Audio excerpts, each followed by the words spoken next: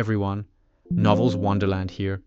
Thank you all for the love and support you've shown me and the channel. Rezero, the Tower of Sages is right outside the convenience store, Volume 2, Chapter 1 to 50.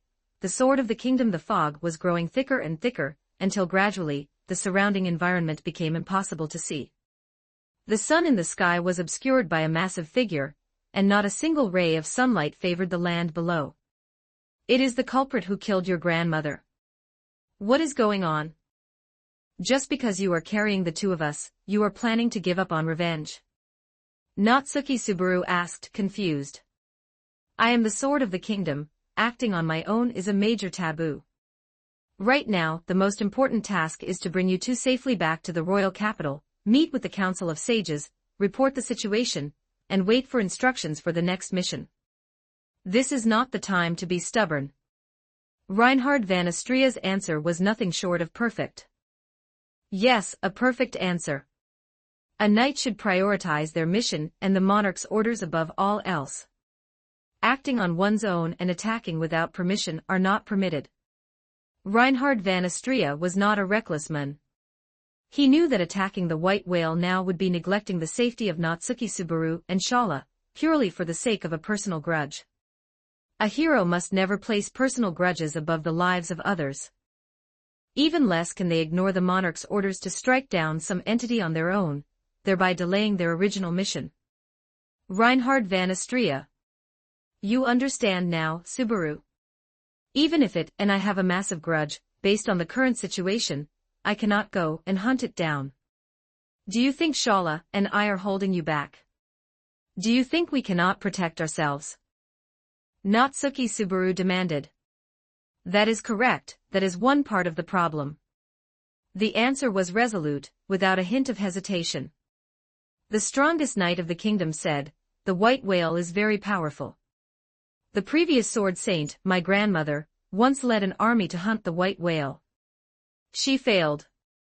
My grandmother died there and my grandfather became paranoid, cutting off ties with our family. It can be said that it is an object of evil that I must eradicate, whether for the sake of protecting the kingdom, or for my own personal reasons. Even the previous sword saint. No, that is not right, Reinhard van Astria. It did something so unforgivable to you, why can you still talk to me so calmly here? Natsuki Subaru couldn't understand. He could not understand why the considerate, kind, and righteous knight before him could be so calm, why he could say these things so easily, and why he could give up on hunting an enemy that was right in front of him. Because this is my duty. If even I were to be manipulated by emotions, Reinhard van Astria would become an obstacle to the kingdom. That was what the red-haired knight said. His words carried no personal emotion, they were extremely rational, to the point that Natsuki Subaru found it unacceptable and incomprehensible. That is why I find it disgusting.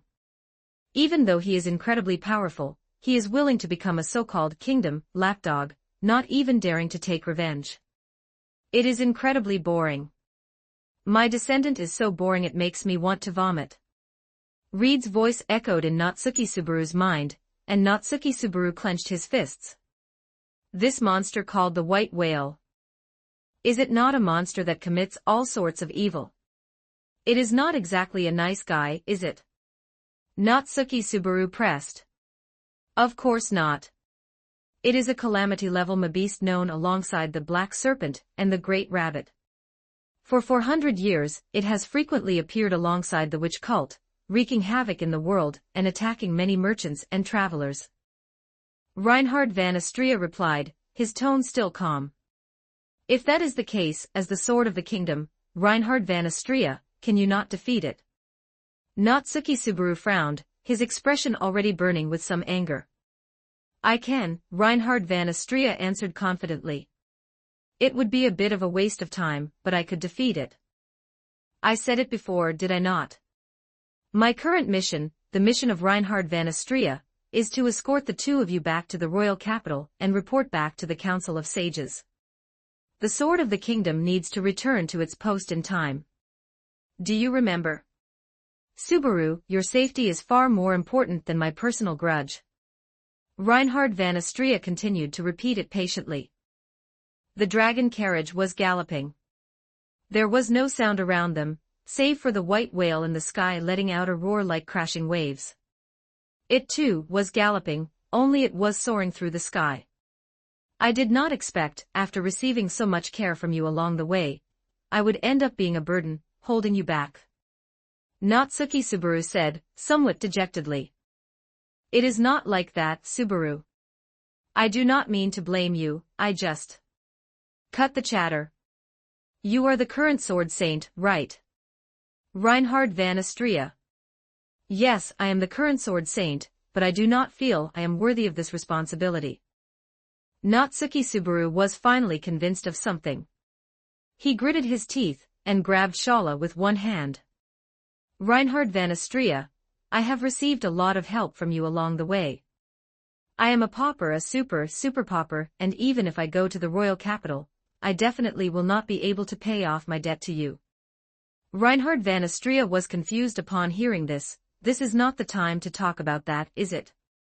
I said it, that was as a friend. Before the knight could finish, Natsuki Subaru interrupted, If you still consider us friends, then follow us. Reinhard van Astria, no, Sword of the Kingdom. Natsuki Subaru did not hesitate. He pulled Shala into his arms and leapt from the back of the carriage. The sword saint, Reinhard van Astria, was a correct person. Natsuki Subaru realized it, he was a very correct person, a magnificent person. But this correctness, this magnificence, this duty, were like shackles binding his hands and feet, preventing him from even taking revenge. If we really are friends, how can I just sit by and watch? Natsuki Subaru crashed heavily onto the ground, holding Shala as he rolled several times, covered in dirt and grass roots. Tui, tui, tui. Ah, that hurts. I should not have tried to look cool. Master, did something happen? Shala did not understand the situation at all. Rather, being somewhat slow, she did not see anything wrong with Reinhard van Astria. In this situation, fleeing was the optimal choice, right? You heard it too, right? This monster is Reinhard van Astria's enemy, his nemesis. I heard it. The whale has indeed done a lot of bad things, but he did not seem to care, did he? That is why I am going to force him to act. But for that night, is not returning to report back the most important task right now? What if he chooses to go back? Natsuki Subaru wiped the dust off his face. If he is really that stubborn, then it will just be to pay off the favor from these past few days. After all, I am a pauper, there is no way I can pay back that much money. I do not really get the logic. Does Master need Shala's power? Yes, very much, I need it desperately. Natsuki Subaru pointed to the sky, to that giant creature looming in the fog. Shoot it down. Can you do it? I guarantee I will complete Master's order. Shala spread her arms, and a scorching white needle shot towards the sky. The needle was swift and fast, piercing through the fog and slamming into the giant shadow in the sky. The white whale let out a roar. It must have been in pain, as the huge shadow immediately swooped down. Time to change positions, Master. Yeah, I know. Carry me and run. Yes, Master. Shala picked up Natsuki Subaru, turned and ran. Her speed was incredibly fast, and she darted through the fog. The massive white whale swooped down to the ground. Its imposing figure was no smaller than a great dragon. It crashed into where the two had just been standing, kicking up a terrifying storm of mud and rocks. The royal capital must be in chaos right now. The Council of Sages is still urging me to return and report back, and the royal family's condition must have worsened again. As the important sword of the kingdom, his primary task right now must be to return and maintain order, preventing any lawless individuals from taking advantage of the chaos to commit evil. The primary task right now is to return to the royal capital, to report back, to wait for instructions for the next mission, and absolutely not to fight with the white whale here. A knight walking the correct path will make the correct decision, and take the correct action. Reinhard van Astria ordered the Earth Dragon to stop. The Earth Dragon barely managed to come to a halt. On one side was the kingdom's order, on the other was the lives of two friends he had only just met. He landed on the ground and turned to look at the thick fog behind him. Vaguely, he could see the giant monster wandering about. Had they started fighting? This is too reckless, Subaru. This is my personal matter. Why are you angry? Why go to such lengths? The uncomprehending sword saint shook his head, and also plunged into the fog.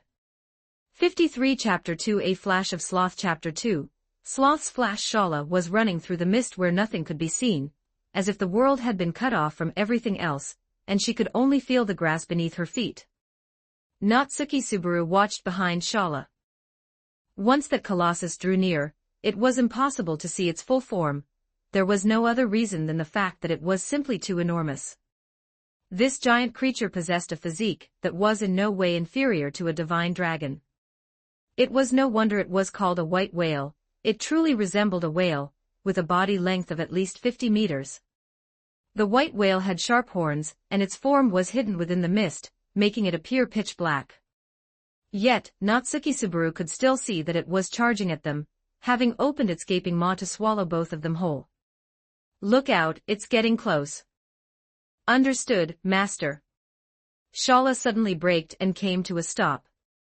This didn't mean she wanted to be eaten obediently. On the contrary, the moment the white whale swooped down with its massive maw open, Shala held Natsuki Subaru and leaped into the air. A tremendous jumping force carried her to a height of 10 meters, bringing her directly in front of the white whale's forehead. Not only did she perfectly evade its abyssal maw, but this also served as an excellent opportunity to attack. I won't allow you to eat, Master. She delivered a roundhouse kick in midair, the magnificent force slamming into the white whale's forehead, causing the rampaging brute to reel in pain and fly off to the side. It was a scene hard to imagine. A seemingly slender young girl holding a boy, kicking a whale dozens of meters long through the air. That's so exaggerated. Do you really have that much strength? You don't look like you have much muscle, either. How did you do that? Oh my, Master, you shouldn't use words like that to praise a girl. But if it's Master saying it, I'm very happy too. Shala landed steadily on the ground, but after recovering for a brief moment, that colossal monster regrouped and let out a resonant, long cry. As expected of a whale, it's quite the punching bag, Shala exclaimed. There's no way to defeat it just by doing that, right? Natsuki Subaru asked. Yeah, of course, you can't defeat the white whale just like that. In terms of pure melee ability, it's much more formidable than the rabbits or the little snake. Even I can't handle it, Shala shook her head. Of course, that's only limited to melee combat. Master, stay back, I'm going to attempt some firepower suppression. Is that so? I understand. Natsuki Subaru was set down, and then took a few steps back. The giant whale readjusted its posture and charged again. The mere sight of that towering, colossal figure was enough to make one lose the desire to fight, not to mention that Shala and Natsuki Subaru were merely two humans less than 2 meters tall. With the exaggerated size difference of several dozen meters, it was no different from an ant trying to shake a tree. Shala mimicked Natsuki Subaru's shout from before, firing one dazzling, piercing white needle after another at the white whale. Each needle contained terrifying piercing power, breaking through all the surrounding white mist and striking the white whale. The white whale let out a painful cry, but its hide was not simple. Its white cilia possessed extremely strong magical and physical resistance. This was why the white whale had been able to roam the land for 400 years without anyone being able to slay it. Huff, what thick skin it has. It's time to change our position again, Master, Shala said. Natsuki Subaru felt a bit unwilling. This battle seemed to have nothing to do with him, and he was completely unable to intervene. He wanted to do something, too, and placed his hand on his scabbard. Reed, can you help? Didn't I tell you? My existence will pollute your memories and soul. Do you really want to become me? Then do you think I could jump up there and slash it with my sword? With your level of skill, don't make me laugh. Letting that foolish woman slowly whittle it down step by step is enough. Natsuki Subaru felt helpless. It seemed that was the case. Shala grabbed Natsuki Subaru and continued running. This vast, open grassland was perfect for hit-and-run tactics. The white whale let out its roar, sounding like a resonant, heavenly bell. It swam toward them once more, those golden eyes fixed intently on Natsuki Subaru in the mist, refusing to look away. Even though its head, body, and fins were riddled with dense needles that would quickly shatter, causing blood to spray instantly, the white whale was covered in blood, swimming miserably across the land. Sorry for being late. This ends here. The red-haired knight kicked through the mist and burst into Natsuki Subaru's line of sight. You're definitely too late. We were almost eaten just now. Natsuki Subaru shouted, and Reinhard van Astria smiled knowingly. He saw the white whale's miserable state, yet he couldn't see a single scratch on Natsuki Subaru. It must have been a relatively easy battle for him. Even without himself, he probably would have been victorious. However, since he had asked that way, requesting it as a friend, there was no reason for him to refuse. Furthermore, how could he let a friend fight while he himself retreated in disgrace? I shall announce my name. Reinhard van Astria looked directly at the colossus in front of him, yet there was absolutely no sign of fear on his face. My name is Reinhard van Astria. He gave his brief introduction to the charging white whale, and then drew the sword at his waist. The dragon sword reed had finally been unsheathed. It was worthy of the name dragon sword. The moment it was unsheathed, Natsuki Subaru felt an overwhelmingly vast sword intent envelope the battlefield, all emanating from the sword before him.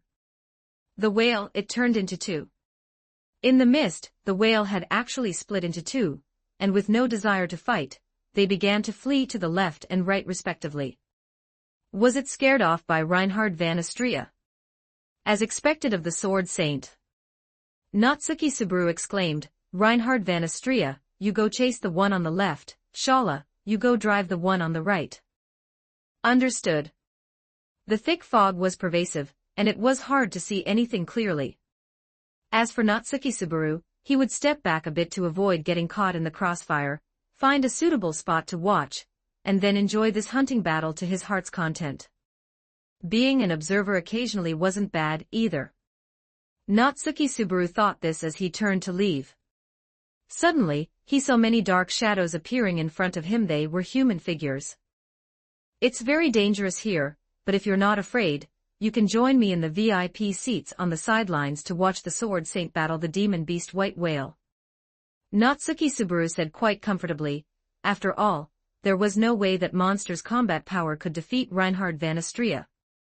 The shadow spoke, but it wasn't responding to Natsuki Subaru. What are you all standing there blankly for? I see, I see, I see, I see, I see, I see, I see, I see, I see, I see, I see.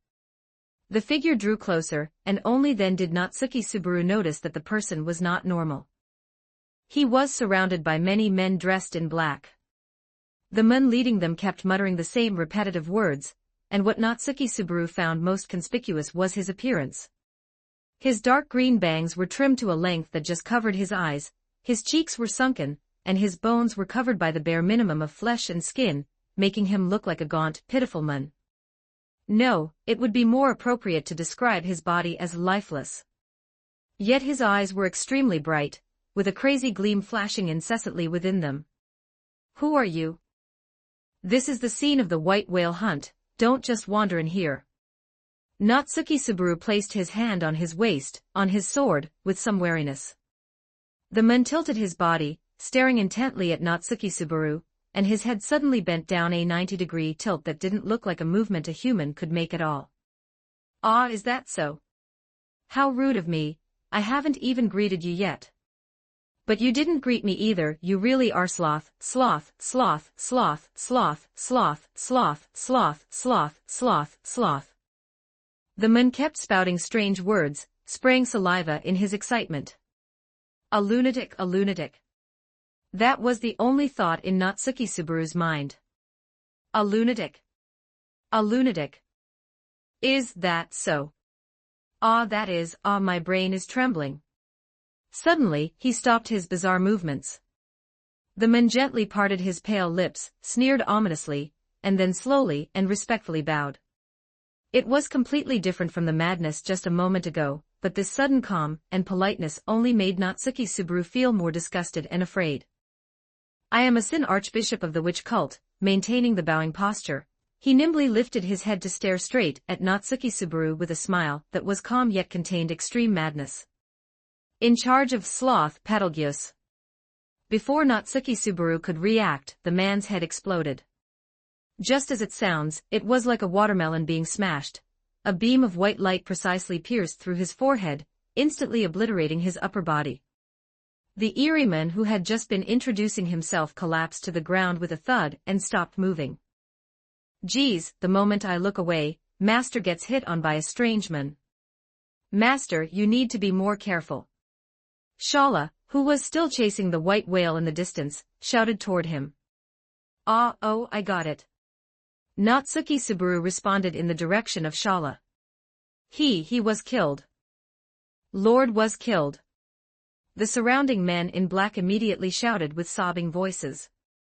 If there's nothing else, I'll be going then. Natsuki Subaru wiped his forehead. What a strange bunch of people.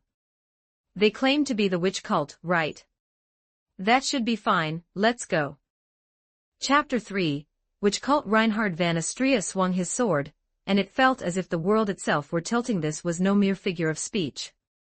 Wielding the dragon sword reed, Reinhard van Astria was, without a doubt, peerless in the world. The blade of the dragon sword was without a trace of gloom, appearing exceptionally dazzling. It was the sword's own cheer. It felt gratitude and joy at having the opportunity to be wielded. The dragon sword reed was the supreme sword, surpassing any treasure sword, legendary sword, or magic sword. It was the ultimate manifestation of steel forged to its peak. There was no finer steel in existence. He held the jet-black scabbard engraved with dragon claws in his left hand, and gripped the dragon sword tightly in his right. Even though his stature could not rival the giant creature before him, he possessed an overwhelming aura. The white whale exhaled thick mist, attempting to obscure the swordsman's eyes so he could not see the path ahead. Unfortunately, I have the divine protection of mist. Reinhard van Astria rushed forward with his sword, charging toward the fleeing white whale. His speed was so immense that the ground he passed over cracked and shattered. The dragon sword traced a trajectory through the air. In an instant, all the mist before him was split in two. Even the clouds in the sky were severed, as if a god had thrown a brush to make a bold stroke across the world. This was a sword strike capable of cleaving mountains, dimming the sun and moon, and perhaps even cutting the world itself, a blow worthy of being called the strongest. The moment the attack was unleashed, the outcome had already been decided. The white whale before him was severed, its massive, tens of meters long body was sliced cleanly, with a cut so precise there was not a hint of hesitation. The dragon sword was sheathed. Smooth as flowing water. Why are there two white whales? Reinhard van Astria felt a bit puzzled. And while his own strength was a factor, this white whale was undeniably a bit weak. It completely lacked the power that a white whale should possess. Even within the mist, Reinhard van Astria saw everything with perfect clarity. He looked in the direction of Shala and Natsuki Subaru. Witch cult. That makes sense. The white whale is a pet driven by them. It is not strange for the witch cult to be present where the white whale is. But why are they here? What is their goal? Could it be that the witch cult is planning another major operation? Reinhard van Astria felt perplexed. The actions of the witch cult were always under close scrutiny. No one knew what these lunatics might do. When they went mad, even a city-state or a fortress would be plunged into misery. Wait a moment, I am coming right over. Natsuki Subaru. Natsuki Subaru did not want to continue dealing with these lunatics. Reinhard van Astria had explained what kind of villains the witch cult were, so he chose to leave while he could. A jet-black, enormous arm reached out toward Natsuki Subaru, as if a giant's hand intended to crush him in an instant. Fortunately, he reacted quickly, drawing his sword of promised victory from his waist. He ducked to dodge the giant hand and immediately swung his sword, severing it. No, no, that is wrong, it is strange, I made a mistake, it was an error, my error. Natsuki Subaru looked at the members of the witch cult. One of them was frantically biting his own fingers. Every time he crushed a finger, flesh would burst, bones would make a sickening crunching sound, and blood would drip down. Impossible, I made a mistake, why? My authority, the authority of sloth, my unseen hand granted by the beloved. It is not allowed for others to see it. From behind the raving madman, dozens of unseen hands erupted once again, rushing toward Natsuki Subaru with unstoppable speed. Even though they did not strike his face, Natsuki Subaru could feel that the power behind them was immense. What the hell? Completely failing to understand the situation, Natsuki Subaru was forced to take up his sword to fight. The first arm that reached his face was split open by Natsuki Subaru's sword again, but more arms and palms followed, charging toward him with immense force. Dodge, evade, slash. Natsuki Subaru dodged and slashed with skill. These giant hands were powerful, but their speed was not that fast. At least, as long as he could see them, they were not difficult to deal with. Impossible, impossible, impossible, impossible, impossible, impossible, impossible, impossible. The crazed madman bit off his own fingers, spitting blood while chewing on the claws and bone fragments remaining in his mouth, glaring at Natsuki Subaru with bloodshot eyes. It is a trial. I see, a trial granted to me, the diligent one. I am truly being slothful, slothful, slothful, slothful, slothful, slothful. My unseen hand, it belongs to my beloved, it is mine. I must pass the trial even more diligently. I cannot be slothful, slothful, slothful, slothful, slothful. Ah, my brain is trembling, trembling, quivering. The madman, or rather Betelgeuse, became incredibly agitated. Natsuki Subaru realized that Betelgeuse, who should have been killed by Shala's strike just moments ago, was not dead. He had actually resurrected in someone else's body. This perverse expression, and this extremely exaggerated look, there was no mistake, Betelgeuse was not dead. Natsuki Subaru tried calling out to Shala, but received no response. How can this be? If he called for her, Shala would definitely respond. No matter the situation, it was impossible for her not to answer. Trial, trial, trial, trial. I, the diligent one, must complete the trial. Ah, even when facing me, you care so much about your friends. How diligent, ah, you seem to be a diligent person. TCH, looks like I have to try taking you out. Natsuki Subaru frowned. If these unseen hands could be seen, they were not too much of a threat. What are you still standing there for? Attack, take this guy out. This is a trial of the beloved. We must be diligent, diligently complete the trial. Following the madman's shouts, the surrounding witch cult members swarmed forward. Damn it, is this strength in numbers? A human wave tactic is such an incredibly clever choice, damn it. Natsuki Subaru could only turn and run. The fog was too thick, he could not tell where Shala was. Fortunately, a man who provided an equal sense of security landed on the ground. That is enough. Reinhard van Astria. The Red Knight descended upon the scene. The very moment he landed, he completely suppressed Betelgeuse beneath him, pressing down hard on the man's head to prevent him from making any move. Be careful, he has a very strange ability, he can extend many hands. Rest assured, it will be over soon. Reinhard van Astria applied a little force, and Betelgeuse's skull burst, just like before, it shattered. Meanwhile, the witch cult members on the side, seeing the sword saint enter the battlefield, each took a few steps back. That is great. Shala was not answering me, I thought something had happened. Natsuki Subaru sighed with relief, wiping the sweat from his forehead. It is good you arrived in time, otherwise, this guy would have been really troublesome. Natsuki Subaru. Reinhard van Astria shook the blood from his hand, and looked at Natsuki Subaru with slight confusion. What is it? That big white whale has already been taken down by the two of you, right? As expected of the Sword Saint and Shala. I could not help at all, and could only rely on your support. Shala. Who is that? Reinhard van Astria asked seriously. 55 Chapter 4 We are Baptists of the highest sin, Chapter 4. We are sin archbishops Natsuki Subaru froze. What kind of question was that? What kind of ridiculous question was that?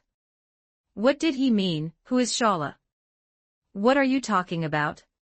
The Shala who is with me. You even mistook her for the great sage.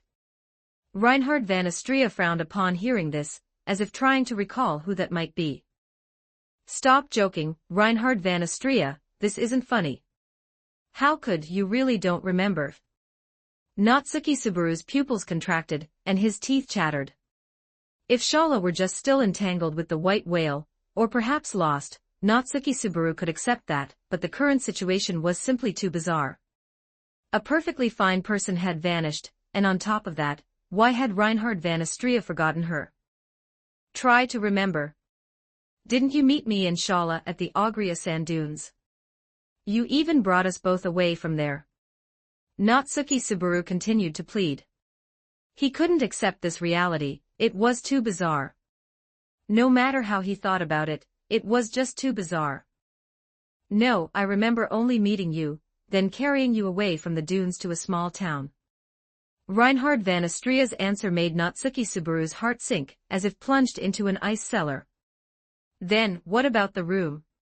A few nights ago, we were sleeping at the inn. I was drunk, because there happened to be 2 rooms left. I sent you to one of them, and let Subaru sleep alone for the night. That's not right. That's not how it happened. Natsuki Subaru grabbed Reinhard van Astria's collar, trying to find any trace of a lie on him. Unfortunately, Reinhard van Astria's expression was calm. He didn't look like he was lying at all. Moreover, given his character, he wouldn't do something like lying. I understand, Subaru. Reinhard van Astria seemed to have realized something, then said seriously, she must have been eaten by the mist. The friend you speak of, I should probably know her, but her existence was eaten by the mist. What do you mean? Natsuki Subaru didn't understand, but Reinhard van Astria didn't mind explaining. The white whale's mist eats a person's existence. Because of this malicious nature, over the course of 400 years, the number of tombstones with names, and even tombstones that cannot even bear a name, has been constantly increasing. It is such a detestable existence. Like a bolt from the blue, upon learning the truth, Natsuki Subaru felt a void open up in his heart. In other words, Shala is dead. I'm afraid so. How is that possible? With the power that big whale showed, how could it beat Shala? Besides, it split into 2, right? Its strength should have weakened, and it shouldn't have happened this fast. Natsuki Subaru said, refusing to believe it. Until just a moment ago, Shala had been crushing the white whale with absolute dominance. If that was the case, how could the situation have turned so drastically so quickly? I don't know, Subaru, but the white whale I just slew didn't seem like a physical entity. It's strange. Reinhard van Astria didn't understand the situation either. In other words, the white whale isn't dead. Then where is it now? Before Natsuki Subaru could finish, a resounding roar descended upon the earth. Both of them looked up simultaneously. The clouds in the sky were parted, and a massive whale roamed the azure sky, its entire body wreathed in mist. Something's wrong. Natsuki Subaru noticed something amiss. The white whale that Shala and Reinhard van Astria had been chasing had no needle wounds on its body, no wounds from Shala's attacks. Yet this one before their eyes was clearly the one covered in blood, the white whale that had suffered heavy damage. Those 2 white whales were not the real white whale. Were they something like illusions? No, were they clones or something? And the real one had been hiding in the sky all along, concealed at the very top with the help of the mist. Why hadn't I noticed this sooner? Natsuki Subaru bit his lip, but it still didn't make sense. Even if this guy might have had the opportunity to ambush, that shouldn't have been enough to finish off Shala in such a short time, right? If you ignore me like this, I'll be very hurt. Do you understand that you are infringing on my right to exist? You are slighting my right to freedom, and my right to exist. Isn't it a bit too arrogant of you to act this way? You just barged into the middle of our path, you just attacked our pet on your own accord. Who the heck are you people, anyway? This is a violation of my rights, you know. My pet is up there in the sky, trembling in fear because of you. Is there no one to deal with such a serious act of infringement? You are truly arrogant. Do you think you can do whatever you want just because you have the title of Sword Saint? Pay attention to your words and actions, and apologize to me from the bottom of your heart. A figure walked out of the thick, heavy mist. An enemy. A new enemy. Natsuki Subaru hurriedly looked at the man walking out of the mist. The direction he came from was the same direction Shala had been in just a moment ago. Reinhard van Astria immediately prepared himself for defense, taking a stance for unarmed combat. The other person didn't give off any sense of danger, just like an ordinary person, but how could an ordinary person appear in this place? Natsuki Subaru stared at the uninvited guest. Empty-handed, completely unguarded, without any vigilance, devoid of mercy, and innocent-looking, making Natsuki Subaru feel as though he were just an ordinary person. Generally speaking, as an enemy, one would surely recognize the Sword Saint, right? The Sword Saint is a big shot, after all. So one would have to be prepared for a fight, to prevent the Sword Saint from attacking suddenly. But there was none of that. This white-haired man before them had a very plain, ordinary face, and he was still rattling on with strange words. He didn't look like he was here to fight at all. It was more like he was out for a stroll. Who the hell are you? Natsuki Subaru interrupted his rambling and shouted. Tisk, I'm talking to you. Has no one taught you not to interrupt when someone else is speaking? I was speaking, wasn't I? Weren't you listening? How were you raised? Although I don't want to assert my right to speak, even so, if someone is speaking, shouldn't you not hinder them? Isn't it a tacit understanding? Whether you listen carefully or not is your freedom, so I won't complain, but what's the deal with you not letting me speak? So long-winded. This person was talking to himself. Ah, it is love, it is love, it is love, it is love. This is the trial, this is the trial, this is the trial, this is the trial. I must be diligent, diligent, diligent, diligent, and pass the trial. My beloved, the beloved I must obtain, my brain, is trembling, is quivering. At the same time, among the members of the witch cult, another person suddenly went mad, crazily biting their own fingers, just like the white-haired stranger, talking to themselves. These people were all lunatics. They were all lunatics with abnormal brains. Natsuki Subaru realized this. Finally learned to be quiet. That's how it should be. Respecting others' rights is important, right? Look at the Sword Saint boy, he's doing well, isn't he? Also, what's with that expression? Are you arbitrarily lumping me in with this madman? Stop joking.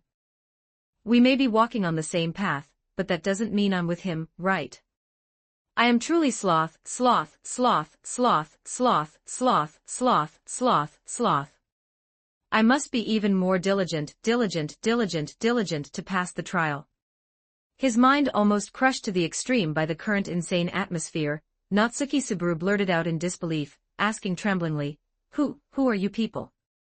An unkillable monster, and a man who looked even more like a demon. Upon being asked this by Natsuki Subaru, the two madmen looked at each other. Then, as if they had agreed beforehand, they nodded at each other, both revealing very violent, demonic smiles, and stated their names. Witch Cult Sin Archbishop representing Greed, Regulus. Witch Cult Sin Archbishop representing Sloth, Petalgius. Chapter 5, Invincible Authority. Reinhard van Astria lunged forward first.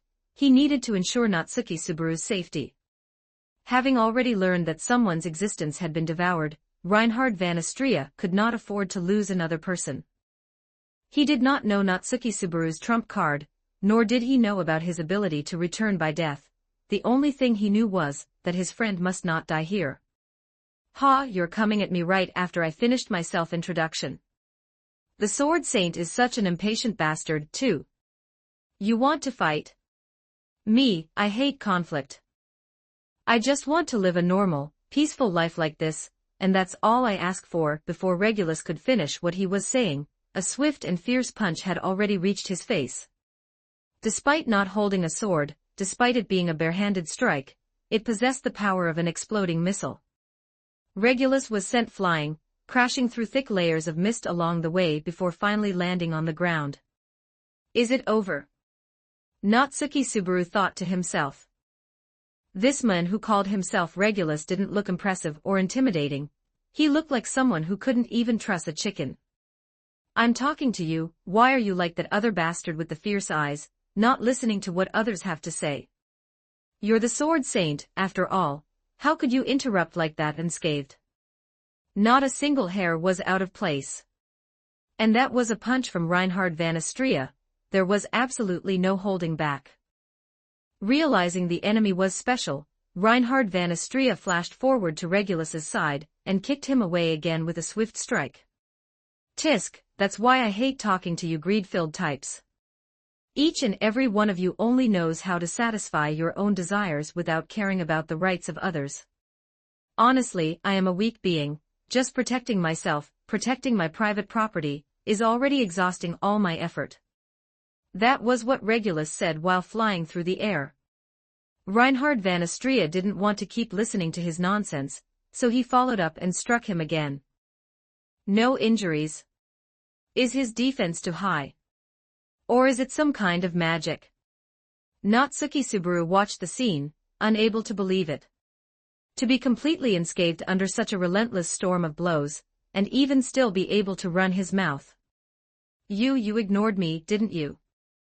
How slothful, slothful, slothful, slothful, slothful, slothful, slothful, slothful, slothful that is.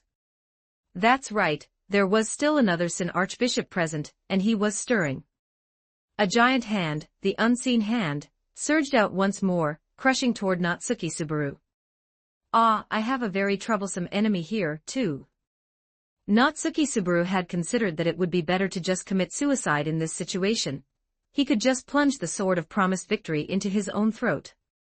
This world had already failed, and his most important person was gone. However, he needed to gather more intelligence, more information. Facing the incoming unseen hand, Natsuki Subaru skillfully dodged the attacks again and again, waiting for the right moment to cut them. After all, as long as they could be seen, the strength of this authority would plummet to a pathetic level. Gah! My favor, my favor, my favor, my favor. How can you see it? I am so diligent, diligent, diligent, diligent, diligent. Betelgeuse bit his own fingers, not even noticing that he had bitten through his own bones, chewing away. He needed to find a chance to get closer. If things just stayed in a stalemate like this, he would have to wait for the outcome of the fight on Reinhard van Astrea's side. The roar of the white whale descended from the sky, striking Natsuki Subaru's chest like a tolling ancient bell. Crap, I almost forgot about you. That giant whale seemed filled with longing for Natsuki Subaru, its massive form glided and dove down. It opened its enormous maw, intending to swallow everything on the ground. Running is still the only option. In front was the Sin Archbishop of Sloth, and behind was the white whale. These were definitely not existences he could defeat head-on. Natsuki Subaru ran toward the depths of the mist, but the multiple unseen hands behind him, and the giant whale were already closing in. He couldn't outrun them. If he kept going like this, he would be killed. Reinhard van Astrea, who was still beating up Regulus, turned his head to look. He needed to help over there, too. Reinhard van Astrea had no choice but to turn and leap, using his astonishing jumping power to cross the battlefield. In just a breath, he arrived above the white whale. He swung his fist down heavily. A punch containing vast mana erupted on the white whale's forehead. The white whale let out a mournful cry, and its massive body pressed downward. Trial, trial, trial, trial, trial, trial, trial, trial, trial. This is the trial bestowed upon the diligent me. While screaming frantically, Betelgeuse was crushed by the giant white whale, and the surrounding witch cultists were not spared either, all being crushed into pulp. Rumble sound like a mountain collapsing echoed across the plains. Natsuki Subaru also felt a violent gust of wind rushing from behind, his whole body was blown away, and he rolled on the ground several times. Cough, cough, ha, nice one. Reinhard van Astria. I'm glad you're okay, Subaru. Reinhard van Astria landed on the white whale's massive body, but he absolutely could not forget that there was still a formidable enemy behind him that could not be ignored. It was a handful of sand. Natsuki Subaru saw it clearly. After training in the tower, he could now grasp what these high-speed moving objects actually were. That was sand. A handful of sand had been flung over. Logically speaking, it should have had no power, no effect. It was no different from children playing around. Reinhard van Astria dodged it. Even while his back was turned, he still dodged it. The sand traveled at extreme speed, piercing through the white whale with exaggerated force. Even so, it showed no signs of stopping, shooting off into the far distance. So fast, what a powerful attack. Natsuki Subaru didn't know how it was done, but those few grains of sand truly possessed power and speed far exceeding a needle. If the target had been him, he certainly wouldn't even have had the possibility of dodging. Of course, the reason Reinhard van Astria could dodge was simple: divine protection of evasion. The enemy's long-range attacks cannot hit. I told you, don't just ignore people, didn't I? What's the deal with running off to find someone else halfway through a fight with me? You're trampling on my rights, aren't you? My right to exist has been severely slighted by you. Even the Sword Saint can't do that, right? It's absolutely not allowed, right? Regulus stood in place. Not even a speck of dust had touched his body. He was like an immovable rock, indestructible no matter how he was struck. He couldn't be ignored. Reinhard van Astria realized that this was a powerful enemy that couldn't be easily taken down. That's too unfair. Why is he so strong? Natsuki Subaru didn't understand, but this was reality. The opponent remained spotless after enduring Reinhard van Astria's continuous attacks. And yet, a casual, childlike attack could easily transform into an undefendable, absolute attack. Absolute attack and absolute defense. What kind of monster was he? God bestow upon the diligent me, trial, trial, trial, continue the trial, trial, trial. I must diligently complete the test, obtain her love. A giant unseen hand erupted from beneath the white whale, rushing toward Natsuki Subaru once again. Hey, Sword Saint, look over here. Where are you looking? Regulus raised his hand, and an air slash attacked Reinhard van Astria. He couldn't continue to support Natsuki Subaru. Reinhard van Astria. Attack his vitals as much as possible. Every part of his body. Natsuki Subaru didn't expect this to defeat Regulus. The meaning behind the opponent leaving himself wide open was very simple. No matter how you attack, it will be ineffective, right? But for now, in this already failed world, the only meaning of existence was to gather more intelligence on the enemy. I understand, Subaru. Reinhard van Astria dodged the attack again, approached Regulus again, and kept trying to attack again. Ineffective, ineffective, ineffective, ineffective, ineffective. No matter how he attacked, it just had no effect. Why is that? Natsuki Subaru pondered, also slashing out with his sword, cutting apart the giant hand that had arrived. Why was the attack ineffective? Was it some kind of barrier? No, the attacks should have definitely landed on Regulus. Then was it absorption? Absorbing all received attacks and converting them into output or something? It didn't seem like it, and besides, even his clothes. Why was there no dust on his body? If it was targeting the attack, no matter what, it would still get covered in dust, at the very least. His clothes hadn't even fluttered since just now. Even though Reinhard van Astria's attacks were so fierce, why did it look as if he hadn't been affected by the outside world at all? You're actually thinking about problems while fighting me. You guy, truly, how slothful, slothful, slothful, slothful, slothful, slothful, slothful. He couldn't dodge, his stamina was at its limit. Natsuki Subaru didn't focus his attention on Betelgeuse, but kept his eyes fixed on the most troublesome enemy. He had to find it out. He must find it out, this guy's authority. Natsuki Subaru felt the familiar sensation of the world spinning again. A wave of intense pain surged into his heart, his head rotated 180 degrees, twisted to the extreme. This time. It's really the end. I've told you several times not to get distracted, Sword Saint. 57 Chapter 6 The Little King Chapter 6 The Little King, regarding the group, I'll post it in the comments section of this paragraph. If I put it directly in the book, it'll likely be deleted. Ha! Natsuki Subaru relived the sharp pain from a moment ago. The sensation of his neck being twisted felt as if it had just happened, and he instinctively reached up to touch his throat. Good morning, Master. Why does Master have an expression like he ate something bad? Sunlight streamed through the window, reflecting into the room. Natsuki Subaru looked around and realized where his save point was this time. It was the inn. The morning of the second day at the inn, which was the morning they were set to depart for the royal capital. This save point was much more humane than the last. No, it's nothing. It's a hangover. Last night's hangover is giving me a headache. Natsuki Subaru answered somewhat guiltily. Is that so? Master, really? If you can't drink, don't force it. You ended up needing someone to carry you back. But it's okay. Let Shala use the love in her heart to soothe Master Wa. Before Shala could throw herself into Natsuki Subaru's chest, he pulled her into his embrace first. You need to replenish that Master Y energy of yours, right? Natsuki Subaru asked with a hint of exhaustion. Master found me out. Master is so proactive today. You really can't bear to be away from me, can you? I thought you were going to push me away again. Of course I'd miss you, you dummy.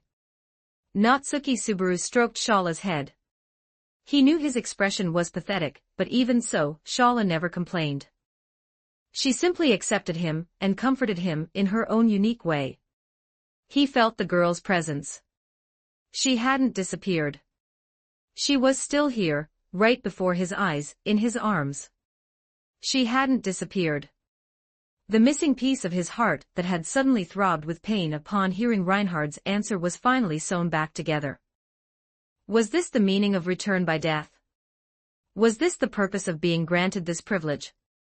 Natsuki Subaru didn't know, he only knew that he hadn't lost a girl who was incredibly important to him. Subaru, are you awake? Just like the morning of the previous loop, Reinhard van Astria walked straight in. It seems I've come at a bad time. Seeing this, Reinhard smiled slightly and said nothing else. No, you've come at exactly the right time.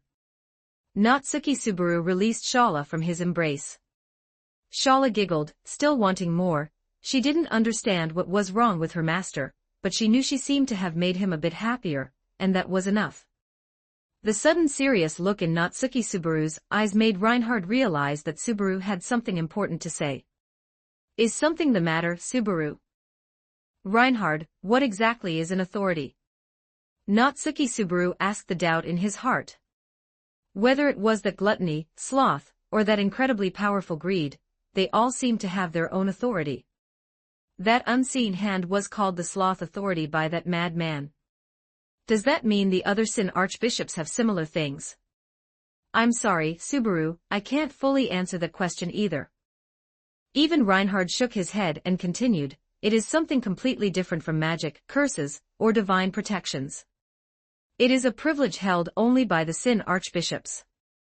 Beyond that, even I don't know. Natsuki Subaru frowned upon hearing this. Generally speaking, how many authorities does a Sin archbishop have? I don't know. Our understanding of them is still too limited. Then do you know if there's any logic behind the witch cult's actions? Or are they just a bunch of complete lunatics and vandals? Reinhard thought carefully for a moment before replying. They are indeed a group of madmen, but they do act according to the instructions of a book called a gospel. Gospel? Natsuki Subaru felt curious about this new term.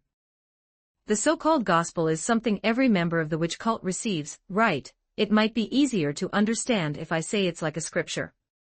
They rely on the contents of the gospel to act, Reinhard continued to explain. He didn't know why Natsuki Subaru suddenly wanted to know so much about the witch cult, but he must have his reasons. I understand. Reinhard, please go wait for me at the inn entrance for a bit. I have some things to think about. Natsuki Subaru said. All right, I understand. I'll wait for you. Reinhard saw the look in Subaru's eyes, nodded solemnly, and turned to leave. Do you have any orders, master? You go over there too. Wah, I thought master was finally willing to accept my love. Sorry, please. I want to think alone for a while. Natsuki Subaru asked pleadingly. Hearing this, Shala could only pout and leave. Natsuki Subaru sat on the bed. He was very good at summarizing. At times like this, his mind would spin rapidly. First, they appeared there because of what Reinhard called the gospel. I don't know what that thing is, but trying to understand a madman's thoughts is madness in itself. There are three enemies, the white whale, Regulus and Betelgeuse. The white whale can release mist, is incredibly tough, can fly, and is massive. The mist can likely consume people, even eating their very existence. Regulus's authority is similar to invincibility, or rather, being unaffected. Is it like being untargetable? Not quite, it's more like he's isolated himself from the outside world. Betelgeuse's authority is releasing those hands, and being able to revive after death. The principle is unclear, but for now, it seems he achieves revival by taking over the bodies of his subordinates. The hands should be invisible, but for some reason, I can see them. The weakest should be Betelgeuse, followed by the white whale, and finally Regulus. Shala can deal with the white whale. Regulus can be stalled by the sword saint while we slowly find a solution. But I can't defeat Betelgeuse. Even if I can see those hands, without understanding the principle behind his revival, it's still futile. But fortunately, I saved Shala. What a relief, there's still time to change everything. I remember that name was given by that unreliable sage after the constellation Scorpio, right? Thinking about it like that. Isn't the name Betelgeuse the name of that star Betelgeuse in Orion constellation? Why didn't I notice? I already learned this name back at the sage's tower.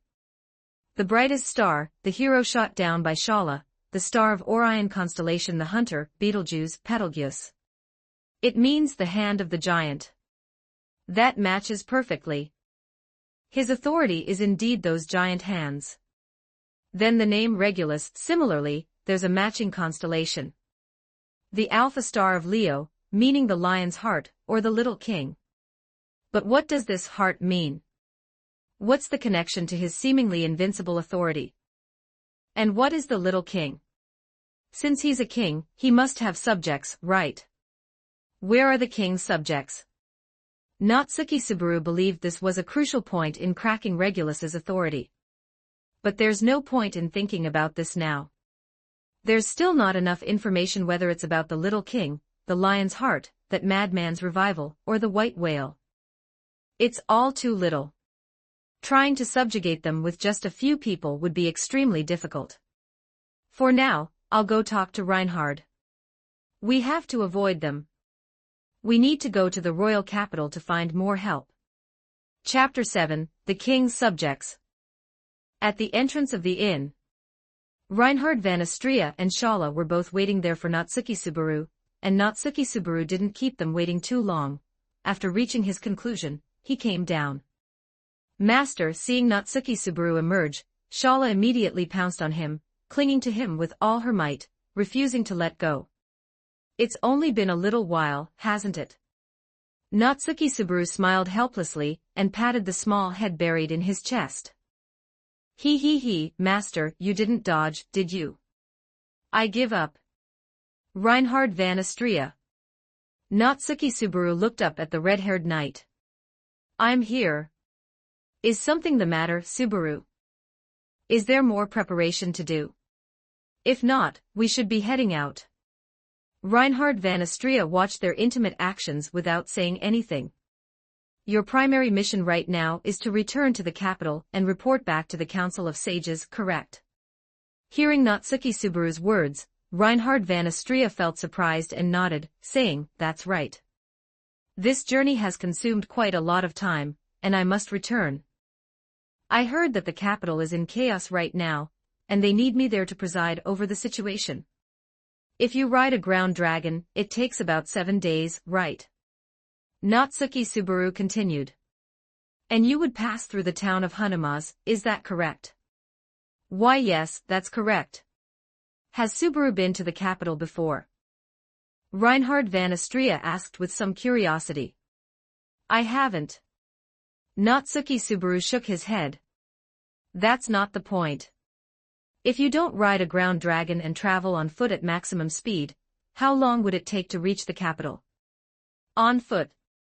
Reinhard van Astria pondered for a moment before saying, considering the need to carry food and water, if we were to travel at the efficiency of a forced march to reach the capital as quickly as possible, 5 days would be enough. 5 days, huh? Natsuki Subaru covered his mouth, habitually beginning to analyze the current situation. The encounter with the white whale and the witch cult was on the afternoon of the 7th day.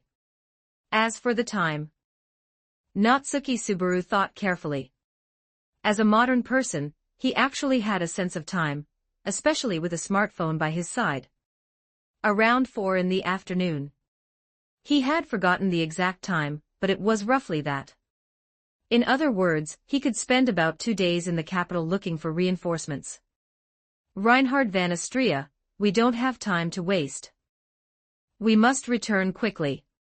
Let's not ride a ground dragon this time, carry me and let's proceed at full speed.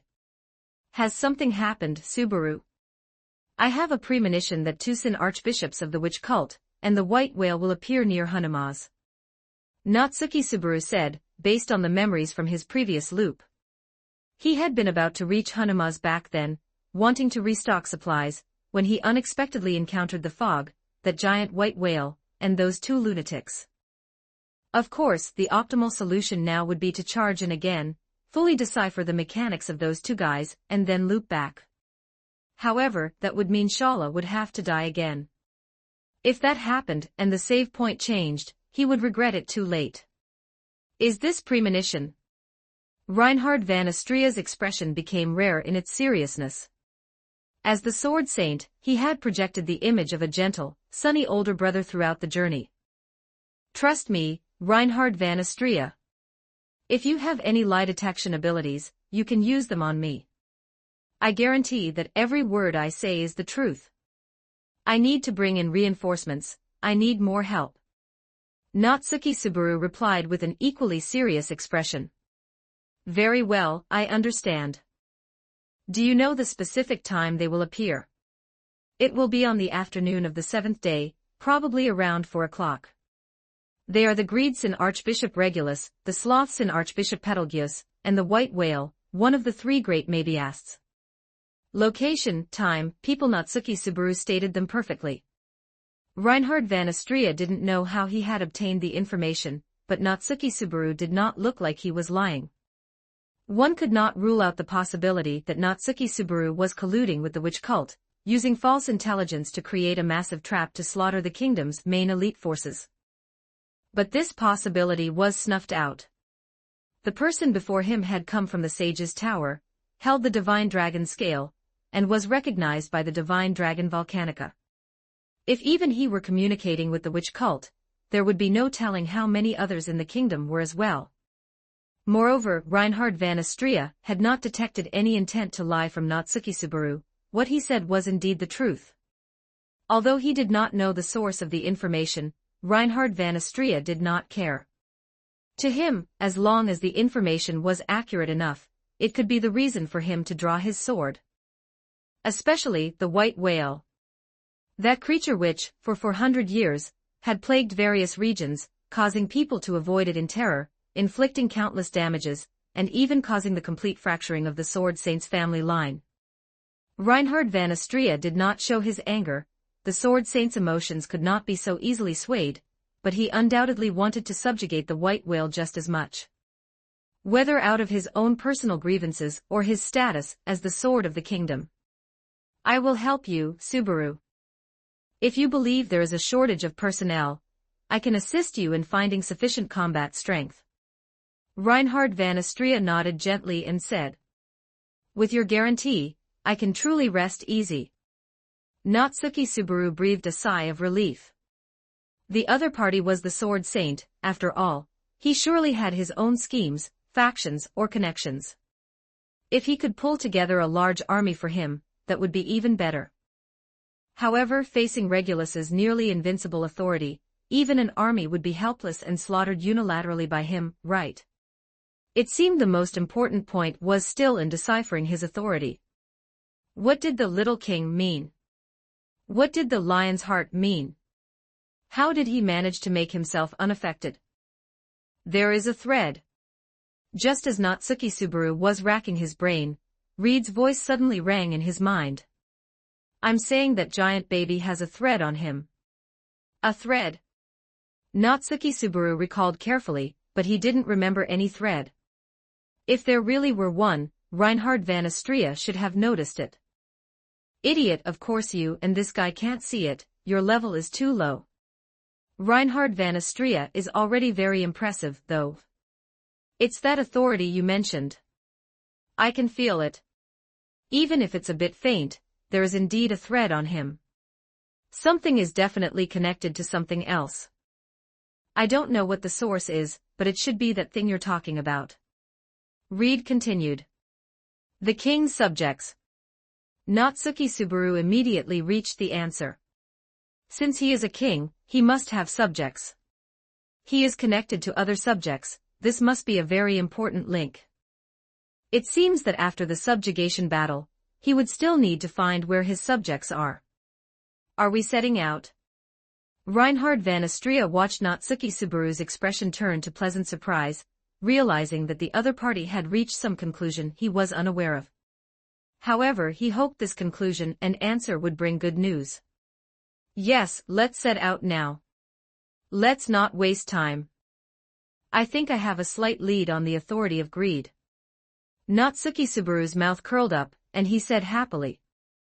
Reinhard van Astrea fell into thought.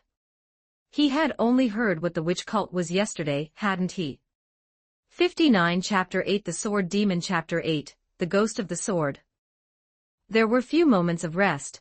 This was a duel against time, and Reinhard van Astrea was running across the plains at superhuman speed with Natsuki Subaru on his back. So fast, too fast. Not only that, but Natsuki Subaru, on Reinhard van Astrea's back, couldn't feel even a hint of a gale against his face. If they were moving at this speed, wouldn't a person just be blown away? Actually, that was not the case. The wind avoided Reinhard van Astrea, and even avoided Natsuki Subaru, who was also on Reinhard van Astrea. This made Reinhard van Astrea's running even more fluid, though he still needed to look after Shala, who was behind him, so he would deliberately slow his speed. This time crossing the plains became much easier. They did not encounter the elusive fog, nor did they run into those lunatics who called themselves the witch cult. They still saw that giant tree. This time, Natsuki Subaru did not ask about its origin, because he already knew it. Much of the information he had already collected in the previous loop was no longer needed.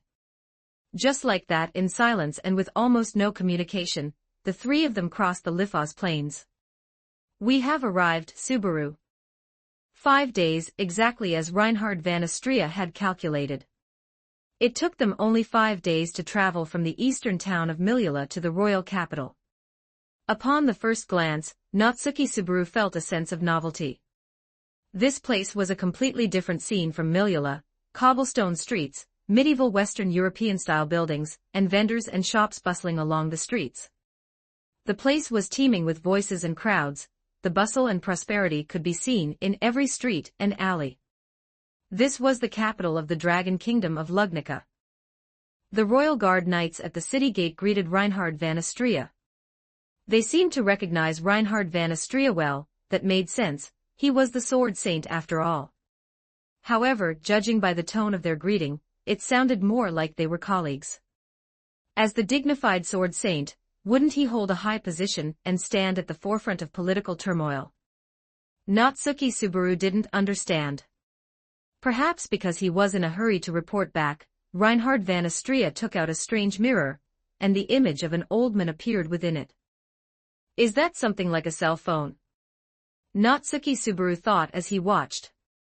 Follow me, Subaru. I have already relayed the message of our return. The meeting of the high-ranking nobles is about to begin. Yes, I understand, Reinhard van Astrea. Natsuki Subaru did not refuse, and together with Shala, he followed Reinhard van Astrea toward the center of the city, the direction of the royal castle. The royal castle, also known as the city where the king resides, was the inner city of the royal capital, and it was also the most central, most sacred, and most heavily guarded place in the royal capital. There was no time to properly explore this city.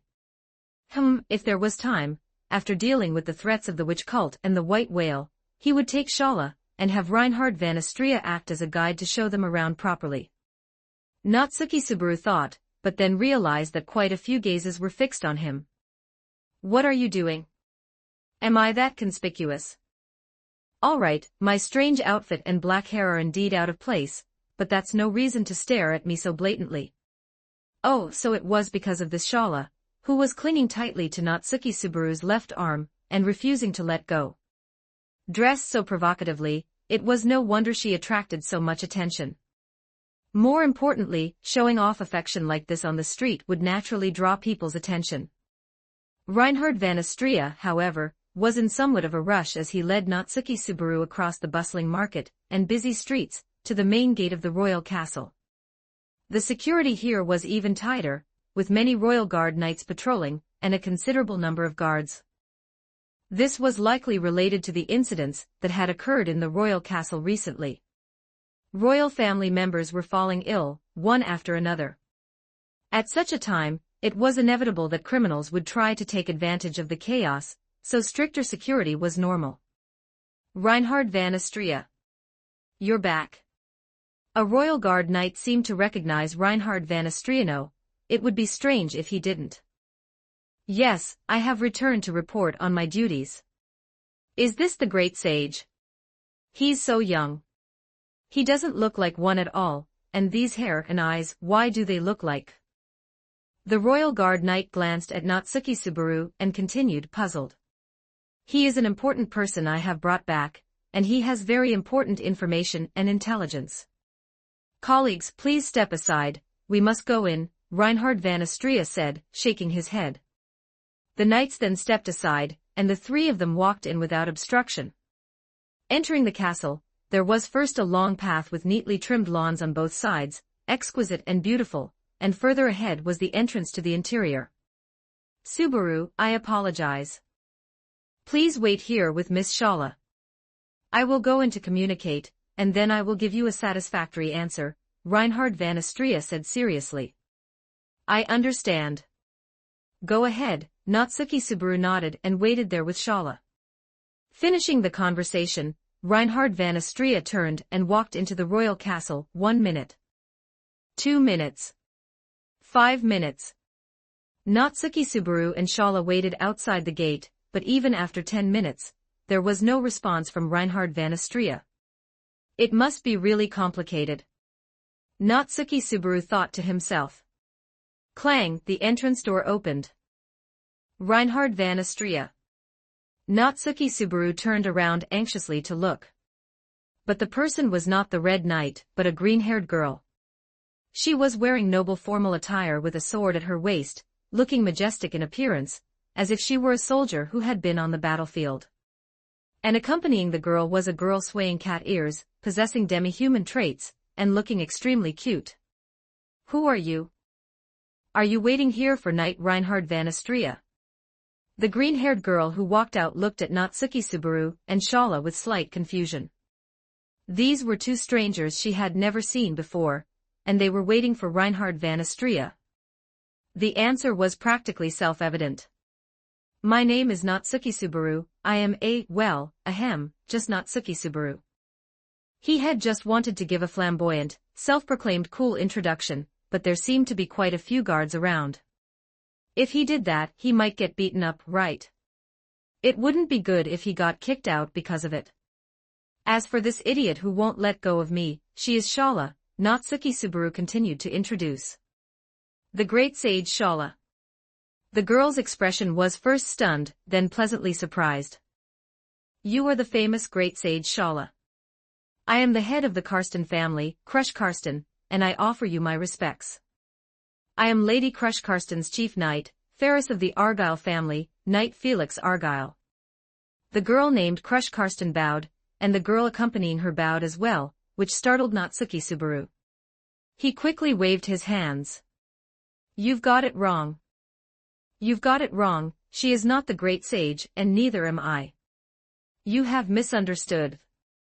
Just as Natsuki Subaru wanted to explain, an angry shout came from the courtyard not far away. Lord Bordeaux. This is not what we agreed upon. This shout immediately drew the attention of the four of them. They saw that in a corner of the Gardenie place winding along the outer wall of the royal castle there were two figures arguing. Not the great sage. We shall discuss this matter later. It seems a good show is happening over there. Would you two like to come and see it with me? Crush Karsten asked. Since I'm just idling and bored anyway, and there's an excellent opportunity to watch the drama, I can't miss it. Natsuki Subaru decided to temporarily put the matter of Reinhard van Astria to the back of his mind. The four of them followed the sound and arrived at an excellent spot for peeping. Both parties were tall, and in Natsuki Subaru's personal opinion, both of these men should be warriors, at least, they had the unique standing posture that only warriors had. However, why are both of them old men? Minion, this man is not bad. His eyes are quite good. A bit old, but he is qualified to be my little brother. Reed's voice happened to appear. Miss Crush Karsten, may I ask, who are these two people? Crush Karsten explained. She recognized the first old man, a bald, sturdy, tall old man named Bordeaux Sergeyev, who was one of the members of the Council of Sages, an important position in the Kingdom of Lugnica. However, at this time, he should have been planning to attend Reinhard van Astria's debriefing report, but he was stopped by another old man. Rare, indeed. Lord Bordeaux is showing a rare expression, Ferris, who was beside them, said with a smile. And the other old man who was pestering Bordeaux. That was a figure wearing tattered clothes, a wrinkled, dirty dark blue coat, and white-dyed hair, which complemented the voice heard earlier, making one think that the person was of advanced age. But he was definitely not an aged old man. His straight spine and broad shoulders made one unable to feel the aura of aging. He is a very powerful swordsman. Natsuki Subaru said subconsciously. After experiencing training, and having seen Reed and Reinhard van Astria, he already had some basic understanding of swordsmen. Chapter 9, Betrayal. I sympathize with you, but the timing isn't right now. Although I apologize for breaking our agreement, I hope you can understand. Bordeaux said to the old man before him, his expression carrying a look of indebtedness. Perhaps because their argument was loud enough, guards were already approaching from not far away, but Crush Karsten gave those guards a look, and they knowingly retreated. Bordeaux and the men also seemed to have noticed Crush Karsten, Natsuki Subaru, and the others watching them. If a crowd gathers and this becomes public, you would be troubled by it as well, Bordeaux continued. I have an important meeting waiting for me now, so I must excuse myself. No, wait. How could I possibly accept that? Why the sudden change of heart? After all that was said, didn't you guarantee it? That you would help me subjugate the white whale? The old man's eyes held confusion, doubt, and even more so, pleading. This old man was formidable, yet a person as powerful as him was actually begging someone else. Subjugate the white whale. Natsuki Subaru chewed on these words. He seemed to have guessed something. This old man wanted to subjugate the white whale. Was there some grudge? He didn't know, but the person he was currently begging was a high-ranking noble, so the other party probably didn't have any time. After all, the royal capital was currently in a state of panic. The king had fallen ill, and members of the royal family were dying. Under such precarious circumstances, how could one agree to dispatch troops? It is not your fault, it is a matter of timing. I hope you will give up for now. This is all I can say at the moment, and I am very sorry. Bordeaux's attitude remained firm. How could this be? Facing the desperate, pleading man, Bordeaux's words lacked substance and were vague, but one could hear that he had already rejected the old man's request. I have heard about the deteriorating relationship with the Empire. If you are hesitating because of that and cannot help me, then at least send out. The old man continued to try to persuade Bordeaux, but the other party interrupted him. No, that's not it. Please, listen to me. Calm down. I will find time to talk to you again, although I don't know when exactly. Not knowing the time. Such polite, empty talk, it was truly obvious at a glance that he had no intention of doing so. It will be too late by then. I've said it before. At least look at this before you decide. Bordeaux had already made up his mind, but the ragged man still pleaded desperately. He took something out from his bosom and held it out to Bordeaux, who was intending to just walk away. Natsuki Subaru saw it. It was a large stack of papers. The edges of the papers were crumpled everywhere, discolored from being baked by the sun, and even stained with blood and grime. How important of a lifeline those papers were to the ragged man could be felt just by looking at the fingers holding them. The old man's hands were trembling. He was truly desperate, truly hoping to be able to subjugate the white whale. But with the current turmoil within the royal family, this request would be rejected regardless. The stack of papers held out to his chest was roughly swatted away by Bordeaux. He had finally become somewhat impatient. The swatted stack of papers left the old man's fingers and scattered like paper flowers being thrown in the garden. Natsuki Subaru's gaze was drawn to those papers, and he realized that what was written on them, densely packed, was entirely about the white whale. The white whale's appearance times, frequency, patterns. Every detail was covered. This old man had researched the white whale so extensively. How many years of his life's work had just been scattered on the ground?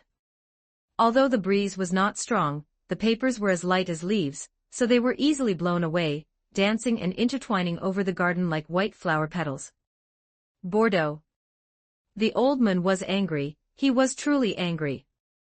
A flash of regret crossed Bordeaux's eyes, but he remained resolute, and wanted to leave the place. Natsuki Subaru saw the old man roar and shove Bordeaux against the wall. Startled by this sudden scene, Crush Karsten acted first, wanting to stop the old man. However, the overwhelming, ghostly aura released by the ragged man stunned Crush Karsten, making her a beat too slow. If you don't stop, I will call the guards, Bordeaux said with some anger. The ragged man suddenly apologized and let go of Bordeaux. Cough, cough. Bordeaux didn't say much else and intended to leave. And he, of course, had long since discovered the few who were eavesdropping and watching. Lady Crush Karsten, I have let you see a shameful side of me. Bordeaux looked at Crush Karsten, then glanced at the few people beside her, without saying much more. It is nothing. It is rare to see you so serious, Bordeaux. By the way, may I ask you something? Crush Karsten asked. Please do. Is that an acquaintance of yours? Crush Karsten said this while looking toward the old man. Several guards had already walked over. They would probably take him away to the guardroom and lock him up for the night. Natsuki Subaru watched the old man's departing back. It was very lonely, like a pitiful person who wanted to grab a lifeline but let it slip through his fingers. But don't worry, I will help you subjugate the white whale. Natsuki Subaru said to himself inwardly. And if there's a chance, maybe I can pull him in too. To be recognized by Reed, he shouldn't be a weakling, right? I'll ask Reinhard van Astria later, perhaps he knows something about this old man. A friend I have known for a long time. No, I should say a comrade in arms, or rather, a former comrade in arms, that might be more acceptable to him. Bordeaux said with a complex expression. If you are friends, you should properly mend your relationship. You two are doing a terrible job of being friends, Natsuki Subaru interjected. Bordeaux frowned upon hearing this and looked at Natsuki Subaru. May I ask who you are? Ah ha ha, it's nothing, I'm nobody of importance. Then, excuse me. Bordeaux did not continue to press the matter. A more important meeting was waiting for him, and he left. I have let you witness a farce, Crush Karsten said to Natsuki Subaru after seeing Bordeaux leave. How could that be? However, this matter seems to have quite a bit of hidden history, Natsuki Subaru said with interest. I also have my own affairs to attend to, so I will not trouble you further. I shall take my leave, Crush Karsten said. Yeah, then I'll just keep waiting for Reinhard van Astria to give me the results. After the small interlude, Natsuki Subaru continued to wait at the entrance of the royal capital for Reinhard van Astria to come out. Time continued to pass slowly. 1 minute, 2 minutes, 5 minutes, half an hour. This is taking so long. Where is Reinhard van Astria? Natsuki Subaru said somewhat impatiently. What is it? Shala suddenly tackled Natsuki Subaru, the softness of her chest pressing against Natsuki Subaru's chest in one go. This was indeed wonderful, but it certainly did not seem to be the time to discuss that. The entrance gate was opened, and a long spear flew out from the spot where the two had just been standing, embedding itself in the ground. What is going on? Guards, knights, many guards and knights. They swarmed over, arriving extremely quickly. In almost less than a few breaths, they blocked every direction in which Natsuki Subaru could leave, turning this place into a scene of encirclement. Master, they look like they've come with ill intent. We are the ones who came, but this is indeed strange. I haven't done anything right. Reinhard van Astria. Reinhard van Astria. Natsuki Subaru tried calling out to his only acquaintance, but there was no reply. Natsuki Subaru, suspected of colluding with the witch cult. Shala, impersonating the great sage, to be charged as an accomplice. Please accompany us, the two of you. The leading knight appeared to be in his 30s, wearing armor and a helmet, standing with a straight back, as if pronouncing judgment on the two with great majesty. Who are you, you nobody? I want to see Reinhard van Astria. What on earth is going on here? Natsuki Subaru did not understand, but he continued to ask. If you wish to see Sir Reinhard van Astria again, do not make any futile resistance and surrender. Also, my name is Marcos Gildark, I am the captain of the knights, and I am the one who will be taking you into custody. Drop your weapons, and no one will get hurt. 61 Chapter 10 A Dilemma Chapter 10 A dilemma, this is bad, this is bad, this is bad. Extremely bad. What on earth is going on? A moment ago I was still waiting for news from Reinhard van Astria, and in the blink of an eye, I've been surrounded by a group of knights and guards, babbling about me colluding with the witch cult. Are you kidding me? Natsuki Subaru felt confused, bewildered, and even a little angry. This was a total misinterpretation of his intentions. What was going on? Did Reinhard van Astria not trust him from the very beginning? Or was this the will of the kingdom's high command? After learning of the witch cult's actions, they actually decided to label him, the informant, a traitor first. What kind of ass-backward logic led to this conclusion? The knights pointed their blades at Natsuki Subaru and Shala. They were currently on the walkway from the castle entrance to the main gate. It was a narrow space with only two directions, front and back, and both were blocked by the knights. These knights and guards were resolute, even blocking off the surrounding lawns, surrounding them completely. If they wanted to get out, a fierce battle would be inevitable. Moreover, the captain of this knight order didn't look weak at all. He should be one of the figures in the kingdom second only to Reinhard van Astria. Just from his presence, one could feel a formidable aura.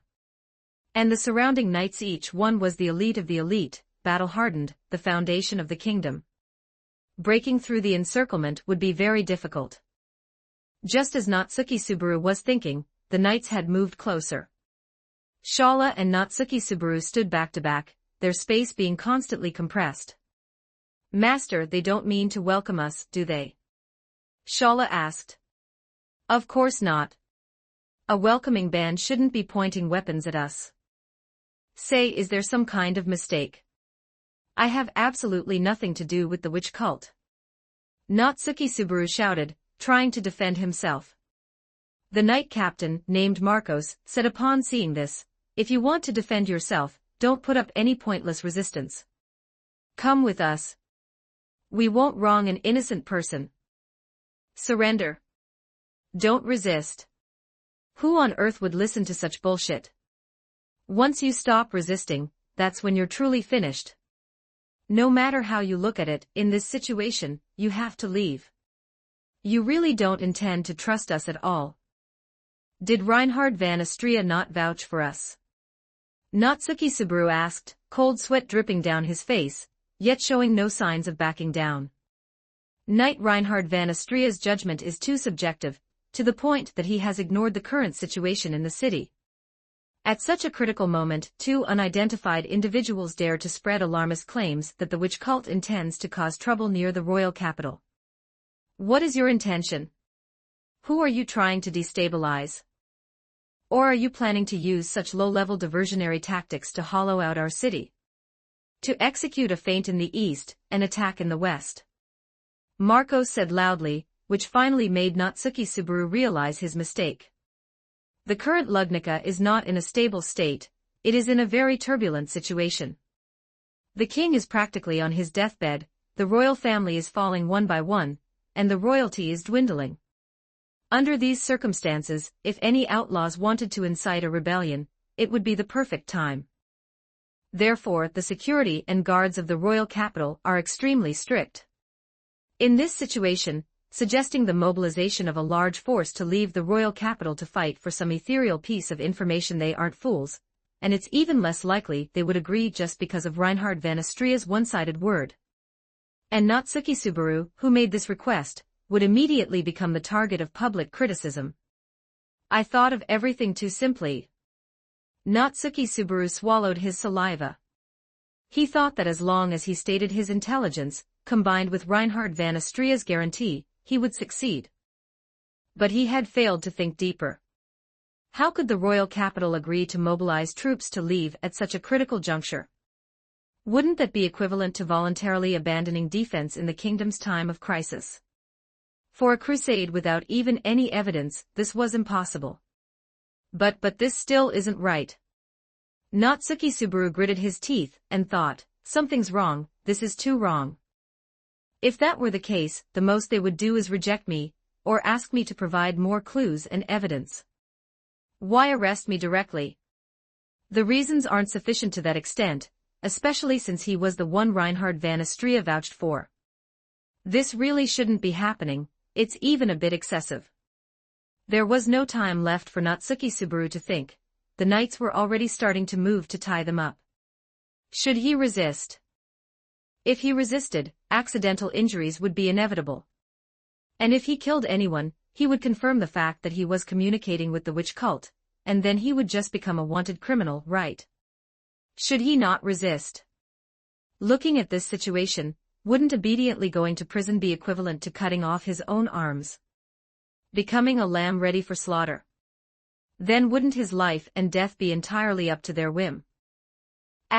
What should be done in this situation? What should he do? Natsuki Subaru's brain thought rapidly, but he couldn't find any solution or answer. He was now in a dilemma, caught between a rock and a hard place. Fighting to the end would inevitably lead to greater losses. If he killed too many people, Reinhard van Astria would inevitably turn against him and side with the kingdom. Could he really kill everyone in all of Lugnica? If he didn't fight, it would be walking right into a trap, no different from giving up his life, and he would even have to face more cruel punishments and torture. This was a problem with absolutely no answer. Natsuki Subaru felt difficulty breathing. He had never felt anything so troublesome. They're closing in. Does Shala need to do something? Shala's urging voice came. Use every possibility, leave this place. Natsuki Subaru said to Shala behind him. Mission accomplished. After hearing the instruction, Shala tucked Natsuki Subaru under her left arm with one hand, then set her sights on the direction of the main gate and sprinted without hesitation. It seems you intend to disobey orders. Then there's nothing left to explain. All knights, listen up. Apprehend these two suspects. If they resist, it doesn't matter if they live or die. The knights shouted with a roar that moved mountains and seas, and the next moment, what greeted the knights was a heavy truck. Just as it literally meant, Natsuki Subaru often described Shala's impact as too forceful, just like a heavy truck. But in reality, Shala always held back some strength each time. She didn't want to actually crush her master. Now, things were different. Capable of lifting dozens of tons, possessing the superhuman, monstrous strength of Shala, her full-force charge was truly like a rampaging thug, a heavy truck with its acceleration pushed to the max. The knights blocking the path were sent flying one after another. Move, move, move. Holding Natsuki Subaru, Shala forcefully broke through the knights' formation. The knights were fearless. As Shala charged, they each swung their weapons. Even if they were going to be sent flying, even if they were going to be smashed to pieces, they still desperately tried to leave wounds on their opponent. Chapter 11, Knight, Red Scorpion, Natsuki Subaru must leave here first. But is it really possible to leave? The combat strength of the elite knights is not low. If they swarm, they could easily overwhelm Natsuki Subaru with such a numerical advantage. These are all the elite of the royal capital, knights chosen from thousands, warriors from noble families. Which one of them lacks the caliber of an elite? But in front of Shala, they are not quite enough. Charging through the flow of people, Shala easily blasted away the surrounding knights.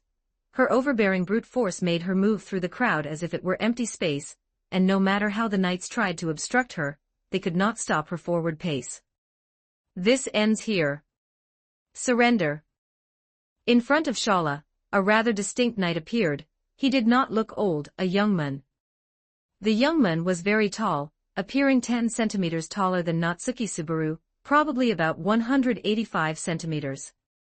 His hair was a bluish purple, the slightly long hair carefully styled into a strange hairdo, his build slender but without any impression of weakness. Supple would be a better word to describe it.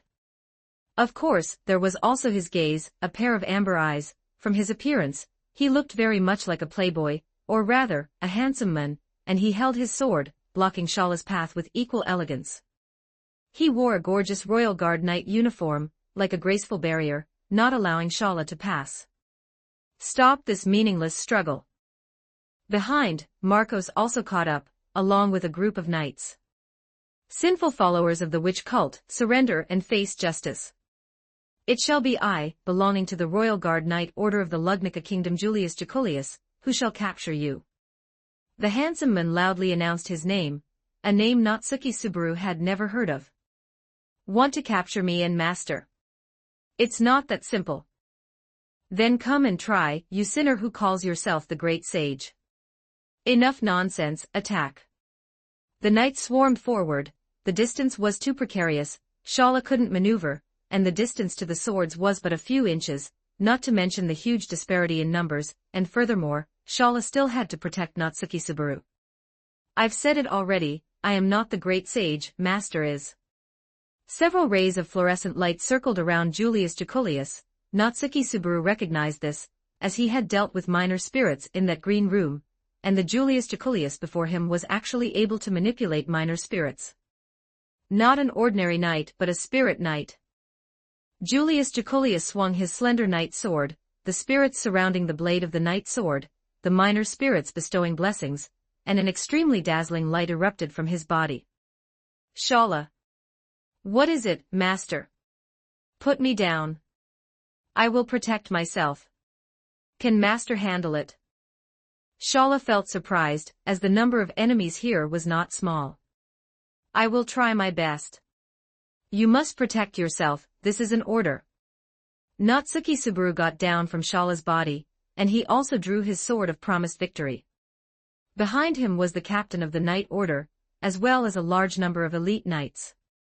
In front of him were the Night Order's finest knights, as well as an equally large number of guards. This was a net from which there was no escape. If it were in an open field, Shala could easily defeat them relying on her magic, but now the distance was barely a meter, and the opponent's swords were equally swift. As mentioned before, the flesh has its limits, and the human body is difficult to withstand the attacks of blades. This point applied equally to Shala, and if she did not transform into her great scorpion form, she would certainly die if hacked to pieces. And once she turned into a scorpion.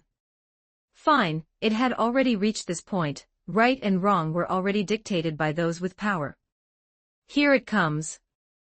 The first to meet the attack was Shala, as the blades of many royal guard knights, as well as Julius Jaculius's knight's sword, rained down densely. Shala's arms burst, steaming with heat, and actually transformed into the giant claws of a scorpion. The hard carapace easily blocked every sword and every blade. Monster. It's a monster. These two people really are from the witch cult. To actually bring a monster into the city, Knight Reinhard van Astria was truly negligent. Kill them. Upon seeing this scene, the knights were undoubtedly even more convinced of what they had in mind. Get out of my way.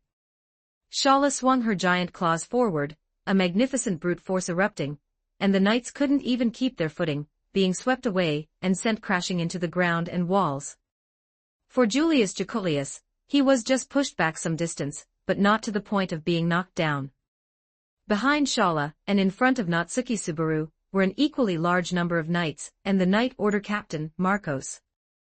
Marcos held his sword and swept towards Natsuki Subaru. Natsuki Subaru swung his sword of promised victory, and the collision of the two swords produced intense sparks. What strength!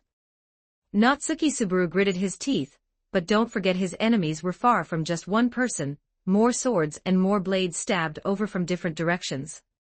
Just holding his own against this Marcos was already exhausting all his effort, yet there were so many people right now. Do not approach, master.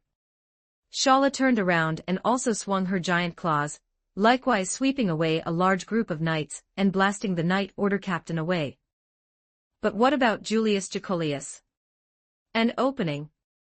The knight's sword moved from bottom to top, the spirit knight whispered the incantation of a blessing, and light flickered on the sword.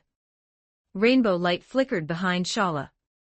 The light was very intense, making it hard for Natsuki Subaru to see exactly what happened. When he came to his senses, his vision was filled with fresh blood. Natsuki Subaru let out a roar, for he clearly saw Shala's fair skin stained with bright red blood. Her back had been slashed by a sword. Shala didn't have much experience in close-quarters combat, and trying to deal with so many attacks from the front and back while protecting Natsuki Subaru was even more difficult. Possessing only immense strength, she would end up like this when facing enemies from both front and back while having a weak point to protect. It's okay, master. It doesn't hurt. As long as master is okay. Shala did not show an expression of pain. She didn't even scream, she just smiled faintly at Natsuki Subaru, comforting him. In one go. Take them down. Natsuki Subaru just felt it was so noisy, these sounds so noisy. Why must I suffer this kind of treatment? I didn't do anything wrong, right? I was just making a legitimate request to do something right, wasn't I? Why aren't those two lunatics and that beast the ones being hunted, but rather me and Shala? Natsuki Subaru listened to the shouts of killing. Marcos's sword was getting closer, Julius Jaculius's sword was getting closer, and the Kingdom Knight's swords were all getting closer. No, if this continues, we will die. Shala's two arms had already transformed into giant claws, and violently swinging her hands could repel enemies, but the enemies kept surging in like a tide. Gradually, even Shala was a bit overwhelmed. The wound on her back was undoubtedly adding insult to injury. The knight's slashes were not weak, and with two elite units like Julius Jaculius and Marcos in a close-quarters melee, Shala had even less chance of victory. A new wound was added to her body. Blood dripped onto Natsuki Subaru's face, and even more so into his heart. Shala. Natsuki Subaru trembled, shaking his lips, and made a choice that would cause him to fall completely into the abyss. If he did this, this world would have failed once again, and there would be no room for redemption. But he didn't want to see Shala continue to get hurt, and even less did he want to see her risking her life so much to protect him. "Here, master. Do you have any orders?" While dealing with the knights, Shala replied to Natsuki Subaru's words. Natsuki Subaru finally spoke. "Kill them all." Following Natsuki Subaru's faint voice and command, Shala's skin began to steam with intense vapor. The steam filled the air, immediately forcing the knights to back off. What is she going to do? Marcos watched suspiciously. One could see Shala's eyes beginning to split, and multiple eyes appeared within her pupils. Her body was expanding rapidly, her fragile human skin turning into a hard monster carapace. Her massive true form immediately occupied the limited space, and the knights retreated again and again. Until the steam completely dissipated, the girl's figure was long gone. Standing in this place was a monster several meters huge, a beast. 63 Chapter 12 Self-Defense Chapter 12 Self-Defense. The massive red scorpion appeared, its powerful presence unique to a beast sweeping outward. As Shala revealed this form, Natsuki Subaru realized there was no turning back. Once Shala's identity as a beast was discovered, there was absolutely no possibility of her being accepted within a human city. This was a contingency Natsuki Subaru had prepared for long ago. Especially now that her identity was under suspicion, and she had been branded with the label of the witch cult, this world was finished, this loop would need to be restarted. Julius Jaculius held his knight's sword, spirits circling the blade. Al Clarista.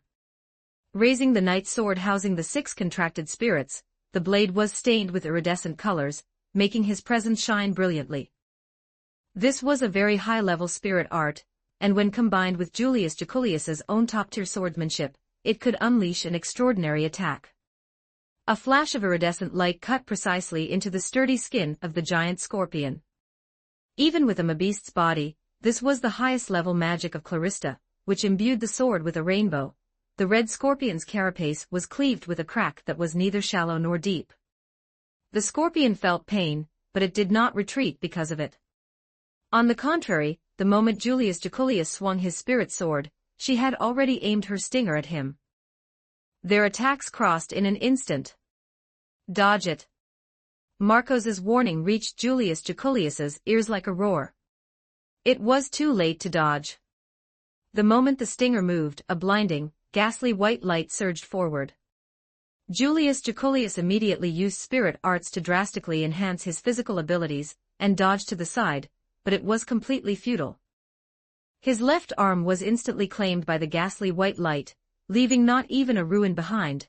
It had been annihilated the moment it made contact, turning into dust, with no proof of its existence left. Julius Jaculius felt intense pain. The gap at his left shoulder was empty, and blood sprayed out in a burst. His own attack had failed to heavily damage the monster, and he had been severely wounded instead. Ah! He didn't know who had let out the first scream. Julius Jaculius quickly turned his head to look, only to discover that this blow had taken far more than just his arm. The speed of the light needle was too fast, leaving the other knights with absolutely no room to dodge. In this narrow space, many knights were pierced through like candied haws, their abdomens punctured and bodies run through. Blood stained the bluestone bricks red, and a large number of knights collapsed to the ground immediately. Wails, groans and miserable sounds of pain immediately became the main theme of this battleground, and it also meant that the situation had completely spiraled out of Natsuki Subaru's control. "You forced my hand. I can't be blamed for this. If you had just obediently stepped aside, none of this would have happened. We are only acting in self-defense, self-defense. You were the ones who attacked first. It can't be that only you have the right to attack, and others don't have the right to fight back." Natsuki Subaru listened to these miserable sounds, and watched the knights wailing on the ground, biting his lip as he loudly defended himself. No one would listen. He knew these words weren't meant for them, they were just to comfort his own conscience. Julius Jaculius stared at Natsuki Subaru, his eyes filled with rage.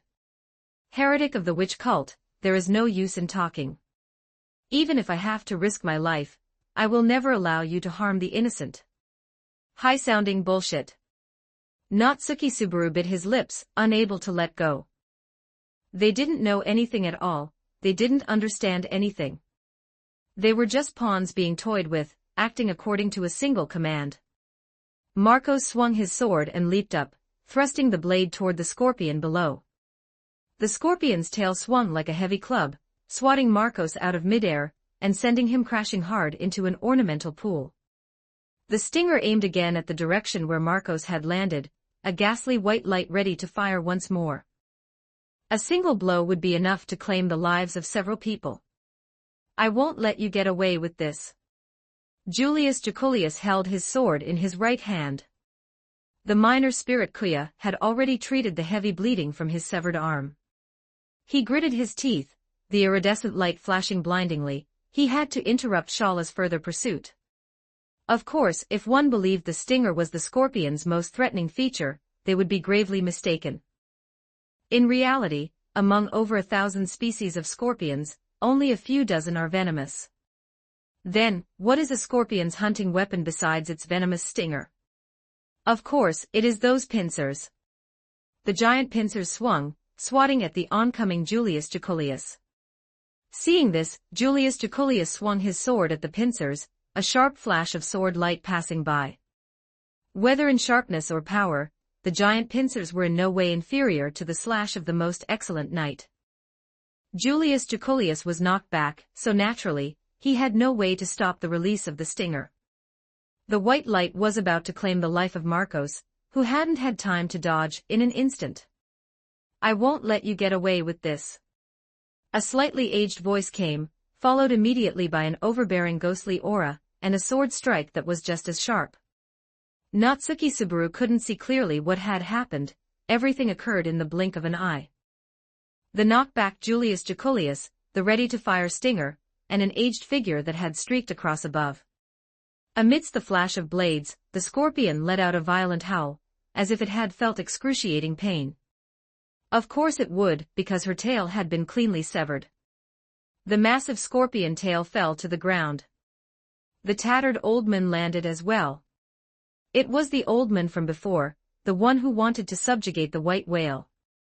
He knew the moon was powerful, but he hadn't expected him to be here too. Natsuki Subaru clenched his fists. He wanted to do something, but he couldn't do anything. He had no way to help share the burden with Shala. Everything here depended on whether Shala was strong enough. He looked with heartache at the severed tail that was likely Shala's cute ponytail, yet he could only sit by and watch these things happen. Marcos stood up from the shattered fountain. He, too, had seen his savior. I didn't expect to have my life saved by you, sword demon Wilhelm van Astrea. Do not use that title. The current me is only Wilhelm Trias. You've even abandoned the van? That is the honor bestowed upon you by the kingdom. I do not care for this honor.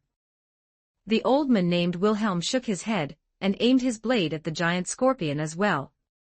Seeing this, Marcos and Julius Jaculius also prepared their combat stances once again. This beast is powerful. Be careful, Julius Jaculius warned. I can feel the threat she contains. That white light is not a physical needle, it is a magic attack. The others, stand down. Leave this to me, Wilhelm and Julius Jaculius, that will be enough, Marcos shouted loudly. The attacks of the other knights were completely insufficient to break the red scorpion's skin, they were meaningless. You guys stop looking down on people. There's still me. Seeing them all fix their gazes on Shala, Natsuki Subaru also raised his sword and roared. Of the three, Natsuki Subaru couldn't defeat any of them. Natsuki Subaru knew full well that Spirit Knight was powerful, this Knight Captain was powerful, and there was the Sword Demon. All of them were the strongest combat forces in this kingdom. They were the strongest, excluding Reinhard van Astrea. But this was not a reason to shrink back now. Mindlessly cowering behind a woman or something, he couldn't do that. The three also turned their gazes back to re-examine Natsuki Subaru. I want to see Reinhard van Astrea. Where the hell is Reinhard van Astrea? Natsuki Subaru shouted angrily. This is completely different from what was. In the end, is he just a liar? Chapter 13. This ends here. Julius Jacolius and Wilhelm van Astrea just looked at Natsuki Subaru in silence, saying nothing. The two of them certainly recognized Reinhard van Astrea. One was a good friend, and the other was his grandfather, but they did not quite understand the current situation. Julius Jacolius had simply come after receiving orders to apprehend the witch cult, while Wilhelm van Astrea had only stepped forward after seeing the chaos outside and being informed of a magical beast attack. He is currently on his way to being escorted to the detention cell, Marcos suddenly said. Knight Reinhard van Astrea's personal decision was overly subjective and far too careless. Given the current situation in the city, rashly allowing a stranger who claims to know the witch cult's routes to enter, along with a murderous magical beast as a knight, to not screen dangerous individuals and even defend them. Confinement for 1 day is his punishment. To be honest, even so, I feel this punishment is too light. Indeed, if the person brought in was dangerous, Reinhard van Astrea would face universal condemnation. His word alone could change nothing. In the current situation, it only continued to prove that the sage's judgment was correct. The knights on the ground who had their lives taken by the scorpion, as well as Julius Jacolius's left arm, all of this would be laid at Reinhard van Astrea's feet. He would be severely punished and reprimanded, as he was the one who brought in the dangerous individuals. It's impossible to reason with you people. Arresting someone with this kind of attitude, and then turning around to accuse me. This is too shameless. You're just twisting logic. Right and wrong are all determined by whatever you say. Natsuki Subaru shouted, unwilling to accept it. If you truly have no issues, why not accept an investigation? Why refuse to cooperate? Why resist? Marcos continued. If you could just surrender obediently and really have no suspicion of colluding with the witch cult, the kingdom would naturally clear your name. Save that bullshit for someone else. How can I guarantee you won't pull any shady tricks? At the end of the day, I can't exactly trust a bunch of guys who attacked me the moment they showed up. Natsuki Subaru retorted loudly. There's no point in saying more. What's done is done. Surrender now, and you will face interrogation. But if you continue to resist, Marcos pointed his blade at Natsuki Subaru and Shala. Then you will be executed on the spot. Don't mess with me. Almost at the same time, the finest knight, the sword demon, and the captain of the knights charged from 3 directions. Shala gently wrapped her broken tail around Natsuki Subaru. What is it? We can't get away now. Put me down, I can fight these guys. Before Natsuki Subaru could continue, the giant scorpion pushed off with its lower legs and leaped into the air. The 3 of them landed simultaneously at the spot where the scorpion had just leaped from. This made no sense. Natsuki Subaru knew that Shala couldn't fly at all. Just jumping up like this after landing, she would be met with a storm of attacks.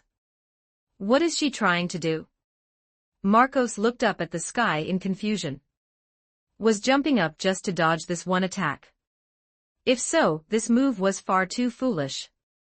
Once she landed, she would be a sitting duck, unable to move or defend.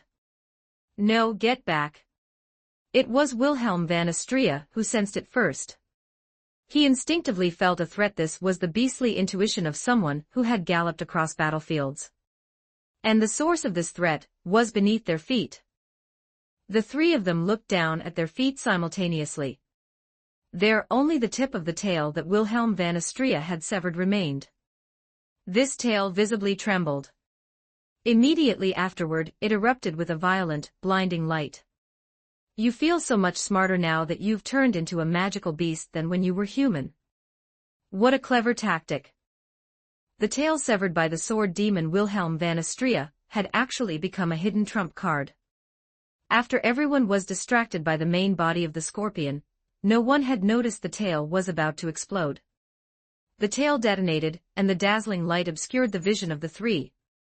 They retreated immediately, but it was extremely difficult to dodge completely in time. The violent explosion engulfed all 3 of them. That wasn't all. This was Shala's tail, and on the scorpion's tail, there were needles. Having one's vision stolen by light, followed by an attack with needles, it was a terrifying, hellish move. In a situation where the enemy completely failed to anticipate it, they would surely suffer a massive blow, wouldn't they? The result was just as expected.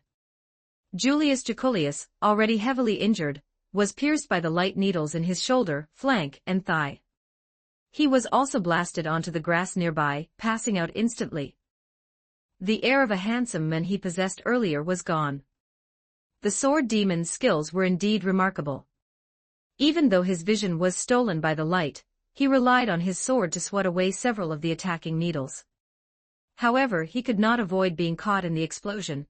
His already tattered clothes became even more ruined, and he sustained many wounds on his body. Marcos's situation was no better. The sword demon had been the first to notice, so without prior warning, Marcos had been pierced by needles in multiple places. A chunk was missing from his thigh, a chunk was missing from his shoulder. It was truly a gruesome sight. This move of Shala's was indeed extremely ruthless, but in the end, if she hadn't been pushed to the edge, she wouldn't have done it, would she? The giant scorpion landed. Shala's condition was not very good either, with sword wounds on her body and her severed tail. She was also quite severely injured. Julius Jaculius had lost the ability to fight, and was unconscious nearby. Marcos was heavily injured, to the point where it could be called a disability. Even the sword demon, who was in the best condition, could not be said to have minor injuries. His wounds were so deep that his bones were clearly visible. Crimson Compound eyes scanned the remaining two major threats. The battle was not over yet, the dangerous moment had not passed. Protect Master. This was Shala's absolute bottom line. No matter what, even if she had to sacrifice everything, she absolutely had to protect Master. Come on, magical beast. Wilhelm van Astrea had an instinctive loathing for magical beasts. His wife had died at the hands of a magical beast. It's not over yet, monster. Marcos, as the captain of the knights, absolutely could not back down at this moment. Shala let out a roar of a magical beast. Having lost her human vocal organs, her words were likely meant to convey something along the lines of protecting Master. Natsuki Subaru watched helplessly as this battle, which was about to reach its end, unfolded. A new round was about to begin. Wilhelm van Astrea and Marcos had regrouped, and were about to attack again. This time, there was no severed tail to provide cover. This ends here. He had arrived, making an entrance like a hero. The red-haired knight made his entrance with his signature line. He landed between the two of them and the scorpion, aiming his palms at both sides, seemingly signaling everyone to stop. He had finally seen the person he had wanted to see since the brawl began, and he could finally no longer endure it. He roared. Reinhard van Astrea. Why are you only showing up now, eh? 65 Chapter 14 The Real You Chapter 14, The Real You. Reinhard van Astrea. Wilhelm van Astrea stared at his grandson. The man known as the Sword Saint had made a majestic entrance. But he had come too late. Whether for them or for Natsuki Subaru, he had arrived far too late. He first glanced at Julius Jaculius on the lawn, who looked in a miserable state, then looked at Wilhelm van Astrea, their relationship still distant, followed by Marcos, and finally Natsuki Subaru. His eyes were filled with guilt. Knight Reinhard van Astrea, you shouldn't be here, Marcos said to Reinhard van Astrea. Have you disobeyed orders? My apologies. I am willing to accept any punishment afterward, but I understand that I am needed here. I was the one who brought him in, so I should be the one responsible for this situation.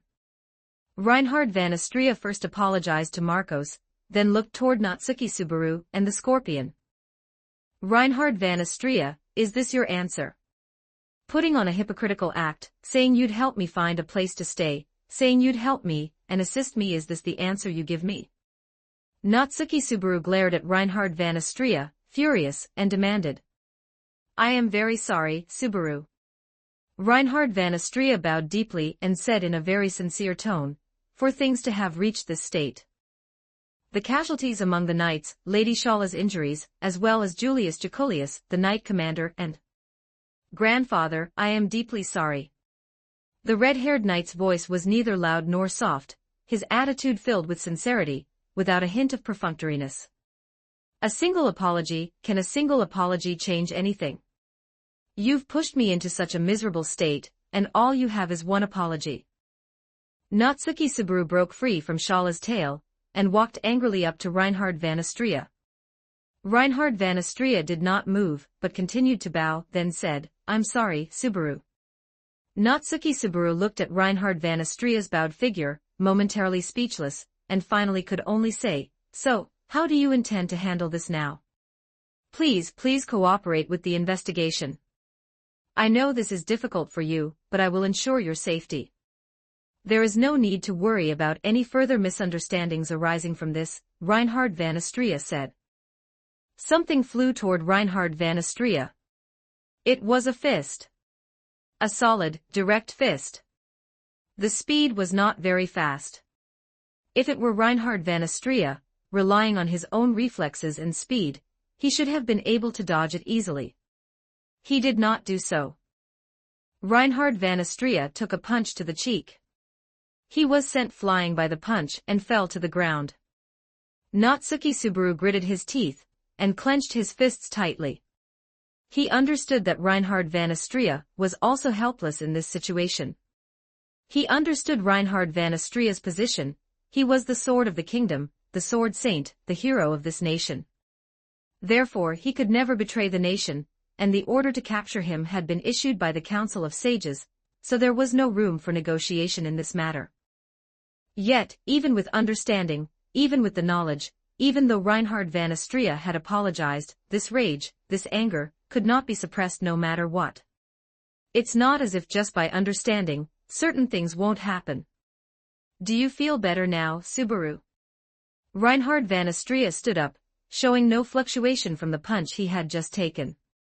In his blue eyes, which seemed to contain the clear firmament, there was only apology. You bastard. It's impossible to understand. I just can't understand it. If you truly considered me a friend, why do this? If you are the sword saint, the strongest in this country, why can't you even protect your own friend? It's so sickening it makes me want to puke. Reed's voice appeared after a long absence. If this is my descendant, I'd rather have no descendants, in fact, I really don't. Reinhard van Astrea did not refute Natsuki Subaru's insults, but waited for Subaru to vent his frustration. He believed that as Subaru's friend, disappointing him was indeed his own fault. So now, whether it was Natsuki Subaru's fists and kicks or his verbal abuse, it was all something he should endure. He would not resist, would not dodge. Natsuki Subaru looked at the earnest Reinhard van Astrea and felt as if he were hitting cotton. Reinhard van Astrea did not have the reaction he had expected.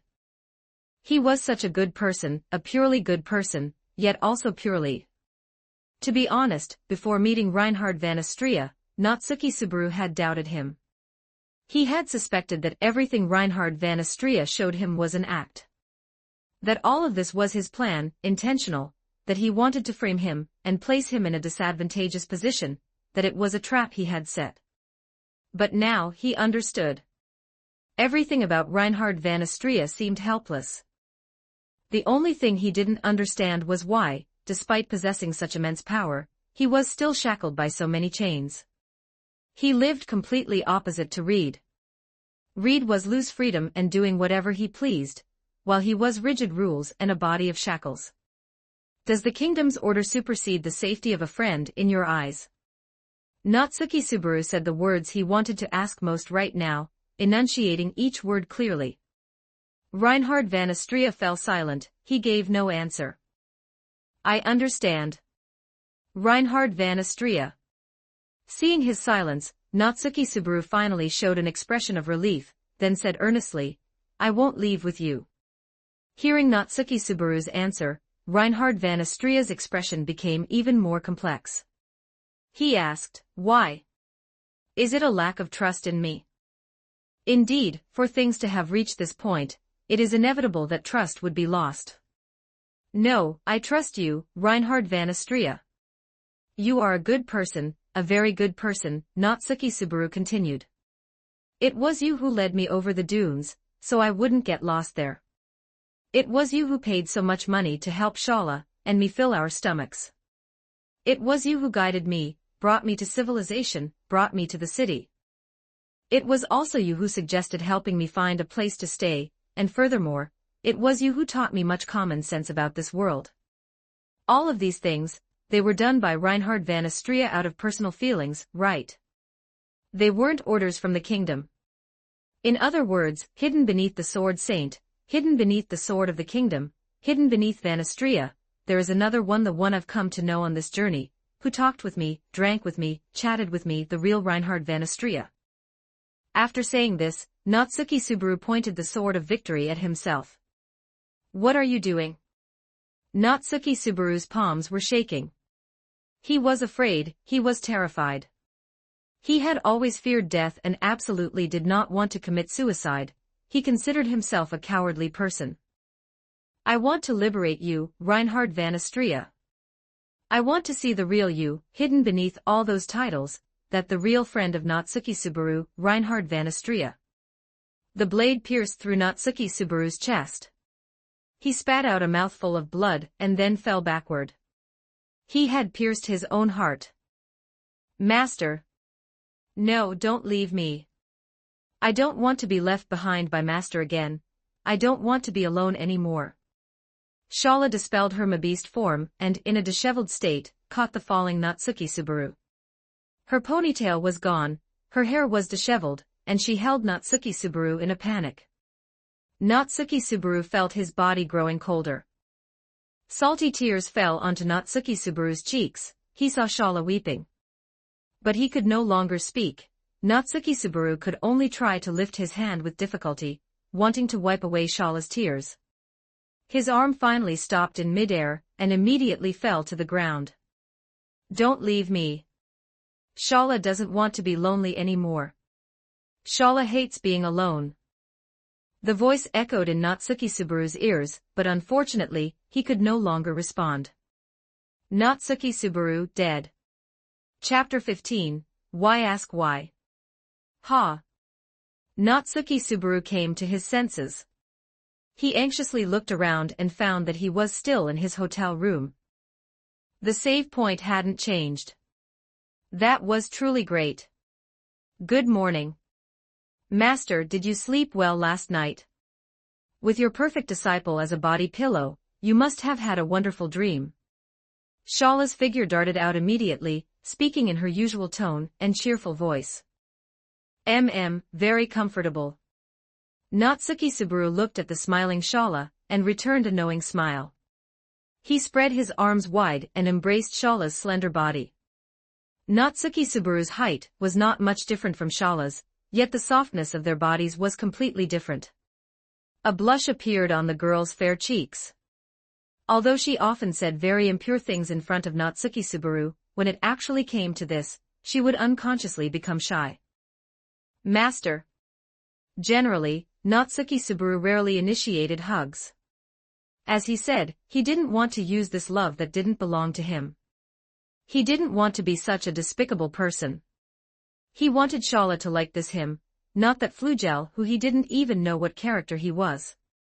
She cried for him, grieved for him, complaining that she didn't want to be left behind. She was too pitiful, so pitiful that Natsuki Subaru really wanted to cherish her. Yes, in the last loop, Natsuki Subaru had been fair to everyone, but the one he had wronged the most was Shala. He left her bruised and battered, letting her cry in his arms. Even after the reset, her heartbroken expression still echoed in Natsuki Subaru's mind. You need to replenish your master energy, right? This time is an exception. Take as much as you want, Natsuki Subaru said very seriously, stroking the back of Shala's head. Honestly, Natsuki Subaru also felt shy. A 17-year-old boy hugging such a revealingly dressed girl would blush if he were pure. However, love must be reciprocated. To constantly accept others' love without responding is selfish and despicable. Master. What's wrong? Are you scared by my generosity? Don't worry, I said it's a one-time exception. Master is finally willing to accept my love. I've finally captivated Master. Shala suddenly exerted force, pushing Natsuki Subaru onto the bed. Her face was flushed, her eyes moist, her breath warm, and her gaze fixed on Natsuki Subaru's lips. Hey, that's too much, that's too much. I've waited 400 years for Master to confess. Master, I've waited so hard, boo-hoo. Shala forcefully brought her face closer. Natsuki Subaru had no choice but to push her approaching chin with his palm, preventing her from truly tasting him on the spot. I haven't confessed yet. Don't push your luck just because I gave you a little something. If she were serious, Shala could probably easily subdue Natsuki Subaru. After all, her strength was much greater than his, and there was no way Natsuki Subaru could stop her. So this was just normal flirting. Shala understood that Master was rejecting her, merely testing him symbolically. Knock knock. The familiar knocking sound. Subaru, are you awake? The red-haired knight opened the room door and walked in, only to see two people almost kissing on the bed. It seems I've come at the wrong time, Reinhard van Astria said with almost the same smile and tone as in the previous loop. No, you've come at just the right time, Reinhard van Astria. There are some things I want to ask you. Natsuki Subaru pushed the restless Shala aside, sat on the bed, and spoke seriously. Is that so? Reinhard van Astria's expression became somewhat serious as he continued, what do you want to ask? Just like in the previous and the one before that, Natsuki Subaru continued to ask about the Council of Sages, the white whale demon beast, and other related matters. Reinhard van Astria explained it all as usual. That white whale, it's an enemy you must defeat, isn't it? Natsuki Subaru asked. Yes, that's right. My grandfather hasn't returned home because of it, and it's said he's even abandoned his name. Reinhard van Astria showed a lonely expression.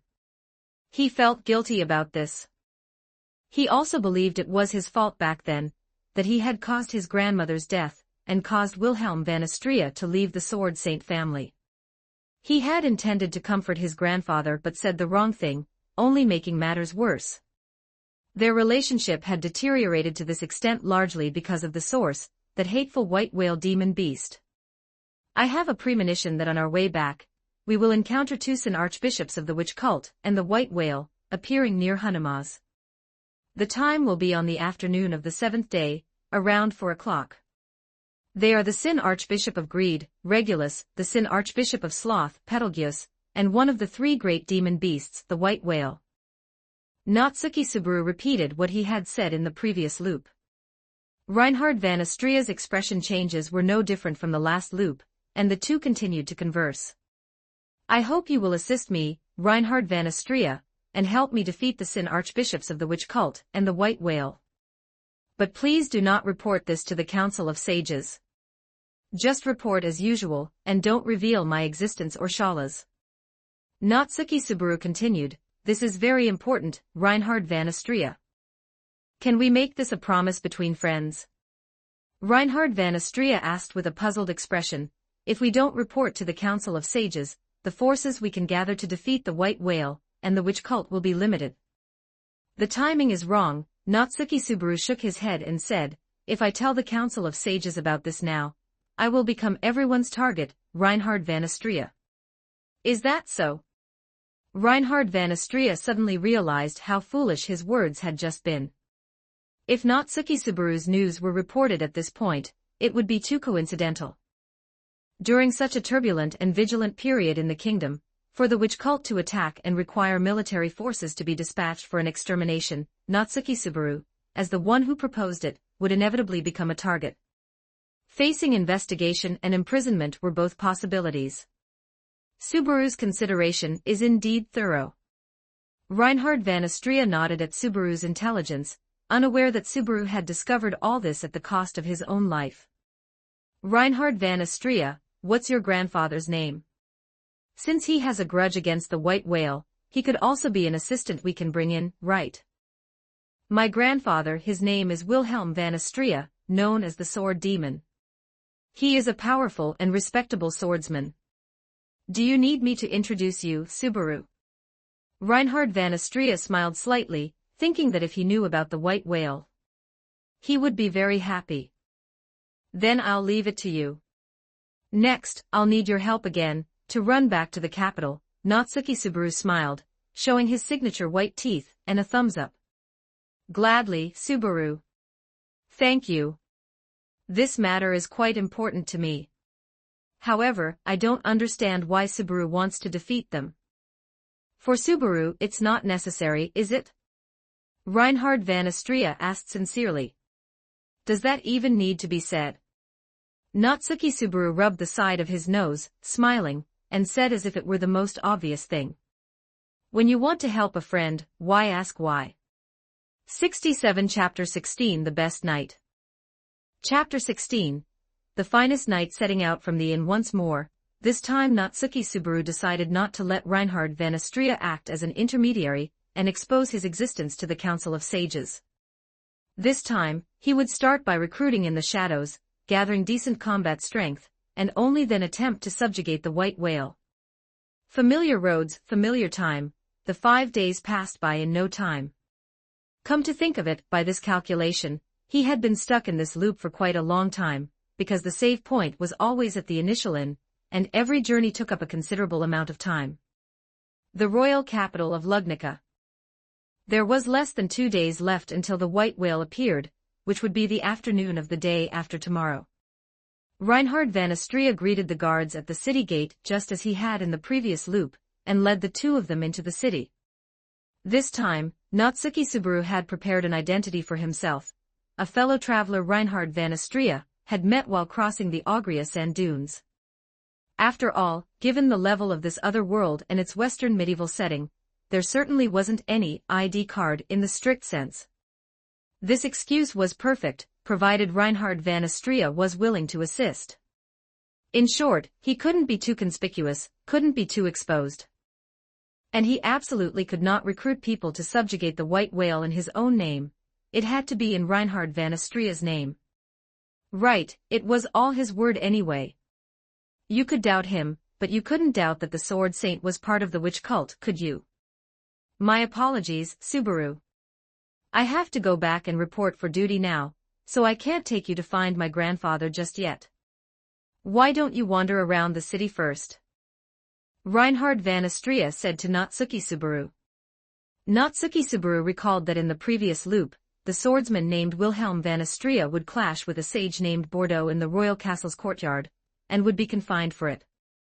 The location was the guard's duty room, right? Before you go to report for duty, could you show me the way? There is a place I want to go, Natsuki Subaru asked. Of course. Do you have a place in mind? Reinhard van Astrea asked, feeling slightly curious. Reinhard van Astrea, you're quite familiar with the guards here, right? Yes, I am one of the guards myself, though I haven't been on regular duty for some time. Having the Sword Saint serve as a patrol guard. How extravagant. Natsuki Subaru just felt that the people of this kingdom were a bit too disrespectful to the Sword Saint. He was the strongest, after all. How did he look no different from an ordinary swordsman? Ahem, I want to go to your guard's duty room. I have a feeling I can find your grandfather there, Natsuki Subaru continued. My grandfather was indeed a member of the Knight Order in the past, but he has already resigned. If you plan to go there to find him, you will likely be disappointed, Reinhard van Astrea said, shaking his head. It would be better to wait until I have some free time to introduce you. No, I trust my intuition. Please, Reinhard van Astrea, Natsuki Subaru insisted. Seeing this, Reinhard van Astrea had no choice but to comply, saying, all right. That works out well. Before I return, Subaru and Ms. Shala can just stay in the duty room, it will be safer there. Then I'll leave it to you, Reinhard van Astrea. The guard's duty room was not in the outer area, but in the aristocratic district. Reinhard van Astrea led Natsuki Subaru and Shala through the crowded streets and the bustling market. Along the way, Shala's conspicuous attire still attracted many passers-by's gazes. She was dressed far too scantily. Natsuki Subaru felt that if necessary, he would need to find a way to get Shala a change of clothes later, at least something to cover more of her body, right? Of course, Natsuki Subaru was in no position to talk. His own attire was also peculiar, especially that tracksuit which was completely out of place in this other world, and it was strangely compatible with Shala's clothes. "We have arrived," Reinhard van Astria's words interrupted Natsuki Subaru's thoughts. "What the? This isn't even the same city, is it?" Natsuki Subaru only then noticed that his surroundings had seemingly changed. The situation in the outer area, and the situation in the aristocratic district were completely worlds apart. The original buildings had been chaotic, and the scenery, that should have been called cluttered, had transformed into streets with neatly arranged buildings. The small buildings had become tall and high-class. The aristocratic district, if the name was correct, this was where the upper class lived. The scenery was naturally more refined than the area where the commoners lived. To put it extremely, it was just a different way of spending money, whether it was the architecture, the flow of people, or the greenery used for aesthetic purposes along the street. The aristocrats' district and the outside district were two completely different worlds, as exaggerated as if the other side of the street connected to another world. "This is the guard's duty room." At the main entrance of the aristocratic district, in the street where the scenery had suddenly changed, this building stood exceptionally tall. Most of the other buildings were 2 to 3 stories high, only the facility in front of them was about 6 stories tall. It was as if it were meant to overlook the land, or perhaps that was the very purpose of the guard's duty room. Only by being high enough could one timely observe the occurrence of events. This is the guard's duty room for patrolling the royal capital. It also confirms the identities of those entering and leaving the aristocratic district, and is responsible for various matters within the city, Reinhard van Astria explained. "It's called a duty room, all right, but it's as big as a castle. I thought it would be like a police station, but it's completely different from what I imagined." Still, no matter the era or the world, police organizations possess an inexplicable, irresistible power. Natsuki Subaru felt a natural sense of awe. The moment he thought that everyone in this building was a policeman, or a police officer, he subconsciously felt some pressure. Of course, the knight standing next to him was the strongest policeman of all, so there was no need to be truly afraid. "Although I don't understand where you are talking about, Subaru, I am proud that I could surprise you." Reinhard van Astria smiled and walked to the entrance of the duty room, about to knock. "Isn't this the Royal Guard Knight Reinhard van Astria, who has been away on a mission and hasn't returned for several months? Finally finished with your mission?" The duty room door opened outward and a young man walked out. And Natsuki Subaru was very familiar with this young man. He had already given his name in the previous loop. Seeing this man who had once stood in his way, Natsuki Subaru's expression inevitably turned ugly. He just felt that it was hard to get along with this guy. It was like they were natural enemies, right? "Unfortunately, I did not complete the mission. In the end, I did not even get close to that tower." Compared to that, Julius Jacolius, Reinhard van Astria looked toward Natsuki Subaru and Shala. "These two are friends I met on the road. They came here to find my grandfather. I would appreciate it if you could receive them. I still need to go back and report for duty," Reinhard van Astria said. Julius Jacolius looked Natsuki Subaru and Shala over. What strange attire, they didn't look like locals no matter how he looked at them. Wilhelm van Astria left the Royal Guard Knight Order a long time ago. He would not be frequenting the guard's duty room, Julius Jacolius reminded him. Reinhard van Astria mentioned that on the way, but I have a feeling he might come. If he does come, could you let me talk to him? Natsuki Subaru interjected. Since it is the wish of my friend Reinhard van Astria, of course you may.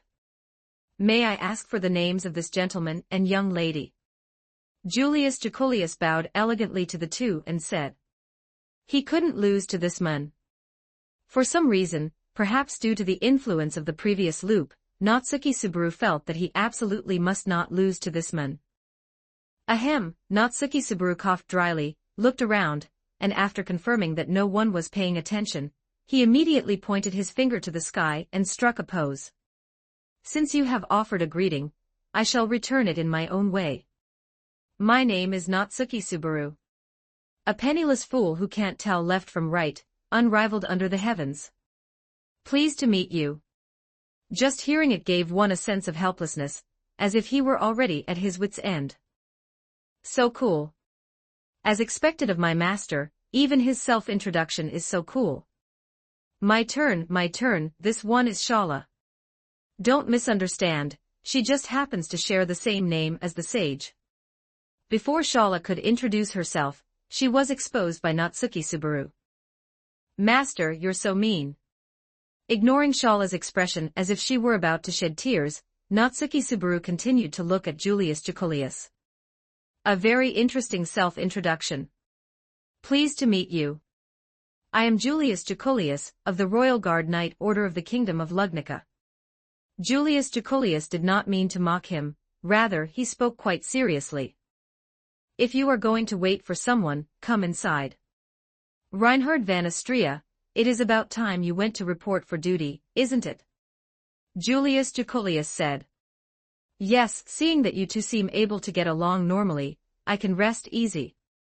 Wait here for my return, Subaru, Reinhard van Astria said to Natsuki Subaru with a sigh of relief. No problem at all. Natsuki Subaru gave a thumbs up. Chapter 17, Wilhelm van Astria inside the duty room. It wasn't just Julius Jacolius, there were many guards whom Natsuki Subaru didn't recognize. Natsuki Subaru curiously surveyed the situation inside and asked Julius Jacolius beside him with some confusion. Are all knights guards? Julius Jacolius nearly laughed out loud, not entirely. We only occasionally take on these duties. The Royal Guard Knight barracks are right next to the duty room, so I come here to check in whenever I have free time. Natsuki Subaru nodded thoughtfully. Julius Jacolius told the two of them to find a seat anywhere, and not to be too stiff. However, Wilhelm van Astria retired from the Royal Guard Knights a long time ago. He is no longer a member of this duty room. If you were planning to try your luck here, Subaru, you should prepare yourself for disappointment. Julius Jacolius said as a warning, but Natsuki Subaru just shrugged. Don't worry, Knight-san. I, Natsuki Subaru, never do anything without preparation. Just wait and see. Natsuki Subaru said to Julius Jacolius, still very confident. Is that so? Then I shall wait and see. Julius Jacolius smiled without another word, and sat down next to Natsuki Subaru. The finest knight and Shala occupied the spots on Natsuki Subaru's left and right. However, Shala, disregarding the gazes of others, hugged Natsuki Subaru's shoulder. She was always clinging to Natsuki Subaru regardless of the occasion. Is this young lady Subaru's woman? Julius Jacolius asked with some confusion upon seeing this. I am Master's most convenient and useful woman. Shala shouted, raising her hand before anyone else could speak. I don't treat you as a convenient and useful woman. Don't say things that make people misunderstand you. We haven't reached that kind of relationship yet. We're friends, very good friends. Natsuki Subaru interrupted immediately. Friends. Julius Jacolius looked at Natsuki Subaru, then at Shala. This didn't look like a relationship that could be explained by the word friends at all. Subaru, where are you from? Reinhard van Astria said he met the two of you at the Augria Sand Dunes, right? Julius Jacolius continued to ask. That, well, it's a long story. According to what Reinhard van Astria told me, I'm someone from the other side of the Great Waterfall. Natsuki Subaru said, feigning depth. As it turns out, not long after I arrived here, I accidentally stumbled into the sage's tower. And then, by another accident, I brought this fake sage out with me. Natsuki Subaru said, smiling as he glanced at Shala, who was still clinging to his arm. Julius Jacolius was silent for a good while before he digested this information. The reason Natsuki Subaru told Julius Jacolius about his situation was mainly because he was a friend of Reinhard van Astrea. The attack on him in the previous loop was only due to the orders of the sages, so he should be a trustworthy person. By the way, don't go spreading this around. I've only told you and Reinhard van Astrea. Please don't leak it. Natsuki Subaru added afterwards. I understand. I will keep my lips sealed. Although, even if I did say it, no one would believe it, would they? Julius Jaculius laughed. What's that supposed to mean? If you don't believe me, why did you ask? Natsuki Subaru rolled his eyes. I didn't say I didn't believe you. Reinhard van Astrea's friend is my friend. I have no reason not to believe a friend's words. Julius Jaculius said. For some reason, Schala felt a threat from Julius Jaculius similar to that of Reinhard van Astrea. Just as they were chatting, the door to the duty room opened again. 2 guards were escorting an elderly man who looked ragged and aged, with pale hair. However, the old man stood with a very capable posture, and one could feel from his aura alone that he was a martial artist. Julius Jaculius looked at the old man in disbelief. Under normal circumstances, he wouldn't have been this surprised. But this person was none other than Wilhelm van Astrea. May I ask, what is going on here? Julius Jaculius stepped forward to ask, why is Wilhelm van Astrea? He just clashed with Sage Bordeaux in the royal capital. His attitude was poor, so he was punished with 1 day of solitary confinement. The guard explained to Julius Jaculius. Upon hearing the answer, Julius Jaculius looked back at Natsuki Subaru with a face full of astonishment. Feeling the other's surprised gaze, Natsuki Subaru couldn't help but lift his chin. This wasn't luck. Julius Jaculius understood that this was absolutely not luck. How could the old man Wilhelm van Astrea possibly clash with a sage under normal circumstances? Such a thing might not happen even once a year, and he just happened to be punished with confinement at this very moment. How on earth did he know, and even arrive here ahead of time to wait? He had only just arrived in the royal capital less than a day ago, right? Furthermore, judging by Reinhard van Astrea's puzzled expression, this must have been something that even Reinhard van Astrea hadn't anticipated, otherwise, he wouldn't have let Subaru and Schala wait for him here. According to our agreement just now, I would like to have a talk with this old gentleman. Is that all right, Julius Jaculius? Natsuki Subaru walked to Julius Jaculius's side and asked. Those punished with confinement are to be sent to the dungeon to reflect. If you don't mind, Subaru, you can go to the dungeon together to speak with him. Julius Jaculius nodded and continued, the time cannot exceed half an hour. Sorry, those are the rules. Don't worry, that's more than enough. Meanwhile, Wilhelm van Astrea listened to this conversation with some confusion. Why did it feel like his sudden arrival didn't surprise either Knight Julius Jaculius, or these 2 strangers he had never met before? And this posture, did they already predict that he would come? Were they waiting here for him? Failing to control his emotions and clashing with Bordeaux today was something that almost never happened on a normal day. Predicting this in advance was even more impossible. Thinking of this, Wilhelm van Astrea developed a strong interest in the Natsuki Subaru before him. He wanted to know why on earth Natsuki Subaru was standing here waiting for him. The guards escorted Wilhelm van Astrea to the dungeon. Natsuki Subaru signaled for Schala to wait for him here, and followed them. Don't go talking to anyone. Wait here for me, I'll be back soon. Yes, master. Even if someone asks me something, I won't speak. Inside the dungeon. After successfully transporting Wilhelm van Astrea, the 2 guards left. In this cramped room, only Natsuki Subaru and Wilhelm van Astrea remained. Even though Wilhelm van Astrea was elderly, his build was still tall and imposing, much taller than Natsuki Subaru. You have business with me? Wilhelm van Astrea was the first to speak. Yes, there is a very important matter that I need the old gentleman's help with. Natsuki Subaru sat down on a chair unhurriedly. I'm afraid I cannot casually offer my assistance to a stranger. I also have matters I must be busy with recently. I likely won't be able to spare any time. Wilhelm van Astrea refused immediately without even thinking. The matter you are busy with is the white whale, right? The old man's pupils contracted violently, and he fixed his incredulous gaze on this unremarkable youth.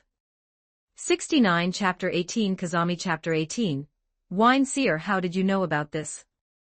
Wilhelm van Astrea's eyes were filled with disbelief, surprise, and a hint of shock. As a warrior who had galloped across battlefields, he rarely displayed such a loss of composure, but after all, the other party's words had almost grasped his Achilles' heel. It was your grandson, Reinhard van Astrea, who told me, Natsuki Subaru said. Reinhard van Astrea. Why would he do such an unnecessary thing? Upon hearing the name Reinhard van Astrea, Wilhelm van Astrea's expression changed significantly. I asked him myself. I wanted to gather the strength capable of slaying the white whale, and Reinhard van Astrea told me that he still had a grandfather who had left home, known by the nickname Sword Demon. Natsuki Subaru attributed all the credit to Reinhard van Astrea, not mentioning his own part in it at all. Wilhelm van Astrea displayed a complex expression, then said, You want to slay the white whale. By yourself. You're an outsider, aren't you? Do you have your own army or influence? Natsuki Subaru shook his head and said, Is there some rule here that says outsiders aren't allowed to kill fish? Army, influence, I have none of that. I only have the resolve to take down that big guy. Is that enough, old man? Natsuki Subaru revealed his determination. Wilhelm van Astrea looked into his eyes. This was not a gaze that a 17-year-old youth should have. It was as if he had experienced death and hell many times over, and yet, he had still managed to break free an unyielding gaze. So you wish to use the strength of these old bones of mine to assist in dealing with the white whale? Wilhelm van Astrea confirmed. That's right, I really need it. Reinhard van Astrea alone isn't enough to handle that situation. Please, I implore you to lend me the strength of the sword demon, Natsuki Subaru said earnestly. I apologize, but I cannot verify the truth of your words. Before today, I hadn't even seen or known you. I cannot trust what you say. Wilhelm van Astrea's expression had flickered, but he still shook his head. The other party's credibility was entirely tied to Reinhard van Astrea. Ordinary people might believe him because of the Sword Saint's illustrious reputation, but he would not. Wilhelm van Astrea did not trust that title. Reinhard van Astrea can vouch for me. I apologize. Facing Natsuki Subaru's insistence, Wilhelm van Astrea continued to shake his head.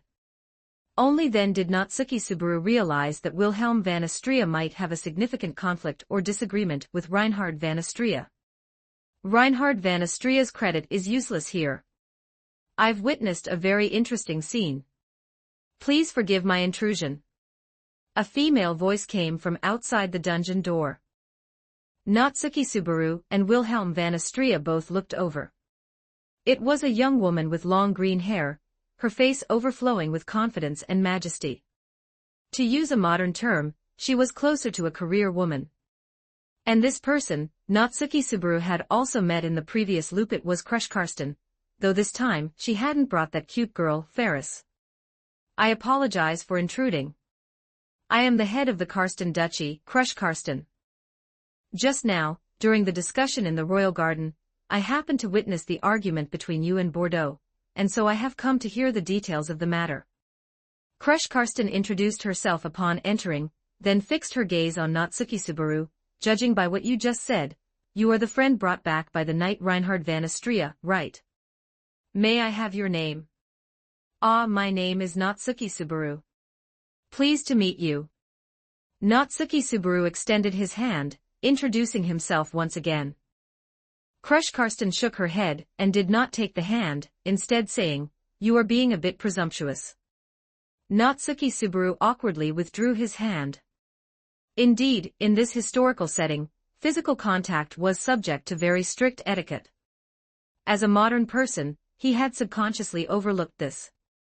I have come this time because I also wish to discuss matters regarding the white whale. As for the truth of what you have said, I have a way to judge. Perspective shifts to the guard room. There are already 3 people down there. Is this a confinement dungeon, or a tea room for afternoon tea? Julius Jacolius covered his face, feeling slightly guilty for failing to stop Crush Karsten. There's nothing wrong with that, right? Lady Crush Karsten will be out soon. It won't take much time, meow. Ferris sat at the table, playfully playing cards, currently playing cards with Julius Jacolius and 2 other guards. As a friend, granting you a little privilege is fine, but this is also unfair to Natsuki Subaru. I must apologize to him afterwards. Julius Jacolius sighed and played a card. Don't worry, Lady Crush Karsten is very understanding. She definitely won't interfere with that Natsuki Subaru you're talking about, meow. Little Ferris guarantees for Lady Crush Karsten with my own reputation, meow. I hope so. Julius Jacolius glanced at Shala not far away. She had been sitting there quietly like that for almost 10 minutes, hadn't she? During that time, Ferris had also asked her if she wanted to play cards, but she hadn't responded. Ever since Natsuki Subaru went down, she had become very well behaved, not saying a word, just sitting there. This is what loyalty is, meow. It's just like little Ferris and Lady Crush Karsten. It's a quality worth learning, you know. Ferris said, continuing to play cards. My sense of guilt is getting worse and worse. Are you mocking me? How could I, our most excellent knight? The Karsten Duchy should be headed by Lord Micard, right? Wilhelm van Astria expressed confusion regarding this suddenly arrived character. That is correct. Micard Karsten is my father. 2 years ago, my father passed the position of family head to me, and now I hold the title of Duchess Karsten, Crush Karsten said. I didn't expect the kingdom's officials to be so short-handed that a duchess needs to investigate personally. Wilhelm van Astria said with a hint of sarcasm.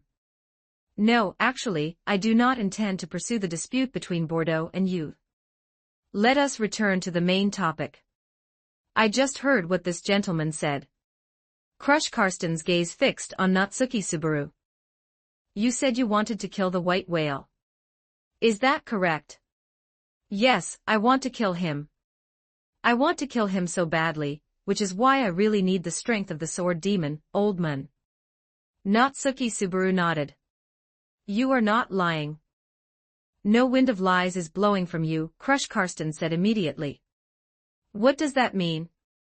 Neither Natsuki Subaru nor Wilhelm van Astria could make heads or tails of it. This is my divine protection, the divine protection of wind reading. It allows me to read the wind of emotions generated by the person speaking. If they are lying, their wind will inevitably be different. Therefore, you are not lying, and your intentions are very real. I can vouch for this gentleman in my capacity as Duchess Karsten, Sir Wilhelm van Astria. Natsuki Subaru looked at Crush Karsten in disbelief. In this loop, this was only their first meeting, right? She would actually take the initiative to vouch for him in her capacity as a duchess. Could this person actually be a really good person? Chapter 19. A Precious Blade. Not yet old, I suddenly realized that as the plot continues, Natsuki Subaru's friends include Reinhard van Astria, Julius Jacolius, the Sword Demon, and later the Blue Lightning from the Imperial Travelogue, and even later, the War God Otto. Aren't there inexplicably too many men? Shala suddenly feels so safe. The divine protection of wind reading. Natsuki Subaru gulped. This was truly an incredible skill. It allowed one to be completely immune to deception. In politics, that would be terrifying, wouldn't it?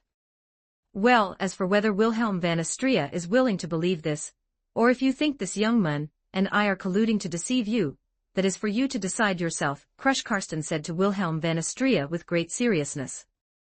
Since it is the testimony of Duchess Karsten, there is no reason for me to doubt it. Wilhelm van Astria nodded slightly, then looked at Natsuki Subaru.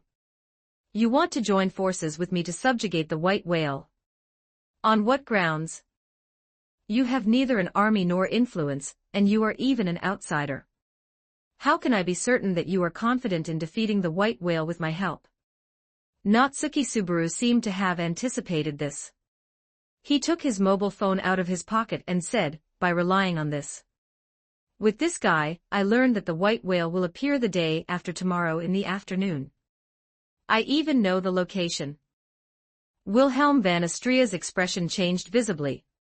An aura of a demon clung to him, and his expression became incredibly imposing. The white whale's appearance, time and location. The white whale is a massive monster with unpredictable movements that appears shrouded in mist, known as the mist monster. Over such a long time, it has caused incalculable losses to countless innocent people. Precisely because it can appear anywhere at any time, roaming through unknown kingdoms and locations, the task of subjugating it is incredibly arduous. To deal with the white whale, Wilhelm van Astria has collected over 12 years of intelligence on it to date. This includes appearance, locations, habits, timing, and various other circumstances, all to calculate the white whale's next move. According to Wilhelm van Astria's own assessment, the white whale's appearance time should have been about half a year from now, but he didn't expect it to be in just 2 days. This was such a surprise. To be able to kill that monster with his own hands, to kill the murderer of his wife, he was surprised, and for a moment, didn't know what to say. Is he lying? Wilhelm van Astria asked Crush Karsten with a slight tremor. Crush Karsten shook her head and replied. No, the wind of lies did not blow.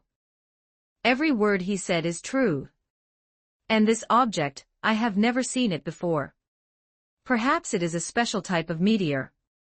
After receiving the answer, Wilhelm van Astria turned to look at Natsuki Subaru, and knelt on one knee, his movements devoid of any hesitation, possessing unimaginable decisiveness and courage.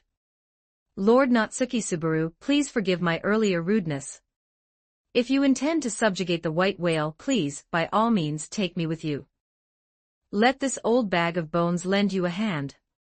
Wilhelm van Astria raised his head, his eyes filled with the desire for slaughter. That was the hatred for the white whale, the resentment toward the white whale, an infinite hatred transformed from the love for his wife. No, no, no, get up, don't do this, I can't handle this. Seeing this, Natsuki Subaru hurriedly tried to help Wilhelm van Astria up. As a modern person, when had he ever seen such a grand gesture? And the other party was an elder, too. Wilhelm van Astria did not stand up but continued to bow, saying, Lord Subaru, you must not understand just how deep my hatred for it goes. Over these years, I have wanted to find its tracks even in my dreams. 12 years.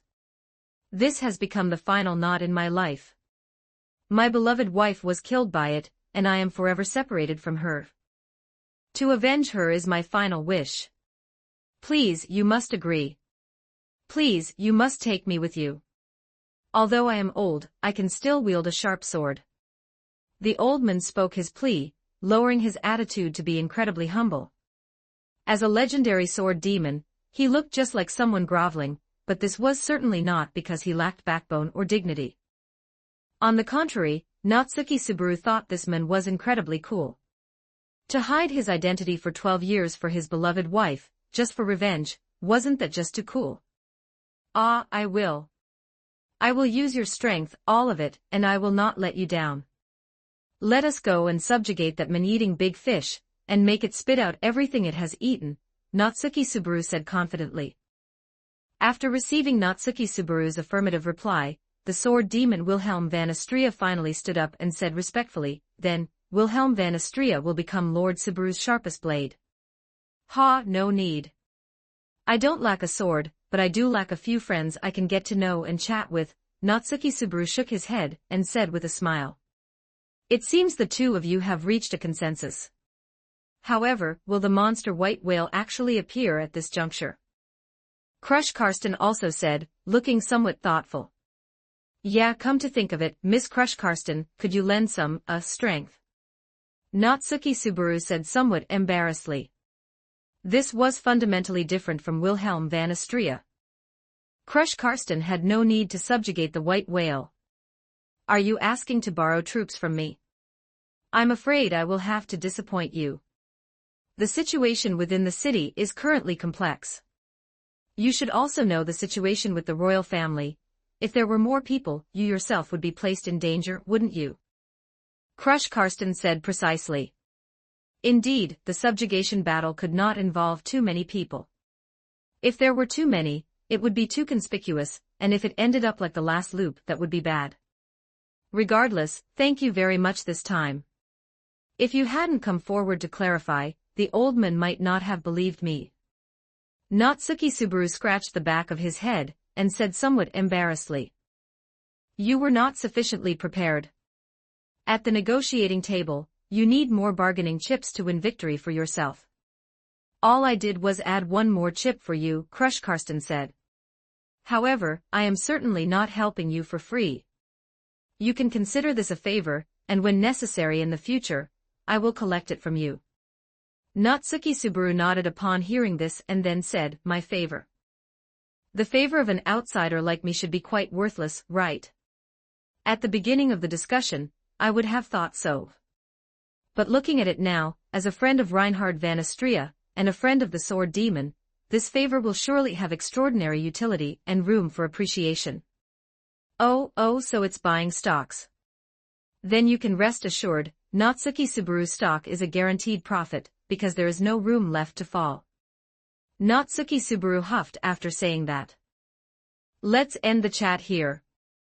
The visiting time should be over. Sir Wilhelm van Astria, I came here this time intending to bring you under my command, but I didn't expect that you might have found someone more suitable for you, Crush Karsten said, looking at Wilhelm van Astria. This time, it is also thanks to Duchess Karsten that I did not miss this opportunity. If there is anything needed in the future, I will do my best to help. Wilhelm van Astria bowed slightly to express his gratitude. Being able to make two friends and obtain two precious favors, while only being responsible for testifying in court, I am the one who has gained a great deal. Crush Karsten turned to leave. Then it's settled. But old man, you still have to wait until tomorrow to get out, right? Is that okay? There is no rush, Lord Subaru. I have already waited for 12 years, one night makes no difference, Wilhelm van Astria nodded. All right, then I'll be going too. Bidding farewell to Wilhelm van Astria, Natsuki Subaru and Crush Karsten returned to the duty room together. 71 Chapter 20, Reputation Score Soars. Chapter 20, Reputation Score Skyrockets. Crush Karsten and Natsuki Subaru walked together up the stairs back to the duty room. Do you have confidence in the subjugation? On the quiet staircase, Crush Karsten asked suddenly. To be honest, I'm not sure. After all, the target isn't just as simple as the white whale. Even with a transcendent combat force like Reinhard van Astria, the scales of victory are completely unstable. Natsuki Subaru shook his head. He wouldn't say anything about a guaranteed victory, that would sound too fake, and even more so in front of Crush Karsten, who possessed the divine protection of wind reading. The target isn't just the white whale, then. It's a pity that it's at this time. I can't help you too much. Haha, don't worry, you've already helped enough. By the way, are you also very concerned about the white whale? Natsuki Subaru asked, somewhat puzzled. Yes, my attendant knight also has quite a history with that white whale. Moreover, the beast of the fog is infamous. It often disrupts trade routes, causing headaches for merchants, and trade traffic always suffers errors because of it. Crush Karsten continued, if you truly can subjugate that beast, not only will I thank you, but the merchants of the entire kingdom will be grateful to you. I should say, the merchants of the whole world will firmly remember your name. The whole world, huh? That is a word that carries quite a lot of weight. However, there are some things you need to pay attention to. Crush Karsten changed the subject and continued. This piqued Natsuki Subaru's curiosity, and he asked, it wouldn't be some political matter I need to handle, would it? It is about family matters within the Sword Saint family. As far as I know, Wilhelm van Astria has left the family for over a decade. I believe the main reason is Reinhard van Astria. Indeed, why hasn't Wilhelm van Astria relied on the power of the Sword Saint family to subjugate the white whale all these years? Instead, he went around asking questions everywhere, gathering intelligence, and finally begging this person and that person. The root cause, ultimately, is the massive rift in his heart, the rift with the Sword Saint family, or more precisely, with Reinhard van Astrea. Is it because of Reinhard van Astrea? In other words, do you think the two of them cannot be utilized at the same time? Natsuki Subaru asked. Reinhard van Astrea might not mind, but Wilhelm van Astrea certainly will. What to do about it depends on how you handle the relationship between them. Crush Karsten said. I understand. Thank you for your advice. Both of them walked out of the dungeon and arrived in the duty room. It is time to go. Crush Karsten said to Felix, who was still gambling with cards. Well then, since Master has returned, let's stop here for today. I will come to collect what I lost from the Royal Guard Knights next time, so you better be prepared. Felix said with a smile, tossing the cards onto the table. It would be better to minimize this kind of slacking off. Julius Jacolius shrugged and looked at Natsuki Subaru, who had followed them out. Sorry, I didn't stop him. Did it affect your conversation? Natsuki Subaru laughed. If you had stopped him, that would have been a real disaster. Is that so? That's good then. Julius Jacolius breathed a sigh of relief. Master, having held back for so long, Shala didn't say a word before sprinting over, launching herself forward to hug Natsuki Subaru. There are so many people watching. Could you please mind your image? Natsuki Subaru felt many gazes falling upon him. Including but not limited to Crush Karsten, Felix, other resting guards and Julius Jacolius. No, Master has been secretly staying downstairs with another woman for so long, while leaving Shala waiting upstairs. That's too mean. As she spoke, Shala rubbed forcefully against Natsuki Subaru, as if she wanted to make up for all the time they had just missed. This was an unexpected situation to begin with. Today's conversation was very pleasant. I look forward to our next meeting. Farewell for now. Crush Karsten waved her hand, and left the duty room with Felix. Yes, you were a huge help today. Natsuki Subaru said gratefully. It seems you two chatted smoothly. Subaru, you just arrived in the royal capital, right? To be able to handle a noble like the Duchess already is quite impressive. Julius Jacolius said. We just hit it off, after all. Where is Reinhard van Astrea? Hasn't he returned yet? The next matter requires his appearance. As for him, it should still take a little while. Subaru, you can continue to wait here. Julius Jacolius couldn't help but admire the youth before him whom he had only met half a day ago. Not to mention how he predicted that Wilhelm van Astrea would come to the duty room today. Just being able to reach some kind of consensus with Duchess Crush Karsten was already quite extraordinary. This meant that as an outsider who had just arrived in the royal capital, he had managed to befriend a duchess in less than half a day. Rather than just waiting around. Why don't we have a chat as well, Julius Jacolius? Natsuki Subaru shifted his focus toward the finest knight before him. I am curious, what does Subaru intend to discuss with me? Julius Jacolius smiled slightly and said. The matter I discussed with Wilhelm van Astrea concerns my plan to subjugate the White Whale in 2 days. I need his assistance, only then can we increase our chances of winning. Natsuki Subaru's words struck Julius Jacolius like a thunderbolt. It was a bit too abrupt and also a bit too shocking, this news came too suddenly. Subjugate the White Whale. Is it that infamous beast of the fog? Julius Jacolius narrowed his eyes and said with extreme seriousness. Yes, due to various reasons, I have learned its intelligence. I know its appearance, location and time like the back of my hand, so this is an opportunity that must not be missed. Natsuki Subaru continued seriously. I need your help, Julius Jacolius. You are a very capable knight, aren't you? You need my help. During the kingdom's period of high alert, it is difficult for knights to have the opportunity to act freely. If a large number of knights were to be mobilized, it would absolutely not be permitted. Julius Jacolius said. You didn't even ask me about the source of the intelligence.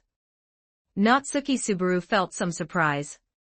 After all, hearing such a major thing, one should at least confirm its authenticity. There is no need for that. You are a friend of Reinhard van Astria, which means you are my friend. As for a friend, I do not believe you would deceive me without cause. Julius Jacolius said as if it were a matter of course. We've only met for less than a day, haven't we? Are you hoping that I would doubt you? No, not at all, I didn't mean that. It's great that you can trust me.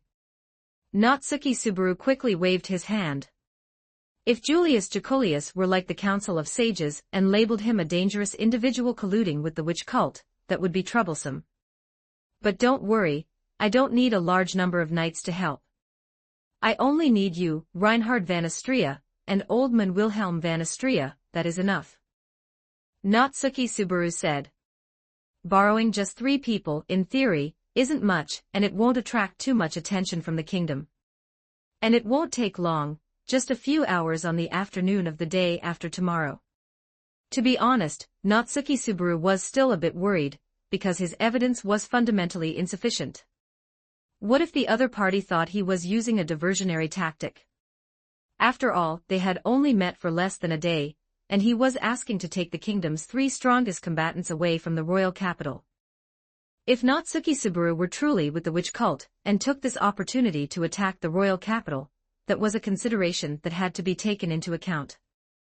I trust the judgment of Reinhard van Astria. Julius Jacolius said, I can assist you. If it is to eradicate a heinous beast in this world, I certainly cannot refuse. His reputation finally has some use. I wonder how this newcomer feels, let's see what everyone thinks. Chapter 21. A past episode. Julius Jacolius had been successfully roped into Natsuki Subaru's scheme. This time, the progress was much smoother. This was all thanks to the massive intelligence advantage gained at the cost of 2 deaths. With this, they should be able to settle it in one go, right? However, regarding that invincible Sin Archbishop of Greed, Natsuki Subaru still felt a bit of a headache. He didn't know how the opponent's authority worked to achieve such feats. Perhaps the main goal for this loop should still be to gather information on him. Thinking too much was useless, at worst, he could just start over again. Natsuki Subaru nodded with this thought in mind, then looked toward the door of the guardroom. Everything was ready. All that was missing was Reinhard van Astria. Am I late? Speak of the devil, the red-haired knight walked in through the guardroom door, his smile still beaming as always. As soon as he entered, he saw the trio sitting together. It seems you two got along well while I was away, Subaru, Julius, Reinhard van Astria said with a nod. Being able to see his 2 friends getting along was truly reassuring. He had genuinely been afraid that they might argue or even fight for some reason. Why did he subconsciously feel that way? Reinhard van Astria shook his head, pushing those thoughts aside. If anything, this new friend has given me many surprises today. Should I say it's only to be expected of a friend brought back by you, Reinhard van Astria? It has been a pleasure to make his acquaintance, Julius Jacolius said, not sparing his praise. No, don't say that, I'll get carried away. I just had a sudden flash of inspiration, that's all, Natsuki Subaru said, waving his hands happily. It was clear that he was getting a bit carried away from the praise. Not at all, you are too modest. Seeing the 2 of them deferring to each other like this, Reinhard van Astria let out a sigh of relief and said, Let's go, Subaru. I'll take you to find my grandfather. He should be at. Before Reinhard van Astria could finish, Julius Jacolius cut him off, saying, He's in the guardroom dungeon. He was just sent there a short while ago. That's right. Do you believe me now? Natsuki Subaru chimed in. You actually. I lose to you, Subaru. How on earth did you know? Reinhard van Astria asked with a helpless smile. Regardless, this was just too exaggerated. Predicting in advance that someone would end up in the dungeon. Without any evidence. Just like how he had accurately described the situation with the white whale and the two Sin archbishops earlier. The source of the information isn't important, is it? The accuracy of the information is what matters, Natsuki Subaru said mysteriously. He certainly couldn't say it was because he had discovered this in the previous loop. That is true. In that case, I can truly be certain that your words are not false. There really are Sin archbishops and the white whale approaching Hunamaz. What is their purpose in doing this? Reinhard van Astria asked, puzzled. Sin archbishops. Isn't this about subjugating the white whale? Julius Jaculius looked at Natsuki Subaru upon hearing the additional important term. Yes, the Sin archbishops are acting in concert with the white whale. Therefore, to subjugate the white whale, we must also defeat the two Sin archbishops of the witch cult. Otherwise, just bringing Reinhard van Astria would be more than enough to subjugate the white whale, Natsuki Subaru said. As for what the Sin archbishops want to do, to be honest, I don't understand either. But I've seen them once, they are all lunatics. We have no reason to try and understand the thought processes of lunatics. Reinhard van Astria nodded at this answer, but Julius Jaculius raised an objection. If that's the case, our combat strength might not be sufficient. Sin archbishops and two of them at that. Can we really win with just us? What are you talking about? We might not be able to beat them on our own, but don't we have the kingdom's strongest knight standing right here? Natsuki Subaru stood up and patted Reinhard van Astria on the shoulder. This is still a bit too risky. Trust Subaru's judgment, Julius, Reinhard van Astria said, trying to persuade him. Indeed, his performance today is worthy of my trust. Julius Jaculius finally nodded, abandoning the idea of seeking more support. Then, there is one last, most serious problem remaining. Natsuki Subaru said, acting mysterious. Is there another problem? Reinhard van Astria asked. At this moment, the scene became somewhat quiet. Natsuki Subaru stared at Reinhard van Astria. Julius Jaculius also stared at Reinhard van Astria. Shala stared at Natsuki Subaru, who was staring at Reinhard van Astria. What's wrong? Is there something on my face? The red-haired knight scratched his cheek in embarrassment. For the strategy to officially begin, you need to reconcile with your grandfather. This is the most difficult and severe problem right now, Natsuki Subaru said seriously.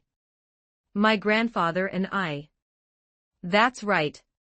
Reinhard van Astria, do you hate your grandfather, Wilhelm van Astria? Natsuki Subaru asked further. How could I? But he has been away from home for over a decade, and I rarely see him. We don't have much contact, Reinhard van Astria shook his head. Then, I want to know why he hates the Sword Saint family, and even abandoned his own name. Reinhard van Astria, do you have any idea about this? Natsuki Subaru pressed on. Reinhard van Astria swallowed hard.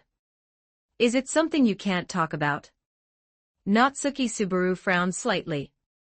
If Reinhard van Astria refused to say, it would be even harder for him to ask Wilhelm van Astria. No, it is something I can talk about. I never hide anything from my friends, even if this is a history I cannot bear to look back on. Then I am all ears. The story must begin 12 years ago. At that time, the kingdom had launched a crusade against the white whale due to its rampaging behavior, aiming to assemble a powerful army to subjugate the white whale and restore peace to the world. For 400 years, the witch's minion, the fog beast, had caused immeasurable losses to various regions.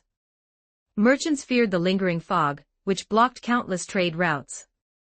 To everyone, the existence of the white whale was a massive threat. The Royal Guard Knight Order, acting under the orders of the royal family, was to form a white whale subjugation squad. Wilhelm van Astria's son Reinhard van Astria's father recommended his mother, Teresa, to go on the expedition, citing his own incompetence. Wait, what do you mean your father recommended your grandmother to subjugate the white whale? Natsuki Subaru couldn't help but interrupt upon hearing this. I apologize, my father is truly not skilled in combat. Reinhard van Astria said with a sigh. Wilhelm van Astria had strongly opposed it, but due to certain circumstances, he had already resigned from his position as captain of the Knight Order. By all logic and reason, he had no qualification to follow, nor did he have any grounds to demand that Teresa not participate in the battle. And then, grandmother was killed by me, Reinhard van Astria said with a calm expression. But it hit Natsuki Subaru like a bolt of lightning. What do you mean? Killed by you? Because of me, she died in that white whale subjugation battle. And because of me, grandfather left. I understand, all of this is my fault. Therefore, I do not expect grandfather to forgive me. Hey. Can you explain yourself clearly? The last few chapters have been transitional episodes, the pacing should be a bit slower, no rush. 73 Chapter 22 Sharing the Same Misfortune Chapter 22, Misery Loves Company. On the day of the White Whale subjugation battle, I received the divine protection of the Sword Saint and became the new Sword Saint, Reinhard van Astria continued. Is that so? What does this have to do with your grandmother? The divine protection of the Sword Saint. Natsuki Subaru seemed to realize something. That's right. It is a divine protection passed down through generations in our family of Sword Saints.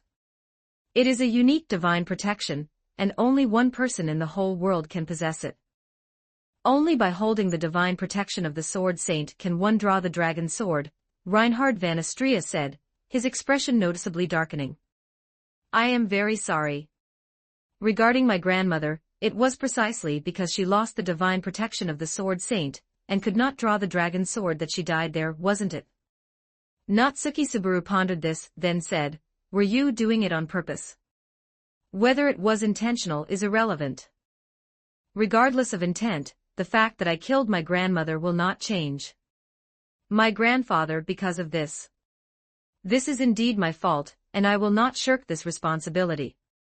You really are a complete pushover, through and through. But you're inflexibly a stubborn pushover, Natsuki Subaru thought carefully, then said. Reinhard van Astria said, not understanding. I'm talking about you. You don't know how to handle social nuances, that's why you're like this. Natsuki Subaru shrugged helplessly, then said, Wilhelm van Astria is probably doing it for the sake of pride. Yes, pride. Natsuki Subaru then said, 12 years ago, how old were you?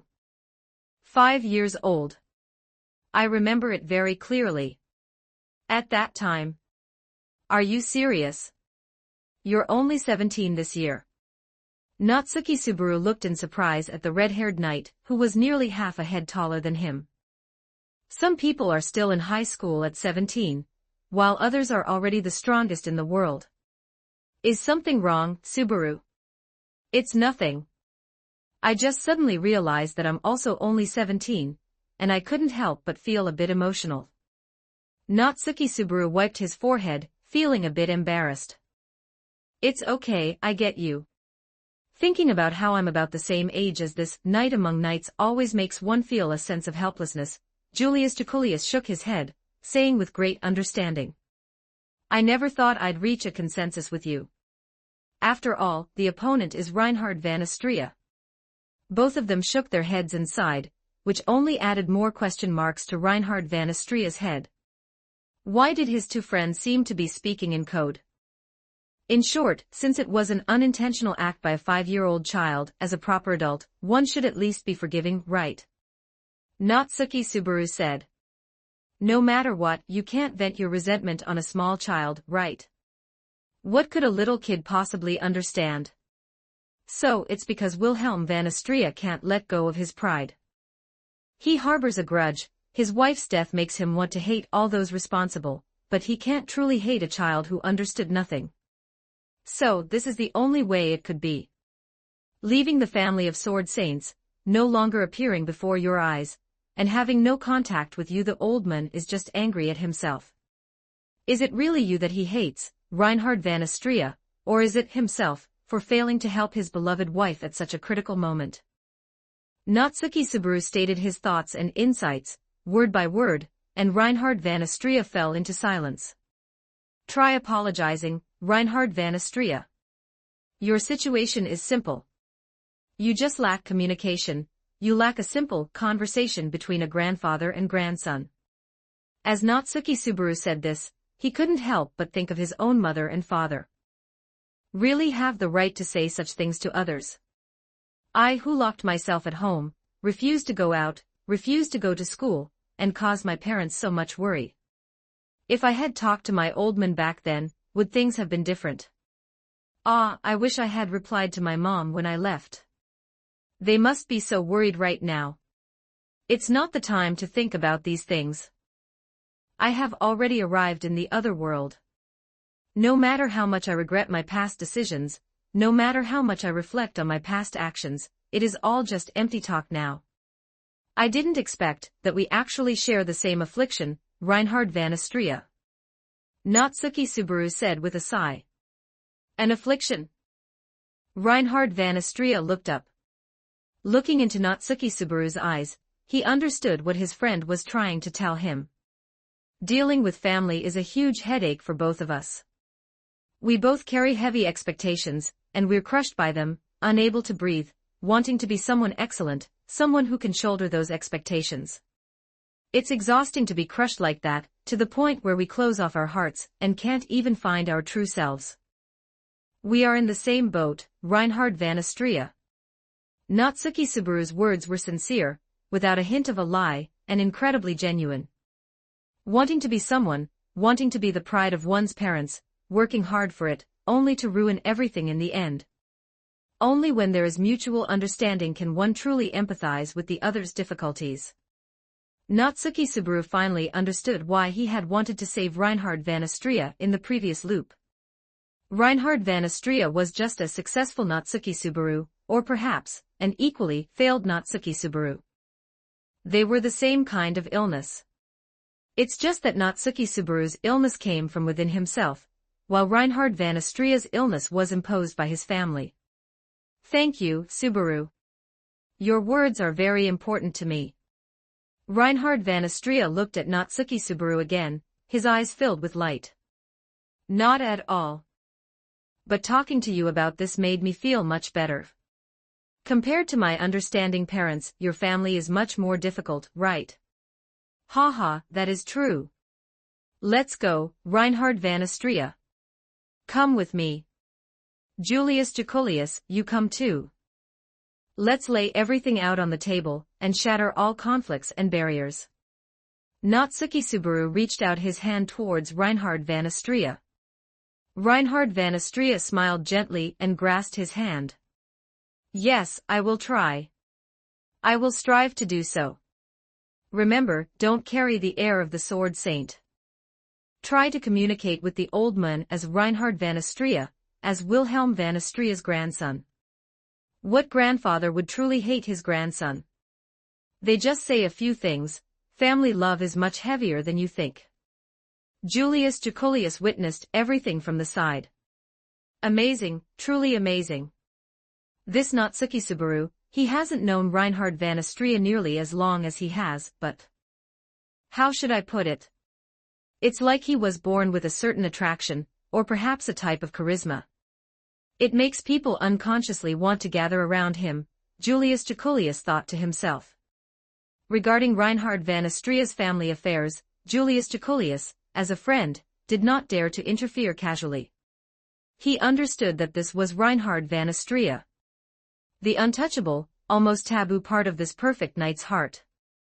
If not handled properly, even a nice guy like Reinhard van Astrea would feel disgust and anger. And if they couldn't even be friends anymore, that would be even worse, right? However, even though Natsuki Subaru saw this, he deliberately chose to do it, walking straight in with his head held high. Because when entering someone's house, you should take off your shoes, but when entering someone's heart, you should walk straight in with your shoes on. That is the Natsuki family way. Chapter 23, Family. Natsuki Subaru bolstered Reinhard van Astrea's confidence. Now that things had come to this, there was no choice but to face them. Julius Jaculius, Natsuki Subaru, Reinhard van Astrea, and Shala, the four of them walked down into the dungeon. Before coming in, Natsuki Subaru had warned Shala not to cause any trouble, emphasizing how important this matter was, and Shala had saluted, indicating she would strictly follow her master's instructions. Upon sensing footsteps, Wilhelm van Astrea, who was sitting inside the dungeon, looked vigilantly toward the entrance, and the first one to walk down to meet him was that red-haired knight. His bright red hair was like a raging fire, and his clear eyes were deep blue, as if reflecting the azure of the sky. Reinhard van Astrea. Grandfather. Grandfather and grandson spoke at the same time. Reinhard van Astrea walked into the dungeon, and stood face to face with Wilhelm van Astrea. For a long while, the two of them fell into silence. Neither grandfather nor grandson knew how to face each other, who should speak first, and would what was said next only widen the rift between them. Oh no, the situation is deadlocked. This is when I need to step in. Natsuki Subaru nodded, saying to himself. Everyone is here, right? Our white whale subjugation team, Natsuki Subaru said, stepping forward. Hearing Natsuki Subaru speak, the others all turned their gazes toward him. Listen up. Want to subjugate the white whale, not for the sake of this country, nor to be thanked, nor for any fame or glory, Natsuki Subaru said, coming to the center of the group. The person I want to help is my friend, my companion, Reinhard van Astrea. Old man Wilhelm van Astrea, he has already told me everything about what happened between you, and also, about your beloved wife, Natsuki Subaru said to Wilhelm van Astrea. Why do something so unnecessary? Wilhelm van Astrea asked upon hearing this, looking at Reinhard van Astrea in confusion. Subaru asked me on his own initiative, Reinhard van Astrea answered straightforwardly. You idiot. Natsuki Subaru cursed inwardly. That's true. Natsuki Subaru shouted, it's true that I asked, but he has also been carrying guilt about this all along. Reinhard van Astrea, beneath the glamorous title of Sword Saint, is just a teenager. I am technically an adult. Reinhard van Astrea said weakly. In the eyes of adults, you will always be a child. Natsuki Subaru retorted irritably. Could you stop undermining me right now? Old man Wilhelm van Astrea, he really lacks emotional intelligence and can't say anything smooth. Despite having the world's strongest power, he can't even handle his own family relationships and always says stubborn, rigid things. But even so, he loves his family just the same. He wants you to come back, he cares about your feelings, and he hopes that you can reconcile. Although I'm in no position to talk, I'm just as bad at handling my own family relationships. I've caused them a lot of headaches too. But even so, they love me deeply, they love their child, they love Natsuki Subaru. So I believe you feel the same, old man Wilhelm van Astrea. Please take a good look at your grandson, not as the Sword Saint, nor as the Sword of the Kingdom, but as your grandson, Reinhard van Astrea. As Natsuki Subaru said this, he stepped aside, allowing Wilhelm van Astrea and Reinhard van Astrea to lock eyes once more. Reinhard van Astrea, Wilhelm van Astrea stared at the red-haired youth. He rarely looked at his grandson like this. Since leaving the family of the Sword Saint, Wilhelm van Astrea had seen very little of Reinhard van Astrea. The guilt in his heart, the unspeakable emotions, and the hatred for the white whale all weighed heavily on him. Reinhard van Astrea likewise looked at Wilhelm van Astrea. Suddenly, Natsuki Subaru patted him, and pushed him a step forward. That's right. It was time to make up his mind. Someone always had to take the first step. Go on, Reinhard van Astrea. Standing here was not the Sword Saint, not a royal knight, and not the world's strongest. He was just a boy named Reinhard van Astrea. He bowed slightly and said to his grandfather, Grandfather, about grandmother, I am very. Before he could finish the two words, Wilhelm van Astrea interrupted him. You don't need to apologize, Reinhard van Astrea. The one who is wrong has never been you. Wilhelm van Astrea finished, his voice halting. It must have taken so much energy for Wilhelm van Astrea to utter those words. It was far more difficult and soul-searching than killing enemies on the battlefield.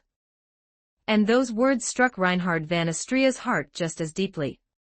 The one who is wrong has never been you. Is that really true?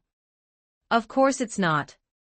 The one who is wrong is the white whale, the detestable demon beast that took away the previous sword saint, right? Natsuki Subaru shouted, "Tell me, Reinhard van Astria, why do you want to slay the white whale?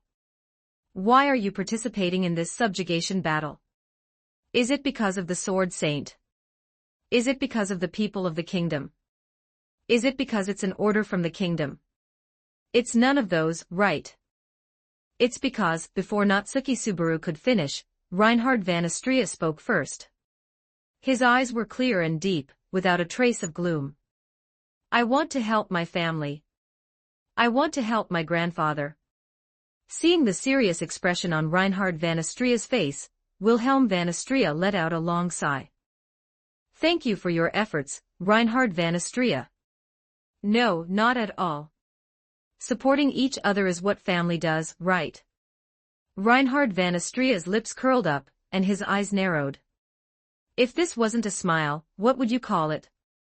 The smile that often appeared on Reinhard van Astria's face brought peace of mind to others, but this smile was different. Perhaps that was the smile that the young man Reinhard van Astria could only show after stepping away from the role of the sword saint. It was the expression that could only be shown in front of family and friends, a genuine smile. Wilhelm van Astria's expression was somewhat stunned, and then the words slowly seeped into his heart. He lowered his head, closing his eyes as if enduring something. Perhaps he couldn't accept it immediately. However, even if he were slow to realize, he would surely feel it eventually. The long chasm that had formed between the two, grandfather and grandson, would take just as much time to bridge. Natsuki Subaru clenched his fists and nodded heavily. This is what family is, this is what it means to be a family. Here, there was no sword demon Wilhelm van Astria, and certainly no sword saint Reinhard van Astria. There were only the grandfather and grandson named Reinhard van Astria, and Wilhelm van Astria. I never imagined such a scene, Julius Jaculius said softly. You see it now, don't you? Natsuki Subaru replied with a smile. I previously thought that Subaru being able to get to know Reinhard van Astria was Subaru's good fortune. Looking at it now, it's quite the opposite, Julius Jaculius continued. Being able to meet Subaru is actually Reinhard van Astria, and old man Wilhelm van Astria's good fortune. Ha, that's not the point. Because deep down, they both still considered each other family, that's why it went so smoothly. I just gave them a nudge. Natsuki Subaru waved his hand, unconcerned. How humble. Let's not talk about that. The strategy meeting is about to begin. Operation Fishing. 75 Chapter 24, Pre-Battle Strategy. Reinhard van Astria still had a chance to apologize to Wilhelm van Astria, and the grandfather and grandson could still reconcile, while Natsuki Subaru no longer had the chance to wash the dishes, or to answer his mother with a, "I'm heading out." Precisely because of this, Natsuki Subaru was putting all his effort into helping Reinhard van Astria. Only he truly understood that some things, if not said in time, could never be said again. Before we begin, let me introduce myself. I am Natsuki Subaru from the other side of the Great Waterfall. This is my friend whom I met at the Sage's Tower, Shala. Don't get it wrong, she is not the Great Sage. The true Great Sage is actually Flugel, Natsuki Subaru said, taking the lead in introducing them.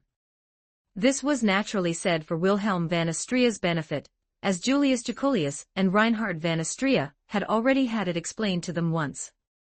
And now that the family conflict is resolved, it is time to start discussing the real business. Natsuki Subaru coughed lightly and patted the interrogation table in the dungeon. To be honest, plotting these plans in the dungeon was indeed the most appropriate choice, and with Reinhard van Astria's presence, there was no need to worry about being eavesdropped on. The targets are the witch Kultsin Archbishop representing Greed, Regulus, the witch Kultsin Archbishop representing Sloth, Petalgius, as well as the legendary witch beast that has plagued the world for 400 years, the mist demon beast, the white whale. The witch cult. Hearing the unexpected term, Wilhelm van Astria showed a hint of confusion. That's right. If the enemy were only the white whale, relying on Reinhard van Astria, it should be possible to completely finish it off in less than half an hour, Natsuki Subaru said, looking at Reinhard van Astria. However, the opponents are more than that.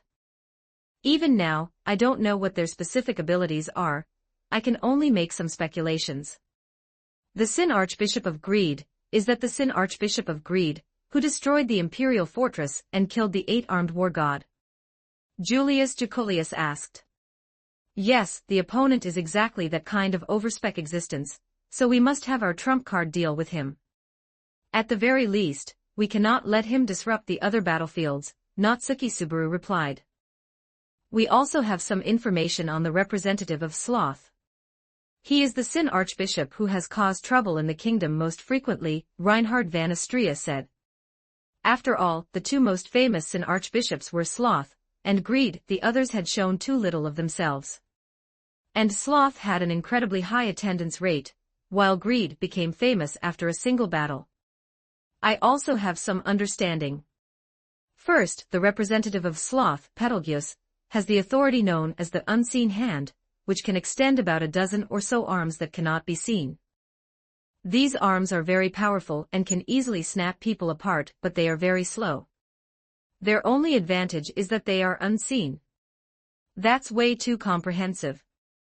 All three of them stared at Natsuki Subaru simultaneously. Of course, Shala had been staring the whole time. What's wrong? Why are you looking at me like that? Is there something dirty on my face? Natsuki Subaru scratched his cheek a little embarrassedly. No, it's nothing, Reinhard van Astria said. Same here, Julius Jaculius shook his head.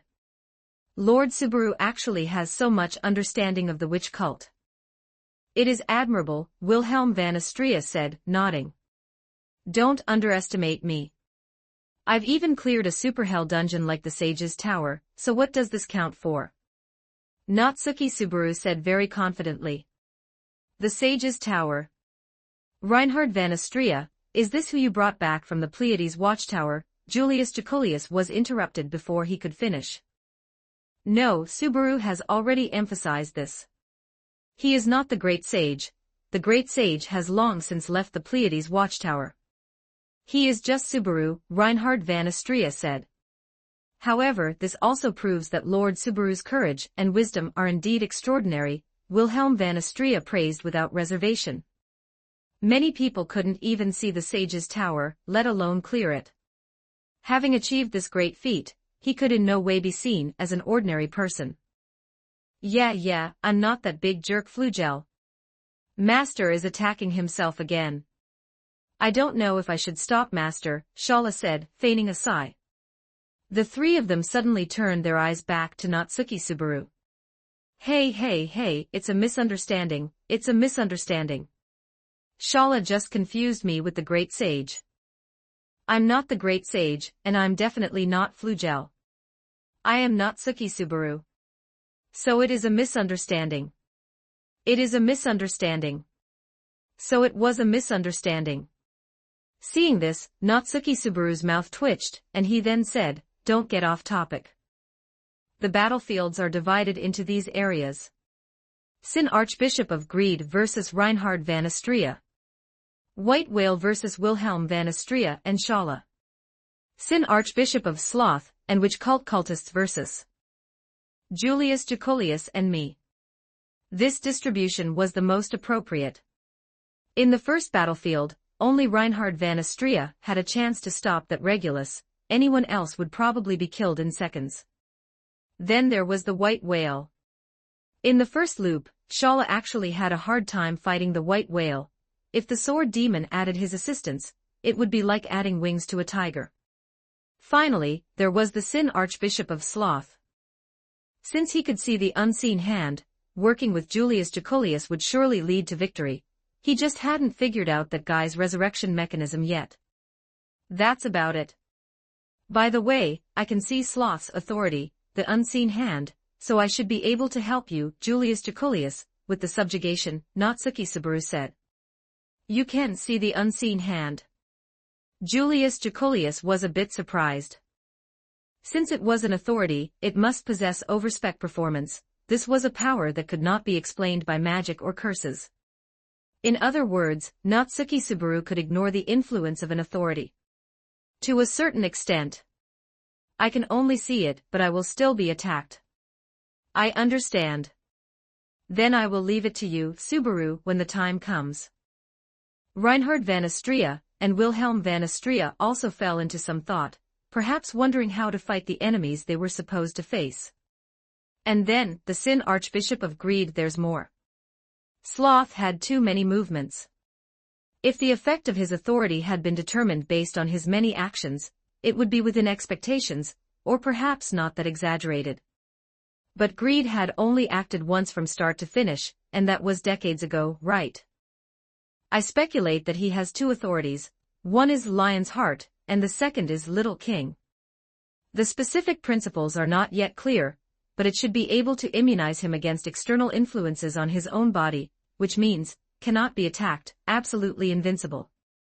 Cannot be attacked, absolutely invincible. That's a bit too excessive, isn't it? Even Reinhard van Astria isn't that excessive. Not only that, but he can also imbue objects in his hands, including air and sand, with this ability, which makes his attacks impossible to effect. So I don't expect Reinhard van Astria to be able to support other battlefields. The goal of this subjugation battle is simple: slay the White Whale, analyze Greed's authority, and then subdue the other two Sin Archbishops. Let's solve these three scourges of the world in one go. Chapter 25, A Place to Belong at Night. After finishing the discussion about the two Sin Archbishops, the next topic was the situation regarding the White Whale. The currently known information is that the White Whale can spew a mist that consumes people, which can erase a person's existence. Then there are its clones. The White Whale can split into two identical clones, while the main body hides to launch sneak attacks, which is something we must also be aware of. Beyond this, Natsuki Subaru didn't know any other information. But this was already enough. Unexpected. I had thought this would be a reckless expedition, but I didn't expect there to be so many preparations. Natsuki Subaru, you're just like a great general arranging troops for battle, Reinhard van Astria said.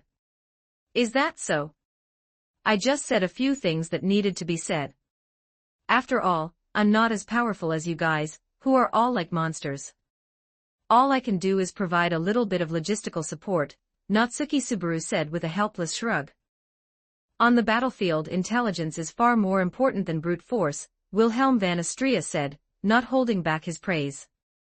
Natsuki Subaru Dano's intelligence has undoubtedly been a huge help, and it has greatly increased our chances of victory. Being too humble can be a different kind of arrogance, Natsuki Subaru, Julius Jaculius reminded him with a smile. For master, this is just a basic operation. You haven't even seen the more impressive stuff yet, Shala said, eyes closed, speaking very proudly as if the three of them were praising her. More impressive stuff. The three of them simultaneously turned their gazes back to Natsuki Subaru. That's not it. You're hyping me up too much.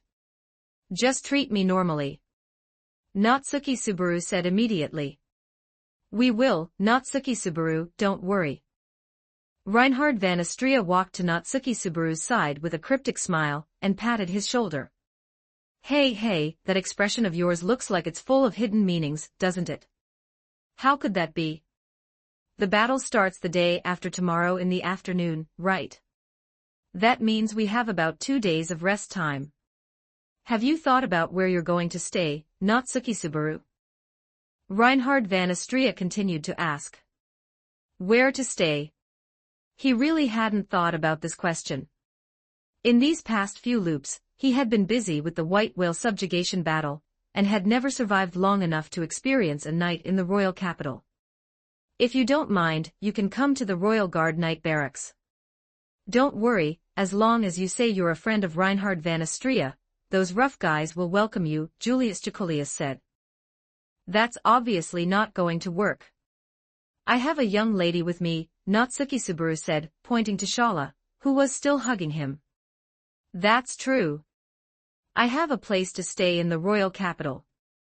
Although I'd love to take Natsuki Subaru to my main family home, time is tight. That is the villa of our Astria family. Reinhard van Astria's words made Natsuki Subaru's eyes light up. Is that okay? Staying at your house just like that? Won't it be a bother for you, Reinhard van Astria? Natsuki Subaru said somewhat embarrassedly. It's fine. The mansion is not small, so having 2 more people stay won't be a problem. Reinhard van Astria shook his head. Is the vice captain at home right now too? Julius Jaculius suddenly asked. Vice captain? Doubt arose in Natsuki Subaru's heart. He had met the captain of the night order in the last loop, but he really hadn't met the vice captain. Since they are the vice captain, could they also be a powerful figure? Reinhard van Astria's expression changed slightly, darkening, and then he said, Natsuki Subaru, I still have some spare money on me. Why don't you find a place to stay in the city for these 2 days? We can talk about accommodation after the subjugation battle is over. What a huge change. After mentioning that vice captain, did Reinhard van Astria go from wanting him to stay there to hoping he wouldn't come? Who on earth is that vice captain? Then let me go along too, Wilhelm van Astria suddenly spoke up.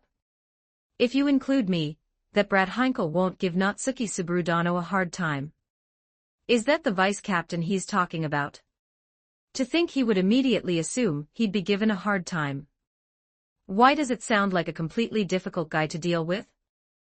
Wilhelm van Astriasan still has to stay here for 1 night, right? Julius Jaculius raised his hand and said. Besides, even so, I don't think it's a good idea for Natsuki Subaru to meet the vice captain. Even though I haven't known Natsuki Subaru for long, I can feel it. If the 2 of them meet, it will be very difficult for Reinhard van Astria. What kind of person is he exactly? Natsuki Subaru scratched the back of his head, somewhat confused. My father, Heinkel Astria, Reinhard van Astria explained. No van? Natsuki Subaru asked. No, that is an honor from the kingdom. My father did not receive that honor, Reinhard van Astria continued, on the contrary. He is now somewhat decadent. Reinhard van Astria, that's enough defending your father. Are you really planning to let Natsuki Subaru meet the vice captain? I think that will definitely be terrible. Julius Jaculius was a knight, after all, an elegant knight, especially when speaking in front of a friend. To think he would say something like that, his words seemed to be attacking his good friend's father. Of course, the main reason was likely that the vice captain, Heinkel, really wasn't someone easy to get along with, right? Anyway, I'm fine with it. Although I've been a shut-in for a very, very long time, and might not be good at handling interpersonal relationships, but there's absolutely no need to worry. Besides, he is Reinhard van Astria's father, after all. What kind of talk is it to say, I don't want to meet my friend's father? Hearing Natsuki Subaru speak so confidently, Julius Jaculius sighed and continued. I'm not worried about you, Natsuki Subaru. I'm more worried about Reinhard van Astria. Don't worry, don't worry. As long as there's no conflict, it won't make things difficult for Reinhard van Astria, right? Natsuki Subaru waved his hand.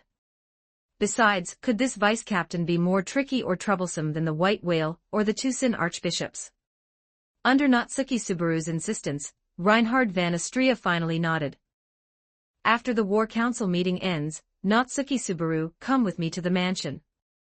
I actually don't know if father is at home right now. He doesn't often return to this home, he spends more time at our old family home. I've been on missions during this time, and have only just returned to the royal capital, so I'm not familiar with the situation here. If he's not there, it would be fortunate. If he is there. Given Reinhard van Astria's emotional intelligence, he would likely have no idea how to handle any unexpected incidents that might occur. All right, then it's settled. The meeting is just about done anyway. Don't worry, Reinhard van Astria. Looking at that expression of yours, do I seem like such a difficult person to get along with? Are you really that afraid that I'll get into a conflict with your old man? Natsuki Subaru flashed a cheerful smile, with an expression that said, "You can rest assured." Regarding this question, Reinhard van Astrea could only remain silent. Only when Natsuki Subaru truly meets the person himself will he understand why both Julius Jaculius and Reinhard van Astrea are so worried. 77 Chapter 26 The Child of the World Chapter 26 Child of the World. The war council ended, but Wilhelm van Astrea still had to remain until the next morning due to his confinement. The group dispersed, and Natsuki Subaru and Shala were taken by Reinhard van Astrea to his residence in the royal capital, the mansion. So big for a modern person, how big could a house really be? But obviously, one should not underestimate the nobles of the other world. Their requirements for housing were far more demanding. Before him stood a quite opulent mansion. The courtyard gardens went without saying. The house stood about 3 stories high, extending to the left and right. Just looking at it from the main gate, one could feel the extravagance of its owner. In fact, this is considered one of the smaller ones, Reinhard van Astrea said. As expected of a noble, living such unimaginably luxurious lives, Natsuki Subaru sighed, regretting only that he, an outsider, was penniless. It's not as exaggerated as Subaru says. In reality, it's not that different from the lives of ordinary people, Reinhard van Astrea said while opening the gate of the mansion. It's getting late, and it's almost time for dinner. Is there anything you'd like to eat? I'll cook for you myself. Natsuki Subaru was somewhat surprised. After all, the guy was a sword saint, a knight. Given that, surely all his time should have been spent on training, or honing his sword skills and the like. Could he actually cook? You aren't the classic type with maxed out combat stats but 0 in domestic skills, right? But Daijobu, I can show off my own cooking skills too, Natsuki Subaru said to himself, walking in front of Reinhard van Astrea. I didn't quite catch that. Is Subaru doubting my culinary level? It's not that I'm doubting you, it's just, you must have spent a lot of time honing your skills, right? Training, fighting monsters, patrolling to maintain order, how could you possibly have cooking skills under such circumstances? Natsuki Subaru looked at Reinhard van Astrea in confusion, but the latter just smiled and nodded gently. I am confident my cooking skills won't lose to a royal court chef. That exaggerated? How is that possible? Could it be that not only in terms of martial prowess, but even in domestic skills, he was going to be outclassed by this man? What is this? How can he be so perfect? Because divine protection of the Taste King can make delicious dishes regardless of the method used. Divine protection of grilling possesses supreme grilling techniques. Divine protection of salt will not mistake sugar for salt. Divine protection of boiling possesses superior boiling techniques. Divine protection of steaming possesses ultimate steaming techniques. Divine protection of frying possesses extreme frying techniques. Where the heck did a hexagon stat child of the world like you come from? You can't just cheat like that. You're the real protagonist, aren't you? After hearing Reinhard van Astrea rattle off his divine protections, one after another like he was reciting a menu, Natsuki Subaru couldn't help but retort. Also, wasn't there a meaningless divine protection mixed in there? Is Subaru referring to the divine protection of salt? Back when I used to make porridge for father, I was so worried about mixing the two up that I acquired it, Reinhard van Astrea said, seemingly recalling something from the past, with a touch of emotion. No, that's not right. Didn't you say that divine protections are innate, a natural gift?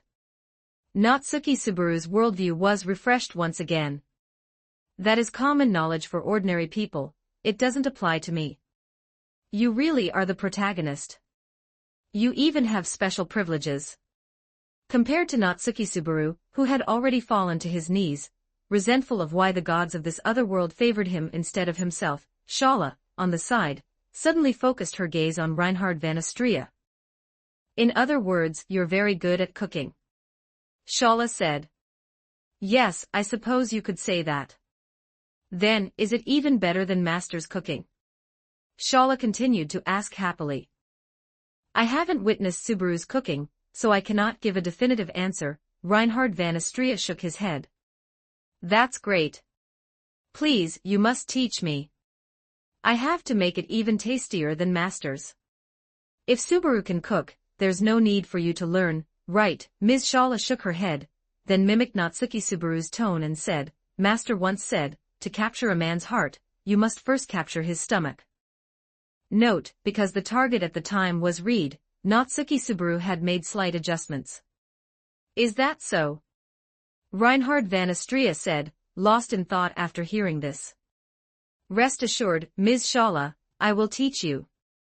That's fantastic. Reed's descendant isn't so bad after all, Shala nodded happily, washing away the biggest stain on Reinhard van Astrea's reputation. Have you recovered? Reinhard van Astrea asked gently, looking at Natsuki Subaru, who was kneeling on the ground, his art style having turned black and white. Almost, having accepted the fact that this guy was the true protagonist, Natsuki Subaru stood up. But so what? Even if he is the protagonist, he can't even handle his own family relationships. In that regard, I win by a landslide. Natsuki Subaru nodded confidently. In reality, he hadn't handled his well either. Welcome home, Master. An elderly couple was in charge of managing this villa. Is father home right now? Reinhard van Astrea asked. Replying to Master, Lord Heinkel is currently not here. After Master left the royal capital to execute your mission, he returned to the main house. He should be back in a few days. Good, I understand. Reinhard van Astrea felt a weight lift slightly from his heart. He understood Subaru's personality, and knew his father's character well. If the two really clashed, he would be in a very difficult position. That's the situation. Father is not here right now. Even with the Earth Dragon, it would take 4 days to travel from the main house to the royal capital, Reinhard van Astrea turned to say to Natsuki Subaru. Ah, what a pity. Seeing how mysteriously you were talking about him, I really wanted to see him in person, Natsuki Subaru said with disappointment. Stop teasing me. Let's go inside. First, choose a room for you both to stay in. Do you need 2 rooms? Reinhard van Astrea asked. If you aren't safe with Reinhard van Astrea guarding you, then nowhere in the world is safe, you idiot, Natsuki Subaru lightly tapped the back of Shala's head. Ugh, Master is taking the outsider's side. Master is being poached so quickly. I am not. Besides, what do you mean by poached? Reinhard van Astrea isn't an outsider, is he? Watching the two bicker, Reinhard van Astrea smiled and said, the relationship between Miss Shala and Subaru is truly enviable. Heh, right. This is what they call master and disciple of one heart, don't be envious. Our situation is different.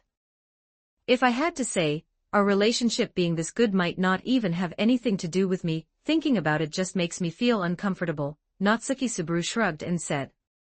Reinhard van Astrea didn't quite understand Natsuki Subaru's words, so he could only continue, then let's eat something delicious to improve your mood.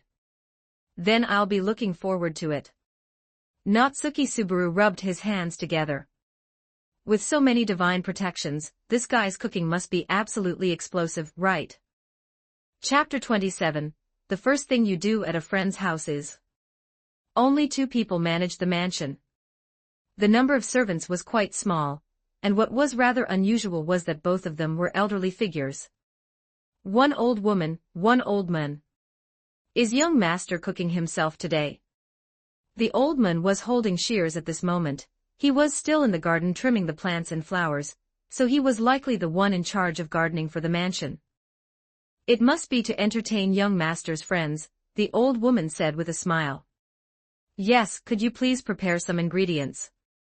Natsuki Subaru and Shala don't know what they want to eat, just prepare the usual ingredients for dinner.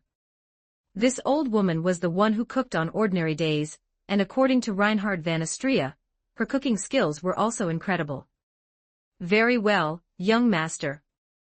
The old woman looked at Natsuki Subaru and Shala with a chuckle, seemingly feeling sentimental that her young master finally knew how to bring friends over to hang out.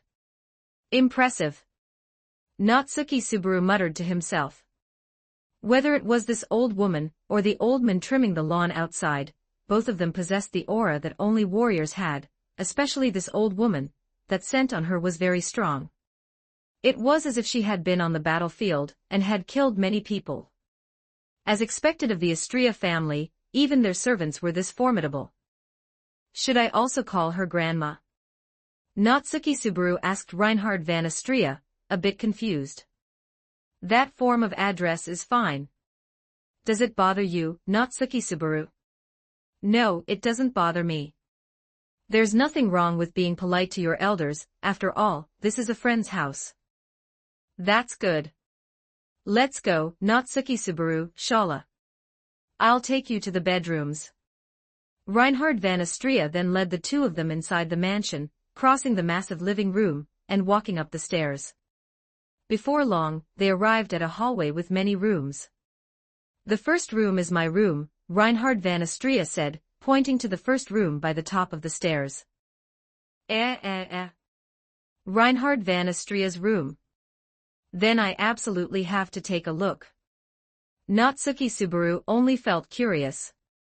Generally speaking, the first thing to do when arriving at a friend's house was to go see their room. A person's room best represented their true nature, for instance, discovering some inappropriate books under the bed or something like that. Cough cough, Reinhard van Astria probably didn't have such little quirks. If you'd like to, Natsuki Subaru, of course you can. Reinhard van Astria walked to his door and opened the room. Natsuki Subaru eagerly crowded forward. Inside was a very ordinary setup, a huge bed, a wardrobe, a rather worn-out desk in the corner, and a wall-mounted bookshelf filled with books. It's more ordinary than I thought.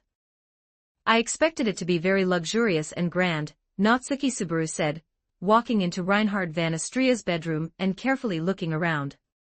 So many books. Reinhard van Astria, are you an intellectual?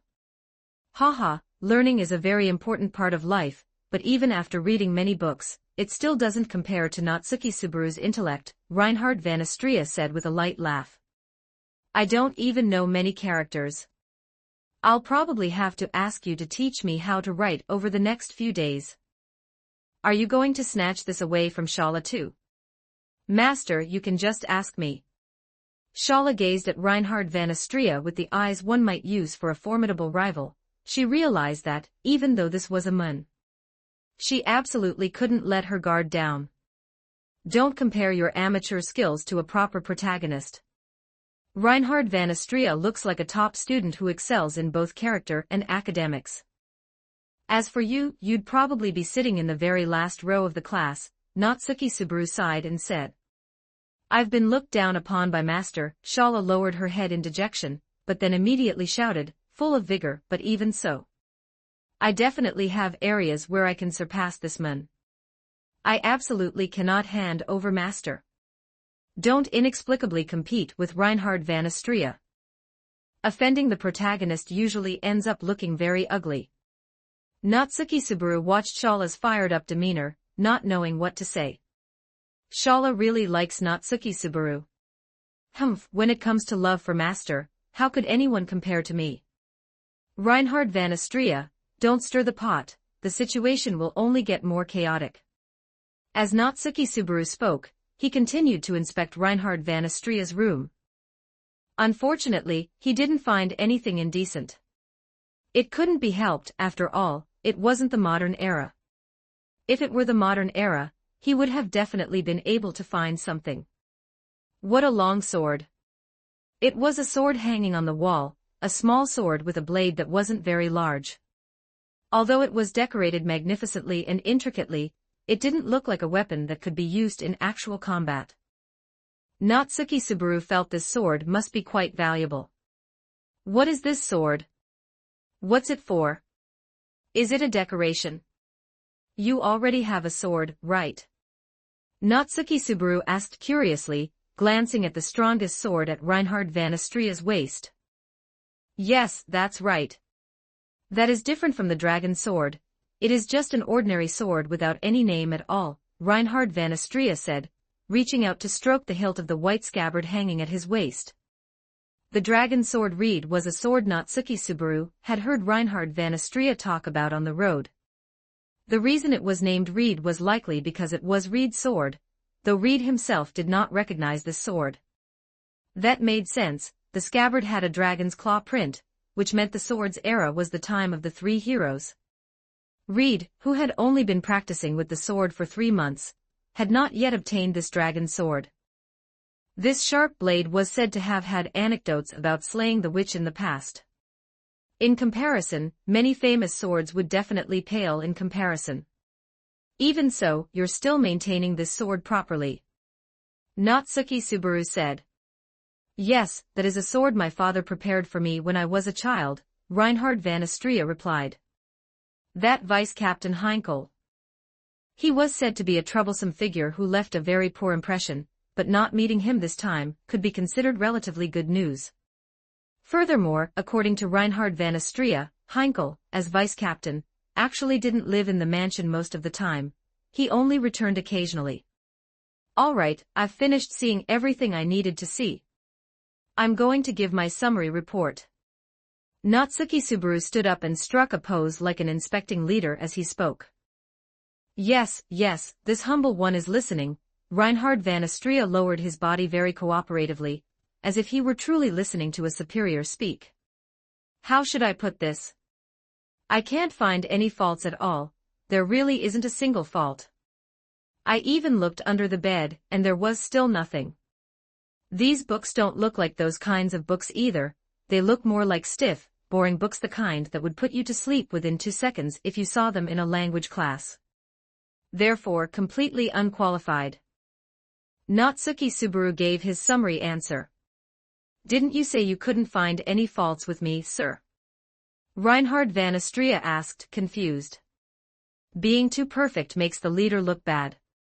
If I can't find any faults, wouldn't the point of my inspection be completely wasted? Properly revealing a few small flaws is what a great person should do, Natsuki Subaru said with a smile, patting Reinhard van Astrea. I don't understand at all.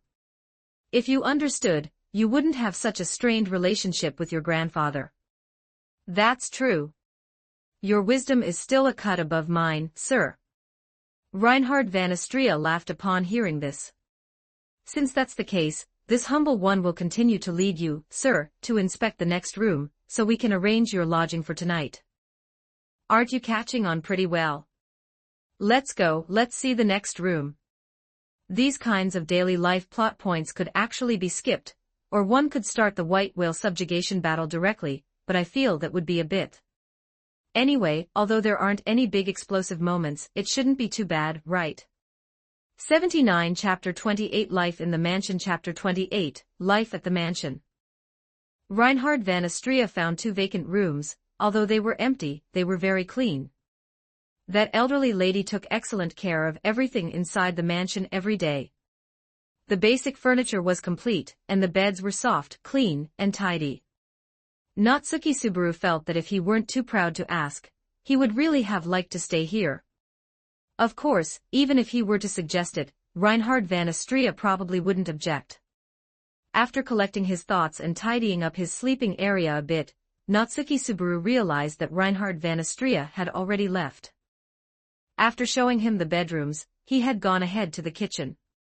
Cooking skills backed by a bunch of divine protections. I really wonder what they taste like, Natsuki Subaru said with some anticipation. I must learn cooking skills that will make Master praise me endlessly, Shala said silently in her heart. You too, please follow me. The elderly lady walked out from the corridor. She must have rushed over immediately after preparing the ingredients. Are we heading to the dining room? Natsuki Subaru asked curiously. Yes, the young master is cooking, and it won't be long now. You two may go to the dining area and wait for him, the elderly lady said as she led the way. Shala, what are you thinking about? Natsuki Subaru tugged on Shala's clothes. Your reaction looks even more suspicious. Hey, we're in someone else's house, so you need to have some manners. Understood, master. Hee, are you two lovers? The elderly lady asked with a chuckle. Me and master. Although we aren't yet, but my body, my heart, have long belonged to Master. Shala replied at high speed. That's just her one-sided claim, please don't mind it. I'm not evil enough to toy with girls. Natsuki Subaru immediately explained. Is that so? Young man, some kinds of love will leave you with lifelong regrets if you miss them. If you can't say it now, when you wait for the future, you might never have the chance to say it at all, the elderly lady said with the tone of someone who had seen it all. Grandma, you seem to really understand. Is that because of a love story with your grandfather? Natsuki Subaru asked curiously. The elderly lady seemed to recall something and shook her head with a smile. I once witnessed a heart-wrenching love.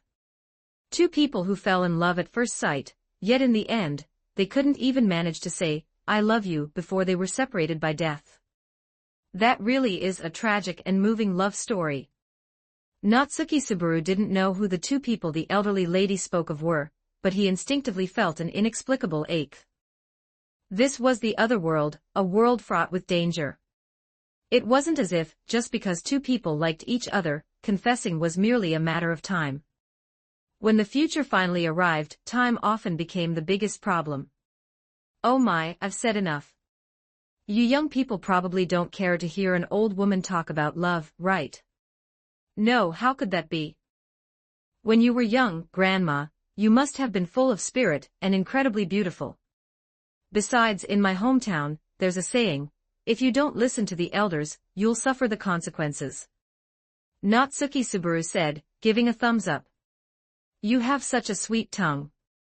If it weren't for the young master cooking today, I would have wanted to prepare a whole table of delicious food for you.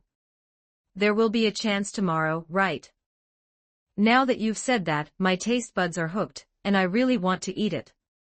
It must be said, Natsuki Subaru claimed he wasn't good at handling interpersonal relationships, yet he seemed able to easily strike up friendships with all sorts of people, relying on that super outgoing mouth of his. The elderly lady brought the two of them to the dining area. The space wasn't very spacious, but it was enough to accommodate at least a dozen people dining together. In the center sat a classic aristocratic long table, covered with a snow-white tablecloth. The tableware was already in place, and on the table were a few pieces of crispy bread and several bottles of wine he didn't recognize, which looked quite expensive. Dinner hadn't started yet, so Natsuki Subaru felt embarrassed to just sit down. After showing them in, the elderly lady left. Not long after, Natsuki Subaru saw her again. She was pushing a food cart over. The aroma quickly wafted toward them. Even before seeing the food, Natsuki Subaru's stomach began to growl uncontrollably, eager to quickly taste the delicious meal. Vegetable salad, stewed meat, roasted suckling pig, pies, grilled meat. The dishes were rich and complete. This was a sumptuous dinner that exceeded Natsuki Subaru's imagination. Since arriving in the other world, he hadn't really had a proper feast of delicacies. The elderly lady began to deftly distribute the dishes, arranging them on the table with methodical precision. Even though she looked advanced in age, her hands and feet didn't tremble at all. Do you need help? Natsuki Subaru stepped forward, wanting to do something. You are a friend of the young master. If I let you do it, it would break the rules of etiquette, so it's better if I do it myself. However, I appreciate the kind offer. In a short while, the entire dining table was fully set. It's time to eat. I hope it suits your tastes. The chef, Reinhard van Astria, also walked in. There's so much. Did you take Shala's appetite into account? Reinhard van Astria, you guy, you're always so thoughtful, Natsuki Subaru said. Not at all, I just did what I ought to. Reinhard van Astria pulled out a chair and sat at the head of the table. Then, let's dig in. Natsuki Subaru also sat down, while Shala sat directly beside him. What's wrong? Natsuki Subaru suddenly felt several people looking at him. No, it's nothing, Reinhard van Astria smiled and shook his head. However, next time, I wouldn't recommend Subaru sitting there. That was it, he had sat in the wrong seat. Terrible, terrible, terrible. Was it because he was too excited? Or was it because his stomach was truly too hungry? After all, he hadn't eaten anything since morning, and he had actually forgotten the basic etiquette of Western nobility regarding seating. Cough cough cough, Gomen Nasai. Reinhard van Astria. It's fine. Subaru is not a noble, so it's normal not to understand the etiquette here. It's unavoidable, Reinhard van Astria said, not minding at all.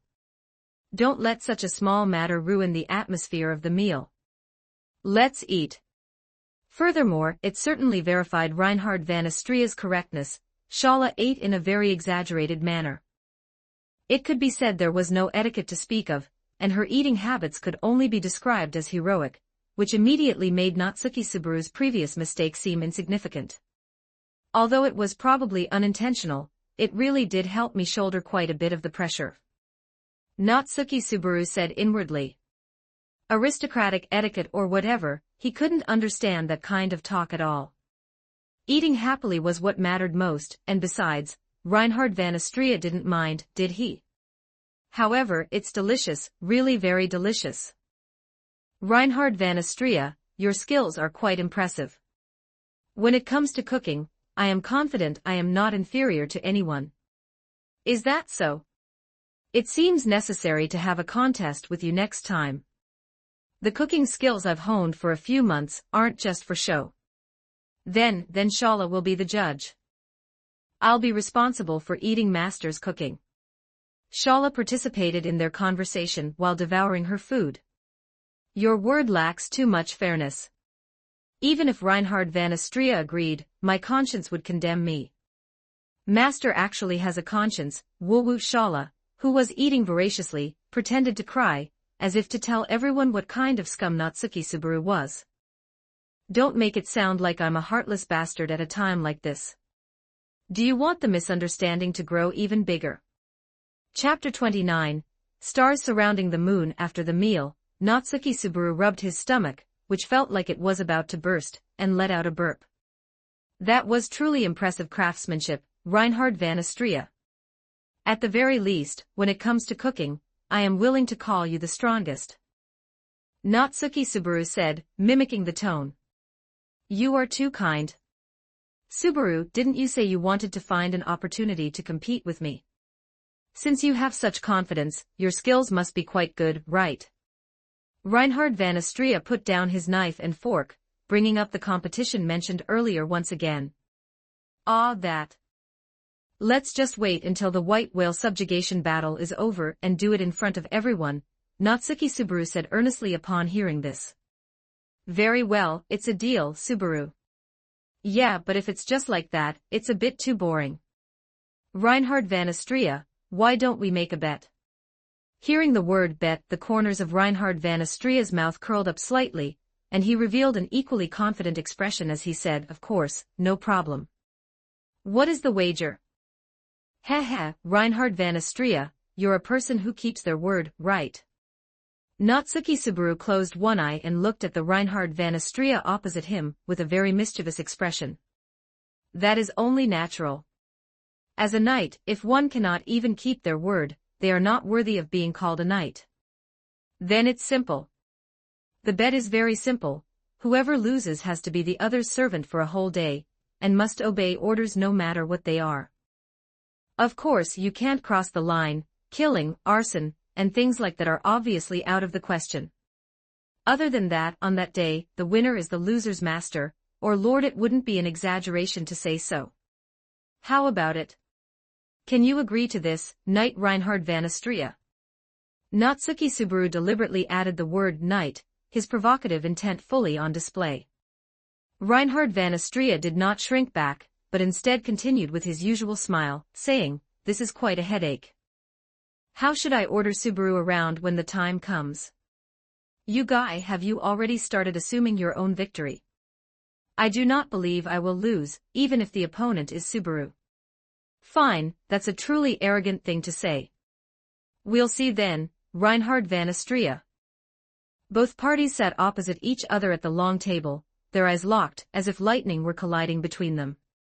Even Shala, who was still eating, sensed the smell of gunpowder.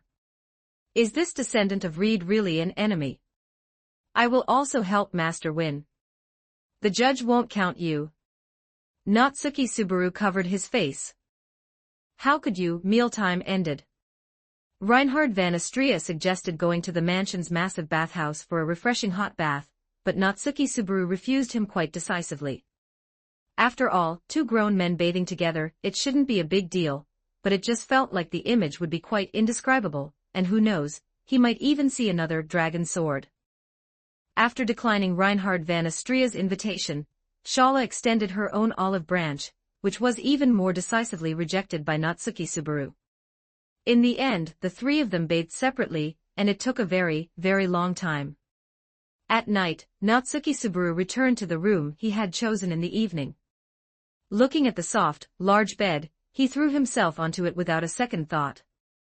The soft, fluffy bed, just lying on it made him feel like his whole body was being healed. He rolled around on the huge bed, but always felt like something was missing. Come to think of it, this is the first time I've slept apart from Shala, right? Natsuki Subaru suddenly realized. During those months in the Sage's Tower, when he lay in the green room, she was often guarding by his side, so it made no difference. That time at the inn, they slept together, so that goes without saying. During the 5 days of travel, they slept out in the wild, and they basically slept huddled together. Sleeping alone like this, without Shala's company by his side, really was a first. What am I doing? I'm not a 3-year-old child anymore. Sleeping alone is the norm. Good night, world. Natsuki Subaru pulled the quilt up and covered himself, but he tossed and turned, unable to sleep. Is the pressure too much? The subjugation battle is the day after tomorrow. I still haven't successfully deduced the authority of greed, so the chances of winning are still slim. Heart of the Lion, Little King, Hand of the Giant. Scorpio, Orion constellation, Leo. This world clearly doesn't have Earth's constellations, so why are there so many things related to Earth's constellations here? Unable to fall asleep for a long time, Natsuki Subaru finally got up and climbed down from the bed. If he remembered correctly, going up a few more levels would lead to the eaves of the mansion, which was the roof. From there he could get a good view of the stars, right? If he went there to catch some breeze, and watch the stars for a while, maybe he would get sleepy. With this thought in mind, Natsuki Subaru tiptoed out of the room without making a sound. The dim corridor was filled only with bright moonlight. There was no one around, and it was deathly quiet. He walked through the mansion somewhat unfamiliar with his surroundings, heading toward the roof. It should be here. As the hatch leading to the roof was opened by Natsuki Subaru, the galaxy across the sky was the first thing to rush into his pupils, a brilliance of the galaxy that could not be glimpsed in the modern night. A breeze brushed past Natsuki Subaru's short bangs. Not only did it not bring sleepiness, but it instead delivered a sense of cool clarity. He walked onto the roof and climbed up onto the eaves, only to discover that there was someone else here. The girl's ponytail swayed in the wind on the roof. She was hugging her knees, staring intently in one direction, motionless, looking quite beautiful under the moonlight. It was Natsuki Subaru who spoke to break the silence. Shala turned her head in surprise, but Natsuki Subaru had already sat down beside her. It's so late, and you're not planning to sleep yet. What are you doing sitting here? Isn't Master doing the same? As for Shala. Before the girl could finish speaking, Natsuki Subaru interrupted her. Still not used to it, right? After all, it's a lifestyle habit of 400 years. It's a bit much to ask you to change it in an instant, Natsuki Subaru pointed out. No, it's not that. I don't think the current life is bad. I'm very happy following Master.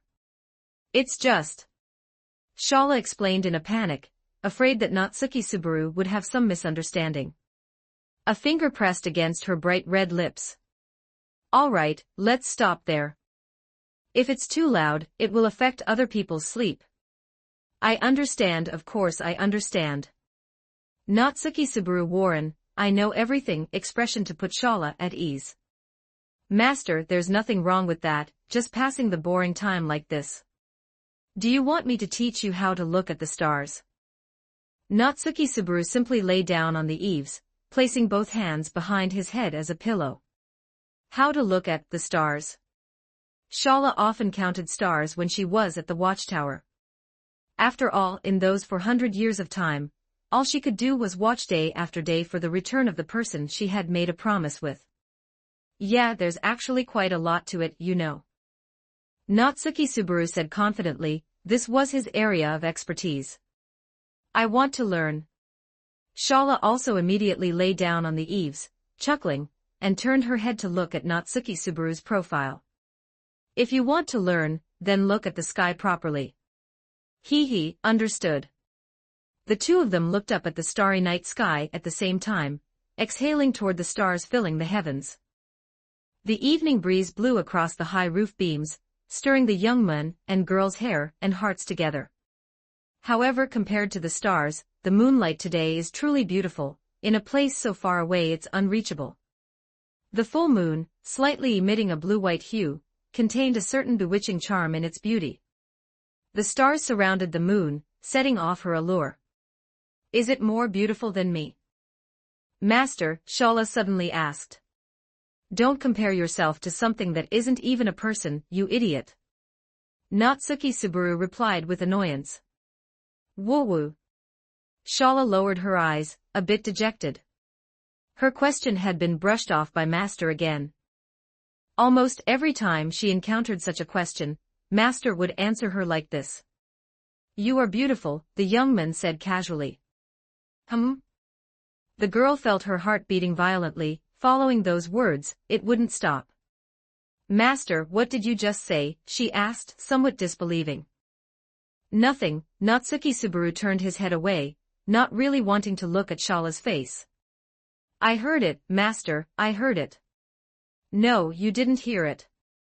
And don't be so loud, you'll disturb. Before Natsuki Subaru could finish speaking, Shala suddenly launched an attack, hugging Natsuki Subaru tightly and pressing her soft body against his. The girl's refreshing scent was very strong because she had just finished bathing, not to mention that her attire was always so revealing. This was a temptation that a teenage boy could hardly resist. I love you, Master. You've already said that many times. But I just love you, Master, no matter how many times. This wasn't a frivolous remark. Having spent so much time with Shala, Natsuki Subaru understood that these were words condensed from 400 years of affectionate love that could not be conveyed by words alone. Look at the moon and the stars. Such beautiful scenery, you won't see it often in the future, Natsuki Subaru said, blushing and stuttering a bit. No, the starry sky is indeed beautiful, that's true, but Master is my world. So how could mere moons and stars steal my gaze from Master? Shala gazed into Natsuki Subaru's eyes, her warm breath hitting his cheeks. The girl's eyes reflected only the young man's face, but this was her entire world. She had put her world into her own eyes, and that was enough. Is that so? The moonlight was bright and clear, casting silver light like a goddess's blessing onto the young man's shy face and the girl in love. Why was Shala's carapace red, a vibrant red, a bright red? Natsuki Subaru thought it must be because the girl was overflowing with love. Yes, it was the color of love, which would not fade even after 400 years. Under the eaves, Reinhard van Astria had his back to the moonlight and his back to the two people on the roof, just quietly leaning against the wall. Time for quiet moon viewing like tonight is not much left. Subaru, cherish it. 81 Chapter 30 It's all the stars' fault. Chapter 30 It's all the stars' fault. Feeling the chill of the evening breeze, the softness of the girl in his arms, and the face drawing ever closer before him. The atmosphere was perfectly set, and Shala, unlike her usual impatient self, was slowly leaning in toward Natsuki Subaru. Her eyelashes fluttered and lowered like butterfly wings skimming across water. Her exquisite face was truly stunning when viewed up close. Their breaths intertwined at such close range, and warm air mixed with the evening breeze brushed against their cheeks, making even the air feel thick and heavy. In this situation, in these circumstances, her lips like red cherries were slowly drawing near to Natsuki Subaru. If he didn't offer any resistance, she would surely succeed this time, wouldn't she? Master, Shala called out to Natsuki Subaru in a gentle whisper, wanting to successfully take her first step in this flawless moonlit night. But this phrase also brought Natsuki Subaru back to his senses. I'm sorry, but it's still no good. He wanted to accept this love, it was so overwhelming. He wanted to kiss her lips, they must be delicious. He wanted to caress her face, greedily inhale her scent, and even more, confess his own love to her, but he couldn't do it. He wouldn't be so shameless, Natsuki Subaru would never do that at this moment. So, even though the atmosphere had reached this point, and even though the girl was being as careful as possible, slowly revealing her love, Natsuki Subaru still couldn't just accept it. If he accepted it, the boy turned his head away, using his actions to express his refusal. Moisture welled up in Shala's eyes. Even though she had anticipated this result when she threw herself at him, it didn't mean she was truly as strong as she appeared on the surface.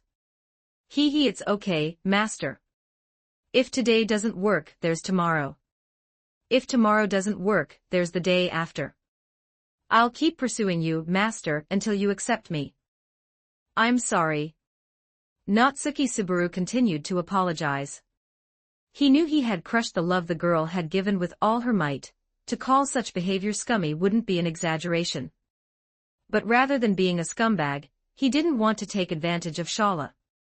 A relatively strong gust of wind blew across the roof, causing their collars and hair to dance continuously, which also aptly soothed their restless hearts. Shala released Natsuki Subaru and giggled, as if everything that had just happened didn't exist. Does it? Natsuki Subaru asked in a low voice. What do you mean, master? Your heart, does it hurt? The true feelings offered by the other party had been rejected by him, even though she kept smiling, kept saying it was okay. Of course it hurts. Master is so silly. I really don't know who else would deeply love such a troublesome master besides me. Shala answered the question with a smile on her face. But there's really nothing I can do, master's mischievous nature is just his usual style. Shala, Natsuki Subaru turned his head back to look at Shala. Hearing the call, Shala's expression brightened, and she responded happily. What is it, master? Are you going to comfort your cute apprentice? If it's just a kiss of confession, I can pretend everything that just happened didn't happen. Who is it that you actually like, Flugel, or Natsuki Subaru? Natsuki Subaru asked very seriously. The answer to this question was more important than anything to Natsuki Subaru. Shala looked confused. Then, she said without hesitation. Master is doing it again, whether it's Flugel or Natsuki Subaru, master is master. Things like that don't matter. I love the person I want to love, and I love them however I want to. And then, if that person loves me too, that would be wonderful. The girl said truthfully. The boy wore an expression of disbelief. Are you? He is what I said, strange. Why are you making that face, master? Shala tilted her head, holding no doubts about her own statement, as if what she said was just a matter of course. Hearing the girl's pure response, Natsuki Subaru smiled. He couldn't help but laugh out loud. Master, you're not angry, are you? Did I say something strange? You're not going to throw me away like burnable trash on Tuesday, Thursday, or Saturday, are you? I don't want that. Shala didn't understand the situation. She wasn't as smart as Natsuki Subaru, nor could she read the room. In reality, she understood even less what her master was thinking. I tell you. It's nothing, I'm not angry, just a bit dumbfounded, so dumbfounded that I can't speak. I tell you, even though this was a problem that had troubled me for so long, why were you able to provide the antidote with just one sentence? Natsuki Subaru sighed and gazed at the girl with a very complex expression. Did I cause trouble for you, master? Don't speak. Natsuki Subaru suddenly hugged Shala tightly again. Master, I told you, don't speak. I don't want to regret my decision. The boy held the girl. It was a mild summer night, the stars in the sky were blinking, and the light of the moon was still so generous, lighting the way for the two of them. He felt the girl's body temperature, her delicate scent, and even her very existence. Then, it was his turn. He gently leaned toward the girl's cheek. The girl who had always been so proactive, when it actually came to this moment, closed her eyes in excitement instead.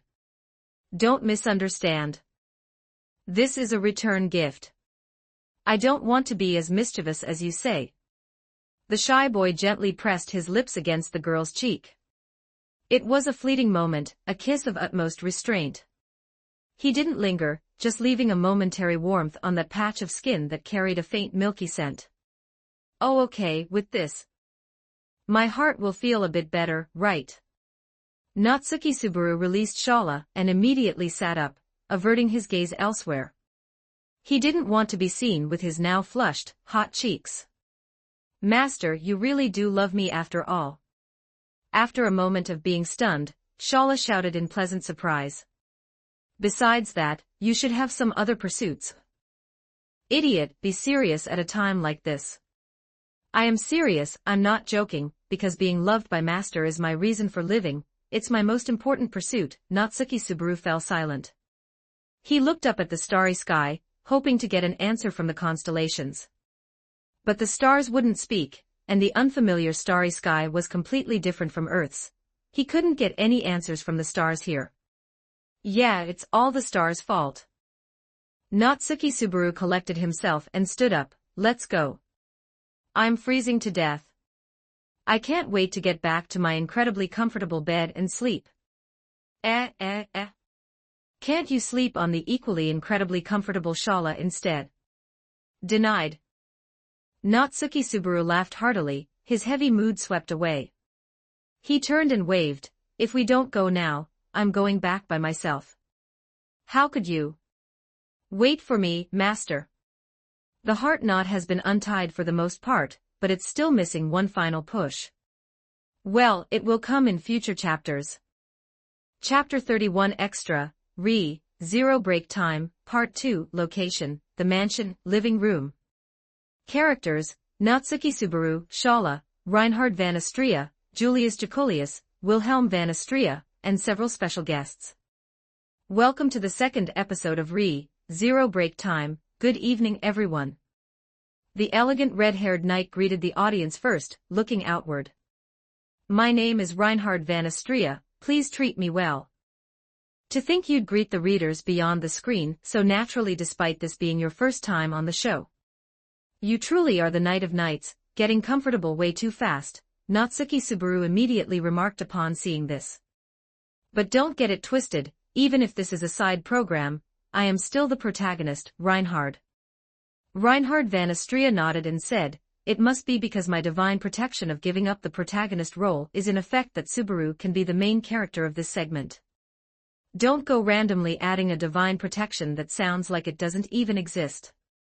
He. Is today's topic of discussion the fact that Master finally accepted my love? Shala shouted impatiently. That was just to return the favor, a return gift. I haven't said those 3 words yet, have I? Natsuki Subaru said testily. To not express your love to the lady in that situation, but instead apologize and reject her Subaru, such behavior is not befitting of an elegant knight, Julius Jacolius commented. I definitely don't want to be judged by a guy who doesn't even have a girlfriend. Besides, I'm not even a knight, am I? So, is this the place to discuss how to subjugate the white whale and the Sin Archbishop? Wilhelm van Astria finally spoke, joining the conversation. Let's not always think about the main story during this extra break time. We should rest occasionally, Natsuki Subaru said. Indeed, Subaru is the one who needs a rest the most. I am truly sorry about last week's loop. I never expected the Knight Order to issue such an order. Julius Jacolius sighed. However, Ms. Shala hit quite hard, just looking at it made me feel the pain. A knight who cuts people down without rhyme or reason has no right to say that, Natsuki Subaru retorted on Shala's behalf. I for one, think those final words of yours, Subaru, were very cool, Reinhard van Astria said. Indeed, even knowing you could return by death, you dared to plunge the sword into your own heart to commit suicide, solely for the purpose of saving your friends. Subaru, your resolve is more than enough to serve as a knight. Julius Jacolius nodded in agreement. Ah, really? Haha, hearing you say that makes me feel a bit embarrassed. Natsuki Subaru scratched his cheek shyly. Issuing an arrest warrant just because you proposed a subjugation strategy and information about the witch cult, this is not the style of the Knight Order, Wilhelm van Astria said. Was it the intention of the Council of Sages? Yes, it was the intention of the Council of Sages. Indeed, it was a bit excessive, even I cannot fathom why, Reinhard van Astria replied. In any case, Subaru managed to avoid it and became friends with us again, so it was fortunate in the end, Julius Jacolius said. Compared to that small matter from last week's loop, what gives me a bigger headache is the loop before that. The authority of greed was never revealed until the very end. Reinhard, do you really have the confidence to defeat him? Natsuki Subaru asked. I will do my best, Reinhard van Astria replied with the most standard answer. Say, isn't it very impolite to secretly discuss people behind their backs when they aren't around? Doesn't this fundamentally violate my right to dignity? You knights who appear so bright and glorious, are you actually such shameless villains who would do such things in secret? It's truly laughable, I can't stop laughing. As the door to the mansion was kicked open, the voice arrived a step before the person. Discussing enemies even during break time. How diligent, how diligent, how diligent, how diligent, how diligent, how diligent. The two special guests successfully arrived at the venue. The people present did not show any hostility, and remained sitting quietly in the living room. For a moment, there was complete silence. Don't just ignore me like that, doesn't this violate my right to exist? Do you have such a right? You bastards, focus your gaze on me properly, and then continue discussing me without reservation, eventually arriving at the obvious answer that I am invincible. Regulus said with dissatisfaction. Why is it sloth? Are you actually this lazy? Betelgeuse bit his own fingers, which began to bleed. Who invited you guys? Natsuki Subaru raised his hand, breaking the awkwardness of the two Sin archbishops. But then again, it's not like we can attack or hurt each other here anyway, right? This is just a time for banter and rest. Regulus frowned and said very dissatisfiedly, I am merely exercising my rights. Only a fool would do such boring things. I am enjoying my rare downtime at every moment. If that's the case, then isn't there no point in you coming to this show? Other than to cause trouble. Watch your phrasing carefully. I am a special guest and you are just a common runner-up. Can you understand the vast difference between us, ugh? Before Regulus could finish, the red-haired knight arrived in front of him first, followed immediately by a kick. The immense power sent him flying, blasting him outside to who knows where. You bastard, is this a trial? Is this a brand new trial bestowed upon me? I will obtain her love, her love, her love, her love, her love, her love, her love. The unseen hand reached out. Reinhard van Astria could not see it, but it didn't matter. He nimbly dodged based on intuition and threw another punch, sending him flying as well. Hey. Reinhard van Astria, this show doesn't allow the use of force, right? Natsuki Subaru's mouth twitched, and then he said. Apologies, he was simply too noisy. I don't think the audience would like him very much, Reinhard van Astria said quite seriously. That doesn't look like an apology to me. But whatever, it's certainly much quieter now. Where were we? We were talking about how Subaru doesn't want to see a second dragon sword, Julius Jacolius said. Shut up. 83 Chapter 32 Walkthrough, Eve Chapter 32, Eve of the strategy the next day. 36 hours until the white whale appears. Today's schedule was quite busy. After hurriedly finishing breakfast in the morning, the group gathered once again in the basement of the guard station. Unexpectedly, besides Julius Jacolius, there were two surprise visitors in the guard station dungeon this time.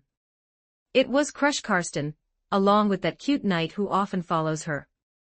Hello, yeah, I am Crush Karsten-sama's head knight, from the Argyle family, Knight Felix Argyle. The cute girl with demi-human features introduced herself as such. Natsuki Subaru nodded, then said admiringly, "That's amazing. To think there's such a cute beautiful girl knight is this other world, this open-minded. Beautiful girl knight." Everyone except Natsuki Subaru simultaneously wore a look of confusion as they looked at him. What is it? Did I say something wrong? No, it's nothing. Natsuki Subaru's term is a bit unique. Beautiful girl doesn't sound like a term used to describe a knight, Reinhard van Astria said. Well, of course. It's a term for cute girls, and since Felix is a knight, I just combined them. Though the name does sound a bit like a boy's, but this appearance fits it perfectly, right? Natsuki Subaru continued to explain. However, following his explanation, the others' confusion was immediately cleared, followed by Julius Jacolius, Reinhard van Astria, and even Felix holding back their laughter. What are you doing? Is it that funny? Natsuki Subaru was even more confused. Master-sama, this person is a boy, Shala said, tugging on Natsuki Subaru's clothes. Oh, it's a boy. Wait, what? What did you just say? Unable to accept what Shala said, Natsuki Subaru's brain briefly crashed. He slowly, carefully chewed on the words before asking tremblingly, Shala, what did you just say? Say it again. This person is a boy. Every word was clear, important things are said twice. Hey. As his consciousness caught up with his understanding, Natsuki Subaru's scream echoed throughout the dungeon, accompanied by the laughter of Julius Jacolius, Reinhard van Astria, and Felix, who couldn't hold it in any longer. Hey, quit joking around, Shala. That's not funny at all. Natsuki Subaru said, pointing at Felix. It was true that for a woman, the height was quite tall, but aside from the facial features, body lines, and height, it looked like a woman. It couldn't be denied that as a woman, the chest was a bit lacking, but there are many women in the world whose chests remain flat even after adulthood, so that couldn't be used as counter-evidence. The voice is so high, the lines are so slender, the skin is so crystal clear, it's a man. Ah, this is your first time meeting, isn't it? My knight, Felix, is a man. This isn't coming from anyone else but my own assertion, Crush Karsten said, looking at Natsuki Subaru's shocked expression. Natsuki Subaru fiercely slapped his own face. You just saying it with your mouth, anyone can do that. It won't be that easy to trick me. That's right, without proof, it's just empty words. Natsuki Subaru said, pulling himself together. Felix and I have known each other for a long time. We're close enough to bathe together. Between his legs, there is undoubtedly a male. Before Crush Karsten could finish, Natsuki Subaru screamed again first. I was wrong. I accept it completely, so please, never say such things from a girl's mouth. I didn't say any vulgarities, did I? Your words are becoming a bit obscene. Don't say it. Natsuki Subaru clutched his head, truly unable to accept this terrifying fact, and turned to point at Felix again. It's all your fault, damn it. Even if you have a little something down there, who does that benefit? And you have cat ears, but you're actually a man. Who does that benefit at all? Even if you say that, it was Natsuki Subaru who misunderstood on his own. I, little Felix, have never said I was a girl. Nya, Felix chuckled, tongue out and winking, which made Natsuki Subaru stomp his feet in frustration. Mom, Dad, even in this other world, traps exist. After learning Felix's gender, everyone shows an expression of surprise. This is the only thing that never gets old, no matter how many times I experience it, though rarely is anyone as surprised as you were just now, Crush Karsten said. It's time to get back to the main topic. Duke Crush Karsten, why have you come? Wilhelm van Astria spoke up first. This question was supposed to be asked by Natsuki Subaru, but he was still immersed in the terrifying fact from just a moment ago, and hadn't recovered yet. To offer some help, Crush Karsten said. The two knights just explained the situation. Subjugating the white whale and the Sin Archbishop, such a major event. I also want to contribute. Is there any way Crush Karsten-sama can help? Julius Jacolius asked. Julius Jacolius, Reinhard van Astria, you are both important members of the Knight Order. To leave the capital at the same time, you need approval, right? Crush Karsten said. Yes, that is correct. You can try to take leave or vacation to buy time to depart. That is true, but if the kingdom finds out afterwards, have you thought about the consequences? Julius Jacolius and Reinhard van Astria fell silent. It doesn't matter. If we can deal with the white whale and subjugate the Sin Archbishop, I don't care about some punishment, Reinhard van Astria quickly said. Reinhard van Astria, Knight, your words are always so dignified. So I thought, why not set out for the subjugation in my name this time? Crush Karsten threw out her proposal. If that's the case, the kingdom won't ask too many questions. Of course, I won't steal everyone's contribution, and I will never be a petty person who profits from others' labor, Crush Karsten continued. On the contrary, I will announce the final results of the white whale subjugation to everyone. By then, merchants across the country will record this achievement. Your names, what do you think? Crush Karsten looked at Natsuki Subaru. The organizer was Natsuki Subaru. It was hard to imagine that an outsider, having arrived in the royal capital less than a day ago, had gathered the strongest combat forces in the capital. This leadership and drive made Crush Karsten have to admire him. Of course, there was also his ability to plan ahead, and his instinct for foresight. Crush Karsten-sama, you want a piece of the pie, don't you? Natsuki Subaru pointed out her intention. Is it to have an extra card on the political stage? Just like you said yesterday, one more bargaining chip. That's right. I don't intend to hide my intentions, Crush Karsten said. You didn't have this intention yesterday. What made you change your mind? Natsuki Subaru asked. That, I do not wish to answer you, Crush Karsten's expression showed a hint of gloom. Is that so? I'm sorry, I might have asked something I shouldn't have. If you want to, of course you can. Being able to recruit the old man was thanks to your help in the first place, so in whose name we go, I don't think it makes a difference. Natsuki Subaru shrugged. He didn't care about the fame, and he wasn't deciding to subjugate the white whale to become famous. Is that so? Thank you. Let's consider yesterday's favor repaid this way. That's not how it works, Crush Karsten-sama, Natsuki Subaru suddenly said seriously. Do you have any objections? Crush Karsten frowned. If the other party intended to demand huge benefits, things would become very ugly. Duke Crush Karsten willing to subjugate the white whale, and the Sin Archbishop in her own name, helping Reinhard van Astria and Julius Jacolius avoid punishment, is already a very important help to our side.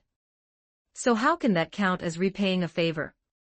If that were the case, wouldn't I be too cunning? Natsuki Subaru laughed heartily and said. Interesting, Natsuki Subaru. This is a huge merit, and you're just ceding a share to me like this. Crush Karsten still said in a majestic tone. She looked forward to Natsuki Subaru's answer. She wanted to know the other party's intentions, the other party's thoughts.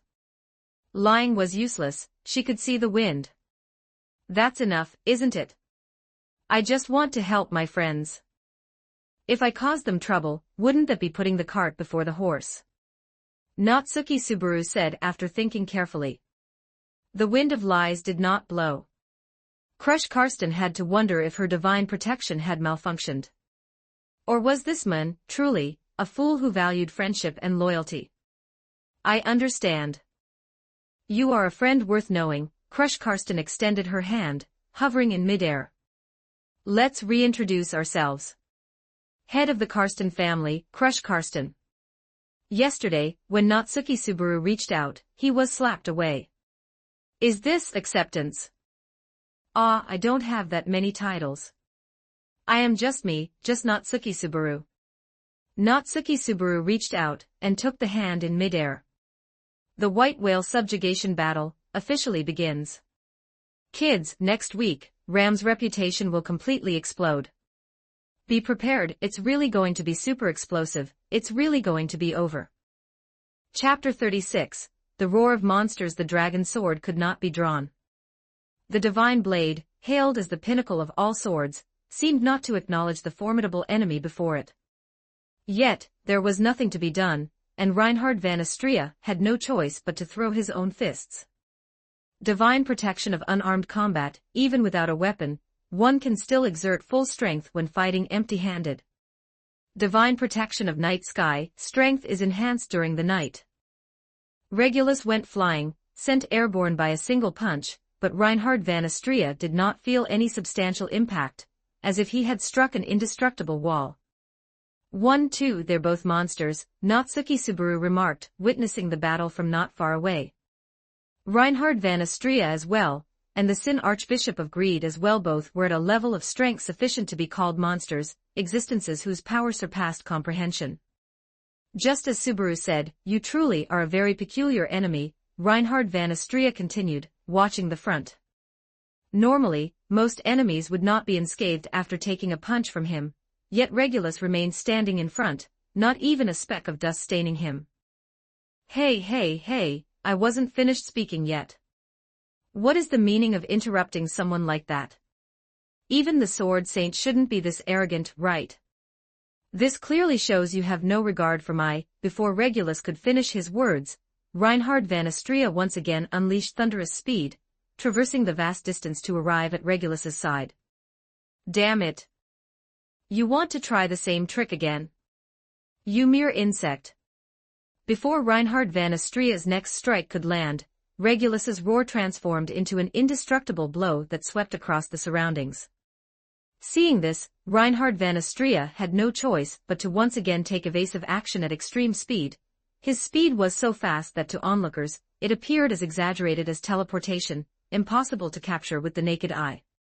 Regulus's offense and defense were both top tier in the world, but in the end, he only possessed the physical constitution of an ordinary person, and that level was insufficient to see through Reinhard van Astrea's speed. The sonic blast ravaged the scenery of the plains, as if to alter the entire landscape, yet it could not catch Reinhard van Astrea. Ugh, ah! Regulus stomped his feet in anger. With his stomp, the earth shattered and cracked, with huge fissures extending 100 meters from him as the center, while the resulting gale attempted to capture Reinhard van Astrea's figure. Can't touch him. Can't catch him. Can't hit him.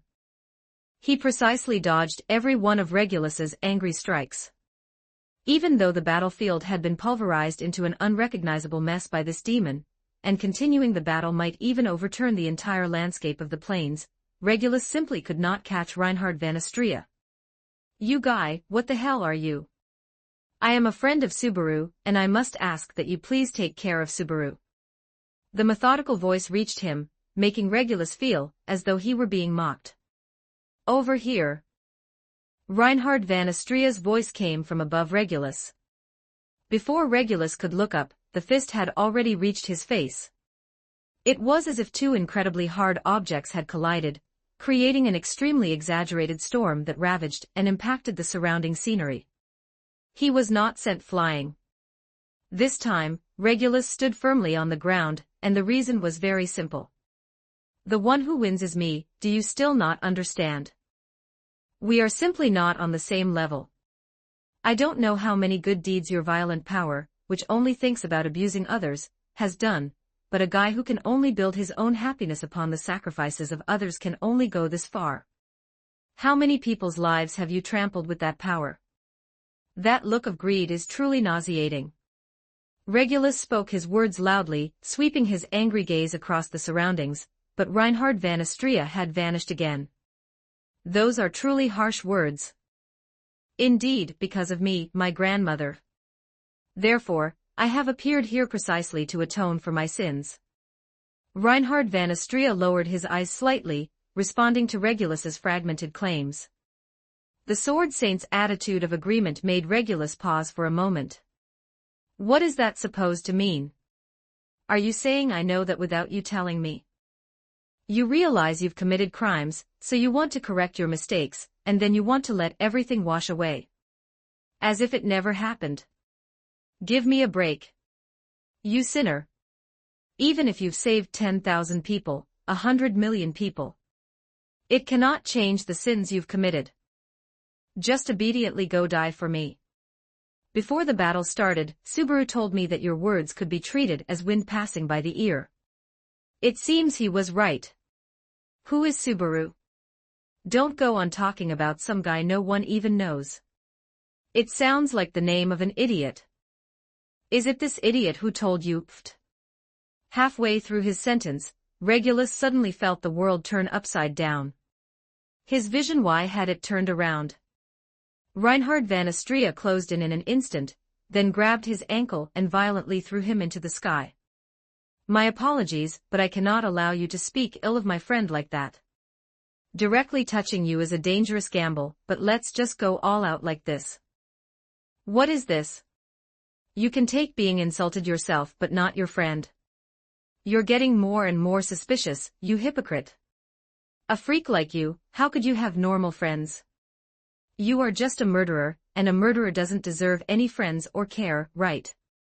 Even though he was thrown into the sky, Regulus continued to chatter incessantly, while fierce winds enveloped both Reinhard van Astrea and Regulus. Reinhard van Astrea leaped, his explosive jumping power carrying him easily to an even higher altitude. He clenched his fist, intending to strike Regulus down toward the ground once more. I've already said it, it's not a question of power. Do you think you can win just by throwing me down from a high place? You're dreaming. Just how selfish and arrogant are you? I don't think I can defeat you relying solely on power. Play with me a little longer. Regulus was like a meteorite falling at extreme speed, crashing toward the earth with the immense kinetic energy carried by the punch.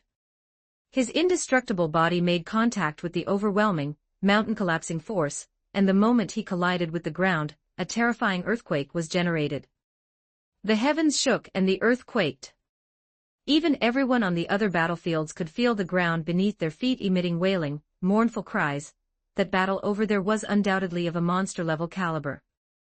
It really gets my blood boiling just watching it. Reed's voice appeared in Natsuki Subaru's mind after a long absence. I thought you'd been taken out. Big brother Reed, Natsuki Subaru remarked dryly. Humph, you underestimate me too much. But just like this, that knight won't be able to defeat the giant baby, Reed analyzed. That's right. No matter how intense the battle looked, from beginning to end, Regulus hadn't suffered a single scratch. He is the main course to be dealt with last. We have to finish off the appetizers first. Natsuki Subaru stopped focusing on the battle over there, because the Sin Archbishop of Sloth stepped on the unseen hand, arriving directly above Julius Jaculius and Natsuki Subaru. They too had an enemy they had to defeat. 85 Chapter 33 The White Whale Conquest, Part 1, Chapter 33, White Whale Subjugation Battle, Part 1, 2 hours until the white whale appears. 2 o'clock in the afternoon, outside Hunama's town, Flanders Plain. Everyone was prepared for this subjugation operation. After all, the opponent was the powerful white whale and 2 Sin archbishops of the witch cult. Natsuki Subaru had everyone deployed according to the locations in his memories. He had already set the alarm on his phone, just waiting for the moment the white whale would arrive. Everyone had already assumed a combat stance. Wilhelm van Astrea had already drawn his 2 swords, holding them in both hands, ready to sprint at a moment's notice. The silent sword aura on his body had reached a realm of thorough refinement. That demonic aura was the resentment accumulated from the desire to shoot down his nemesis. Leave the communication on the battlefield to me, Reinhard van Astrea said. The divine protection of telepathy he possessed could connect to everyone here, ensuring they could keep an eye on each other's battlefields. Subaru, I must ask you to lend me your eyes, Julius Jaculius said to Natsuki Subaru. This was a matter agreed upon before the battle. After mentioning Sloth's unseen hand, Julius Jaculius had proposed a spell of his own, connection. It could synchronize others' 5 senses and connect people's gates to allow for the exchange of thoughts. Of course, Natsuki Subaru wasn't quite clear on what a gate was, as he hadn't systematically studied magic yet. Wilhelm van Astrea didn't speak, merely staring ahead. His thoughts were complex, as if he had remembered something, and he immediately tightened his grip on his swords. His eyes were filled with killing intent. It's coming. Watching the time, tick-tock, tick-tock. Time slipped away, second by second. Wilhelm van Astrea, Julius Jacolius, Reinhard van Astrea, and even Natsuki Subaru, everyone, with the exception of the carefree Shala, had tightened the strings in their hearts. Ring ring ring ring, the phone's alarm rang on time, signaling that the white whale was about to appear on the Flanders plain, which was growing dim, and approaching nightfall. The afterglow of the setting sun remained, but there was no sign of the magical beast. Where was that behemoth? That huge monster that was supposed to appear as a matter of course. Could it be that it's late? Just as this thought flashed through Natsuki Subaru's mind, he discovered a huge shadow cast upon the ground directly in front of them. Something was obscuring the sky, covering even the last rays of the sun. Look at the sky. Julius Jacolius shouted first. Everyone looked up at the sky. Under the reddish-yellow twilight, floating in the air was a magical beast with a giant fish-like silhouette. Its exaggerated posture, huge eyes, singular beast horn, and the special for covering its entire body, there was no mistake. Such a giant beast was none other than the mist magical beast, the white whale. The giant magical beast let out a roar, sending thousand-fold sound waves whistling across the silent plain. Watching this massive creature, Wilhelm van Astrea had already begun to run. Shala, leave this guy to you and Master Wilhelm van Astrea. Julius Jacolius, come with me to find the witch cult. Reinhard van Astrea, keep an eye on the battlefield. If you spot anyone with white hair, go kill him. Natsuki Subaru barked his orders and turned to find Julius Jacolius. Mission guaranteed. Shala aimed her gaze at the giant object above and extended her arm, a conspicuous magic circle manifesting first. A swift white needle pierced toward the sky, striking the white whale's massive body with precision. Blood spilled onto the ground, accompanied by the white whale's roar of pain. The giant white whale dove downward, charging toward Shala and Wilhelm van Astrea with its exaggerated, massive body. Wilhelm van Astrea felt not a shred of fear. He stared fixedly at the rapidly approaching white whale. The gale swept across his cheeks, yet he showed no sign of retreat. His eyes were filled with excitement and rage. 13 years. I have waited for this day for 13 years. To actually charge at me, that is your greatest failure. Wilhelm van Astrea began to run, charging toward the giant white whale as well. As the white whale opened its maw, he leaped and jumped onto its body. The tips of the blades in his hands were brandished with impeccable form. The sword demon, gripping his sharp blades, moved like an elegant dancer upon the white whale, leaping continuously, slashing repeatedly. The white fur was hacked away, and flesh was torn asunder. Ha-ya! The sword demon roared, one blade, one sword, leaving his marks on the giant monster without pause. The image of his late wife surfaced in his mind. He still remembered the appearance of the sea of yellow flowers, the moment he had knocked her weapon away. The raging fire of revenge washed over the sword demon's aged body. Blood danced along with him, and the exquisite, heavenly music was the sound of the white whale's roar of pain. What an amazing old man! I've got to step it up too, Shala said, praising him as she watched Wilhelm van Astrea's fighting stance. White light pierced the air, stabbing toward the white whale.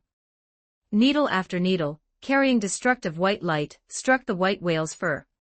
Suffering successive attacks, the white whale could only wail incessantly. It was enraged. The white whale suddenly shook its body, emitting a tangible sound wave that impacted the sword demon's brain. He froze in place for an instant, and in that very moment, the sword demon was flung away. The giant fish tail whipped toward the sword demon. If this blow landed successfully, the old man's body would suffer unimaginable trauma. Don't even think about it. Another sharp white needle easily pierced the fish tail. In pain, the white whale could not continue the strike, and had to let the sword demon land on the ground. "Thank you very much, Miss Shala," Wilhelm van Astria said, turning his head to thank Shala, who was not far away. "Just this level won't be enough to kill the whale, you know. The fur on the whale is quite troublesome, it's hard for my hell shot to have a finishing effect." Shala's needles, though called needles, were actually a type of magic needle. Their essence was a magic attack caused by condensed mana. The white whale's fur was very special, capable of almost completely immunizing it against damage caused by magic. Even if hundreds of mages cast magic attacks simultaneously, they would only be able to cause relatively minor injuries. "I understand, Miss Shala. However, even so, please continue to provide support. I will attempt to slay it with my sword. Since Master ordered me to take this guy down, I absolutely cannot let Master down. The whale's second wave of attacks is coming, watch out, old man." Shala and Wilhelm van Astria assumed their combat stances again. The massive magical beast had already circled back down, its mouth emitting a violent roar that formed a special sound wave attack. It was as if the air itself had created a tsunami. A large amount of mud, stone, and dust was blown into midair. The wave of sound, striking directly at the eardrums, was unbearable. Ha ha ha. Chapter 34, White Whale Subjugation Battle, Part 2. The battlefield was not limited to just this one location. Compared to the battlefield where the sword demon and Shala were, Julius Jaculius was riding his earth dragon across the plains, rapidly searching for the members of the witch cult that Natsuki Subaru had mentioned. "Every time I ride your earth dragon, I think about when I'll finally buy one of my own. It's a pity I'm still a penniless wretch," Natsuki Subaru said, sitting behind Julius Jaculius. "If the subjugation battle goes well, I can pay to help you find one. Consider it a reward for a great contributor," Julius Jaculius said, while steering the earth dragon. "Then I'd be very grateful." While the two were talking, they soon saw a group of people appear in their field of vision. They were dressed in eerie black robes and carrying weapons. In Natsuki Subaru's words, this was the classic image of a heretic, somewhat similar to the FFF Inquisition. The witch cult they really appeared. "That's truly amazing, Subaru. Everything is going according to your plan," Julius Jaculius said, expressing his admiration once again after witnessing the white whale's arrival, and now the appearance of the witch cultists. "It's enough that you all believe in me. We need to engage the enemy. Be careful, there should be a Sin Archbishop among them who can wield an authority. The name of the authority is Unseen Hand." "Yes, that was already mentioned before the operation began." Julius Jaculius leaped off, making a very stylish entrance above the witch cultists. None of the witch cultists could react in time. In fact, they hadn't even expected to be attacked. This was something not contained in their gospel.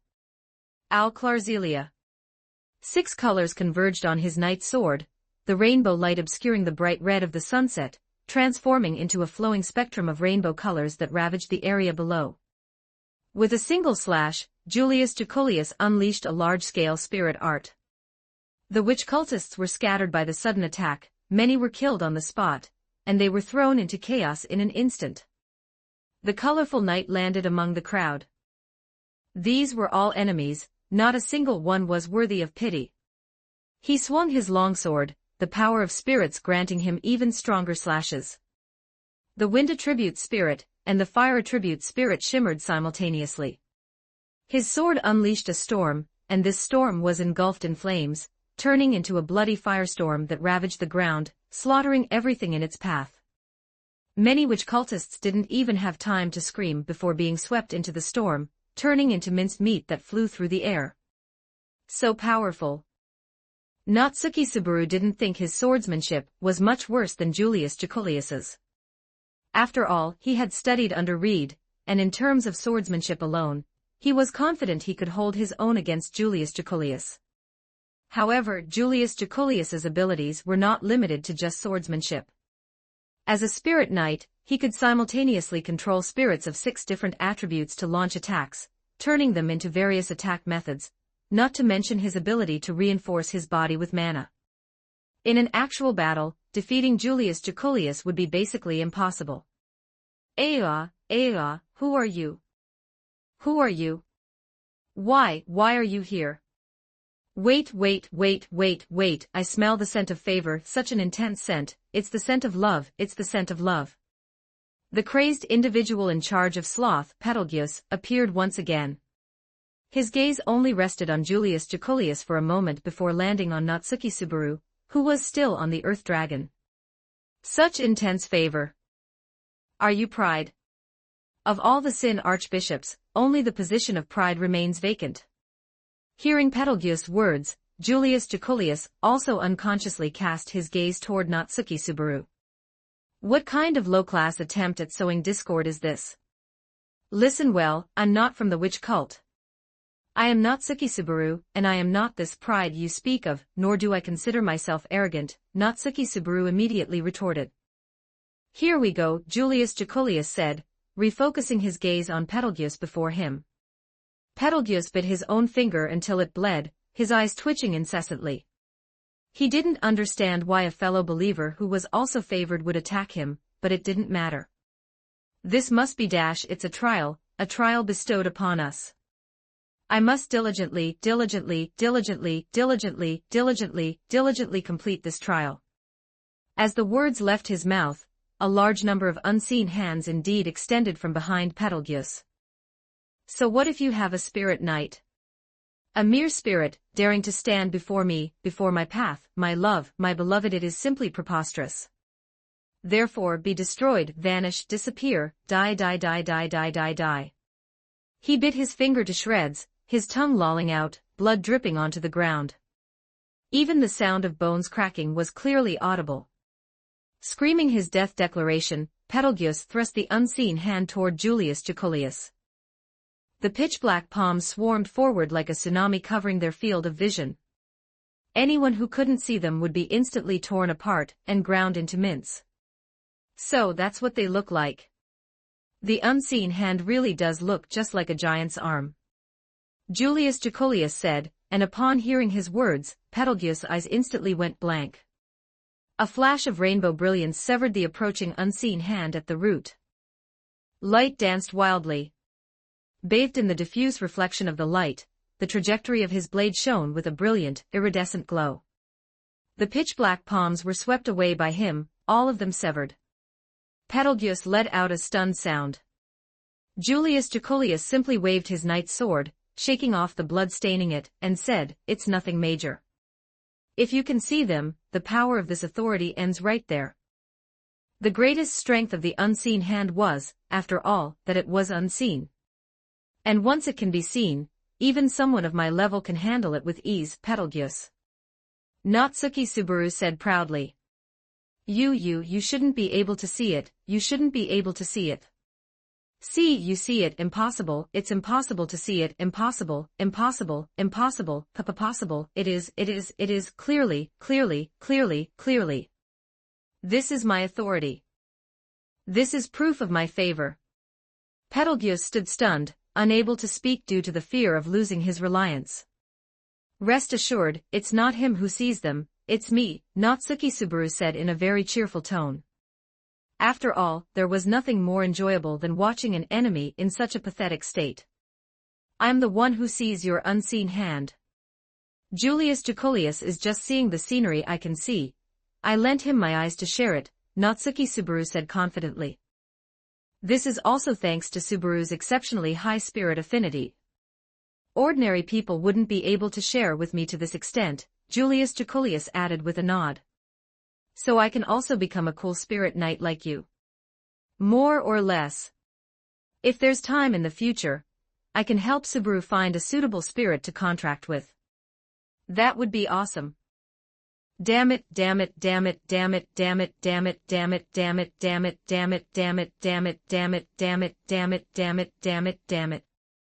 The unseen hand surged forward again like a tumultuous tide. Let me borrow your eyes to slay the enemy before me, my friend, Natsuki Subaru. Remember to give them back. 87 Chapter 35 The White Whale Conquest, Part 3, Chapter 35, White Whale Subjugation Battle, Part 3. The two battlefields were already engaged in combat separately.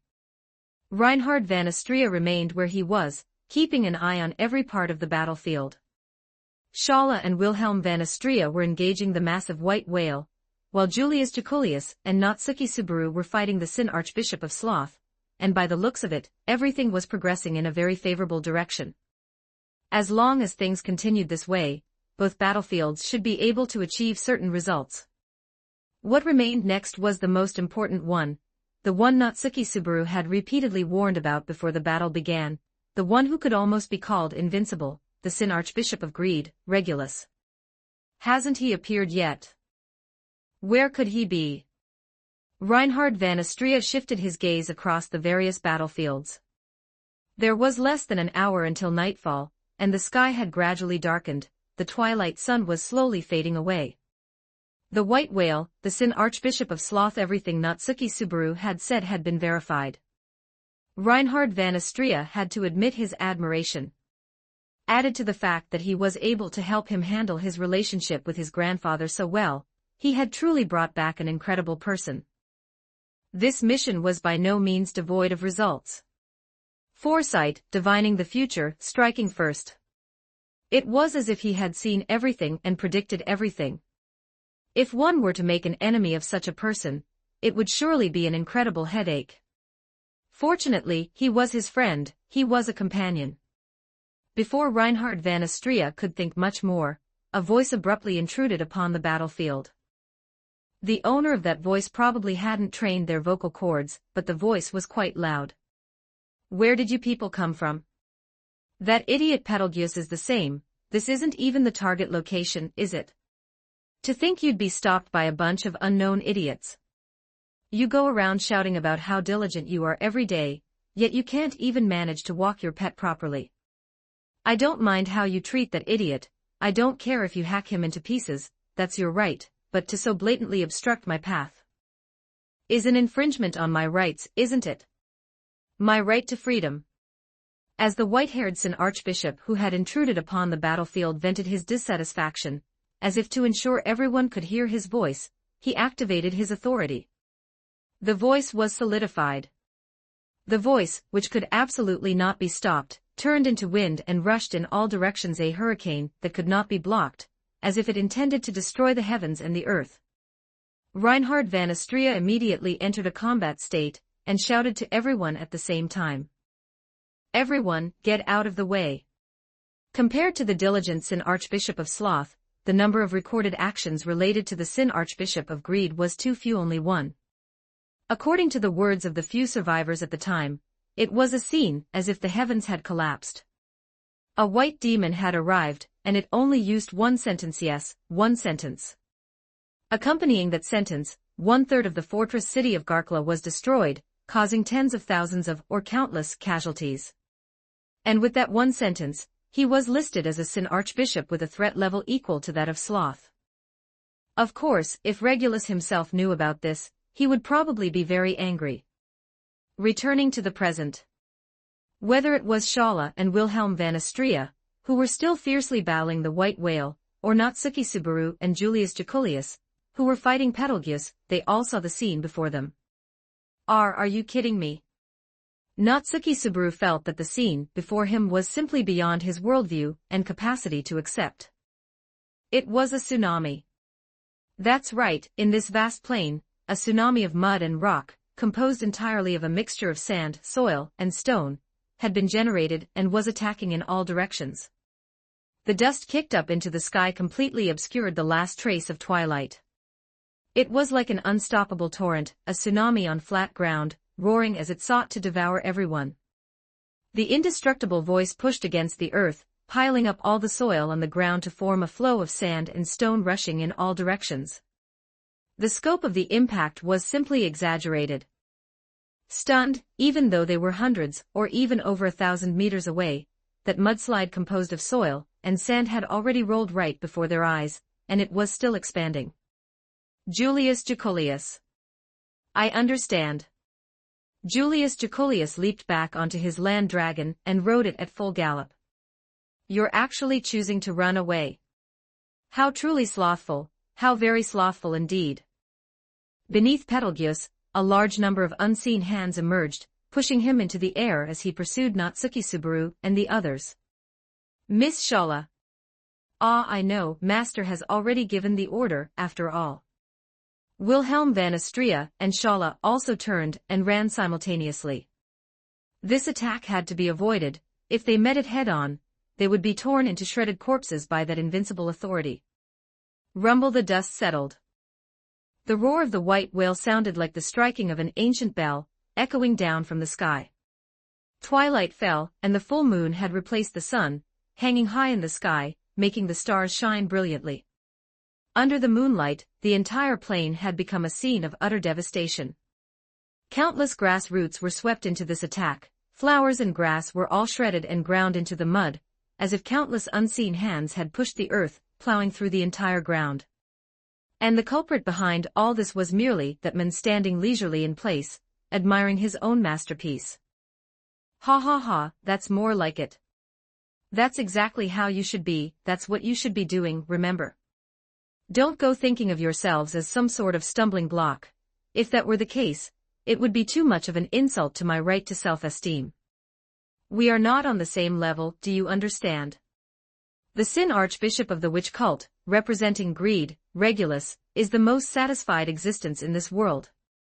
The most self-established. An existence whose body and mind have no elements of wavering. Following his self-introduction, Natsuki Subaru finally turned his head to look behind him. On the quiet plain, on the devastated grassland, under the moonlight, under the full moon. The white whale hanging high in the sky. The sloth flying in at full speed. And the monster like greed. The three battlefields had finished gathering, the three enemies had completely taken their seats. I'll leave him to you, Reinhard van Astrea. The Sin Archbishop of Greed was ridiculously strong, unreasonably strong. He had caused such large-scale destruction with just a single sentence. He was a monster without a doubt. I understand. Hunting monsters is my specialty. Reinhard van Astrea took a deep breath, his azure eyes fixed solely on Regulus. Only a monster can hunt a monster. The Sword Saint. How truly boring. How did you find out our whereabouts? Whatever, that's really a boring question. I just wanted to live my ordinary life, I just wanted to properly, by myself. Before Regulus could finish speaking, the knight who hunted monsters had already rushed out a step ahead. His speed was like thunder. In an instant, he crossed the crisscrossing battlefield, reaching Regulus in the blink of an eye. Invincible vs Strongest. Chapter 37, You are truly slothful. The surging arms attacked again, but Julius Jacolius remained calm.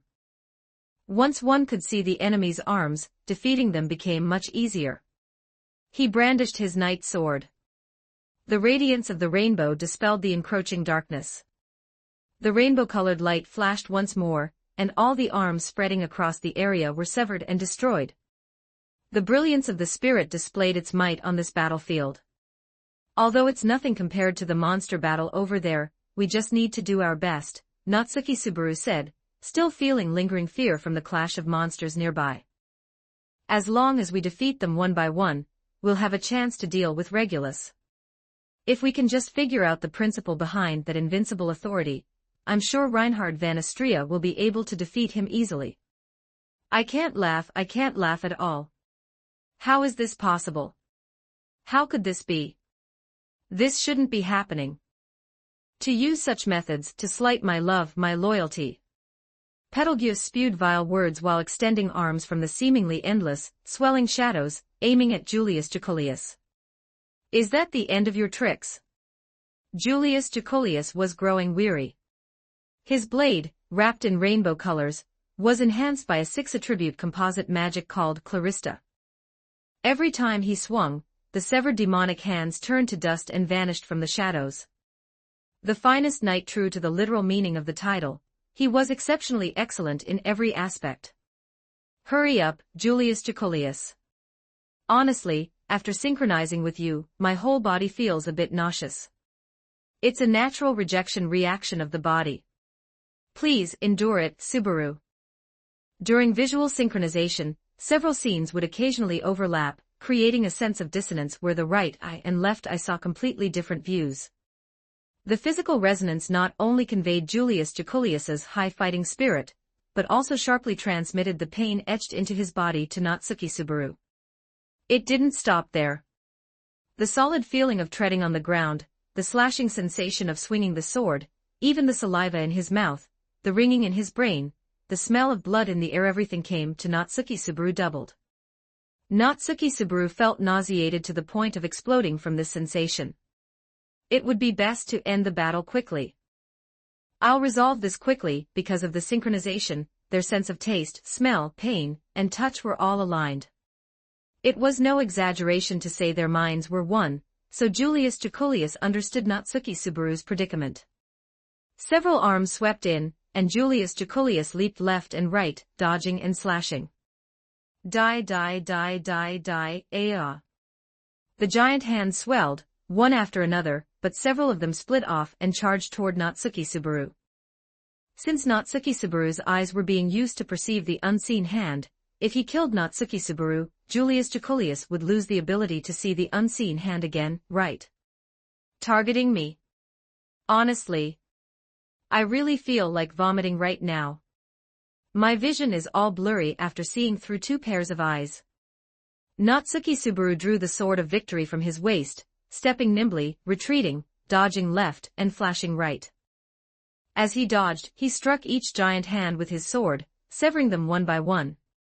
That doesn't mean I'm a lamb waiting to be slaughtered, you bastard, Natsuki Subaru said, suppressing the nausea welling up in his heart. Not bad, Subaru. I thought you were going to cry out and beg me for help, Julius Jekulius said with a smile to Natsuki Subaru. I would never. Hurry up and finish off the enemy. My vision is overlapping, and just standing here is killing me. Subaru, don't look at me. If you do, my view will be filled with a melancholy handsome man. Focus on the enemy. Shut up, you narcissist.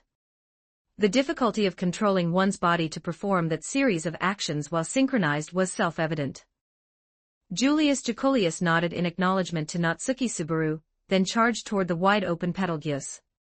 Having split so many arms to attack Julius Jekulius and also attack Natsuki Subaru, the arms protecting him were gone. He was completely exposed. Betelgeuse tried to summon back the unseen hand to attack Julius Jekulius as a surging black wave, but it was already too late. Impossible. This can't be happening. Why is my authority like this?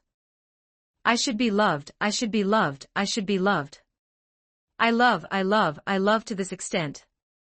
If I am not like this, then why did the witch guide me to exist?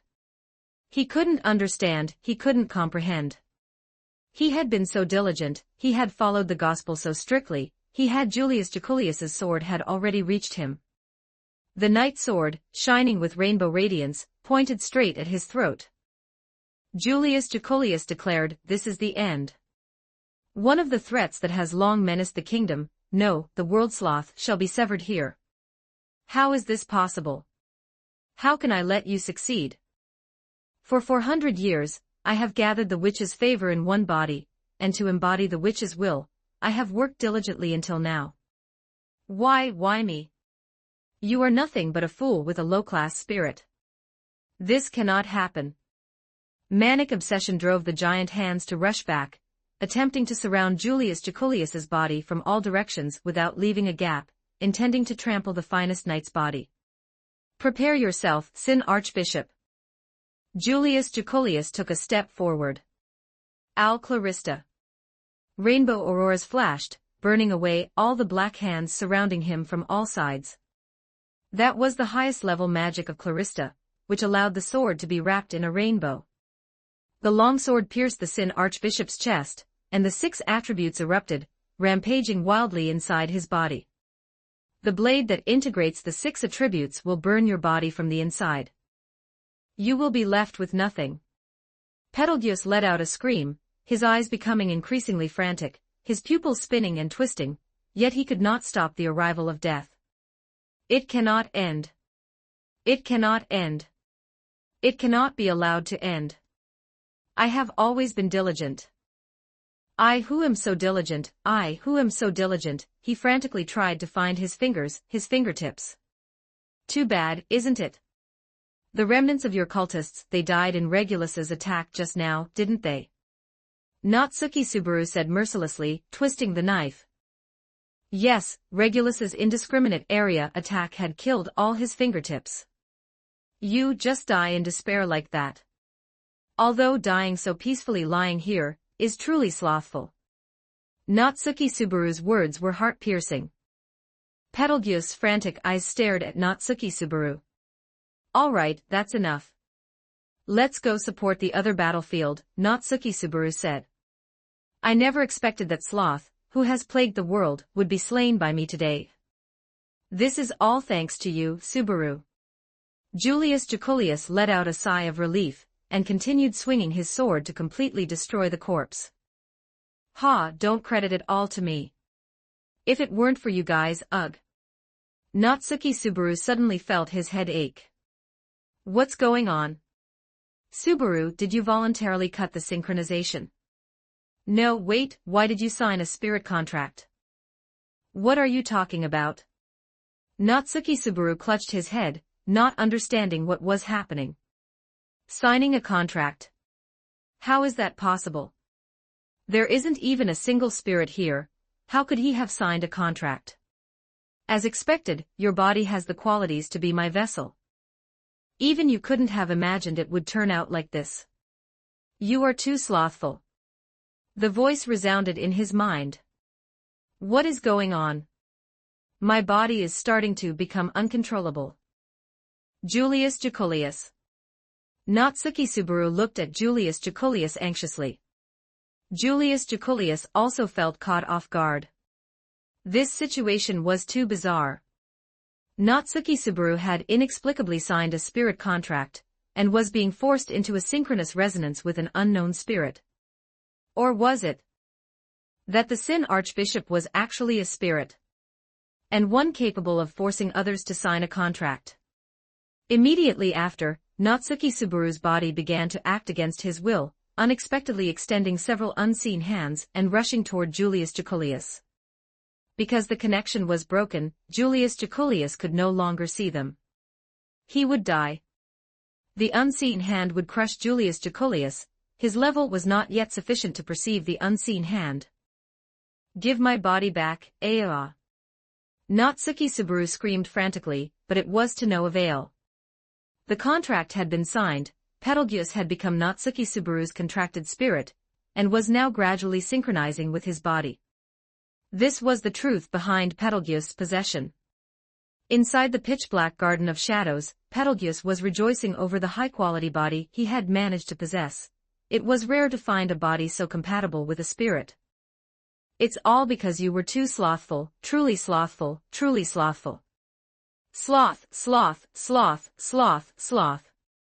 With this, love I will receive her love, her before Betelgeuse could finish, a foot suddenly kicked him, sending him flying a great distance. I didn't want to get involved, it was rare to let this minion learn a lesson. But you bastard, you've been noisy ever since you got in here. My head is about to explode from listening to you.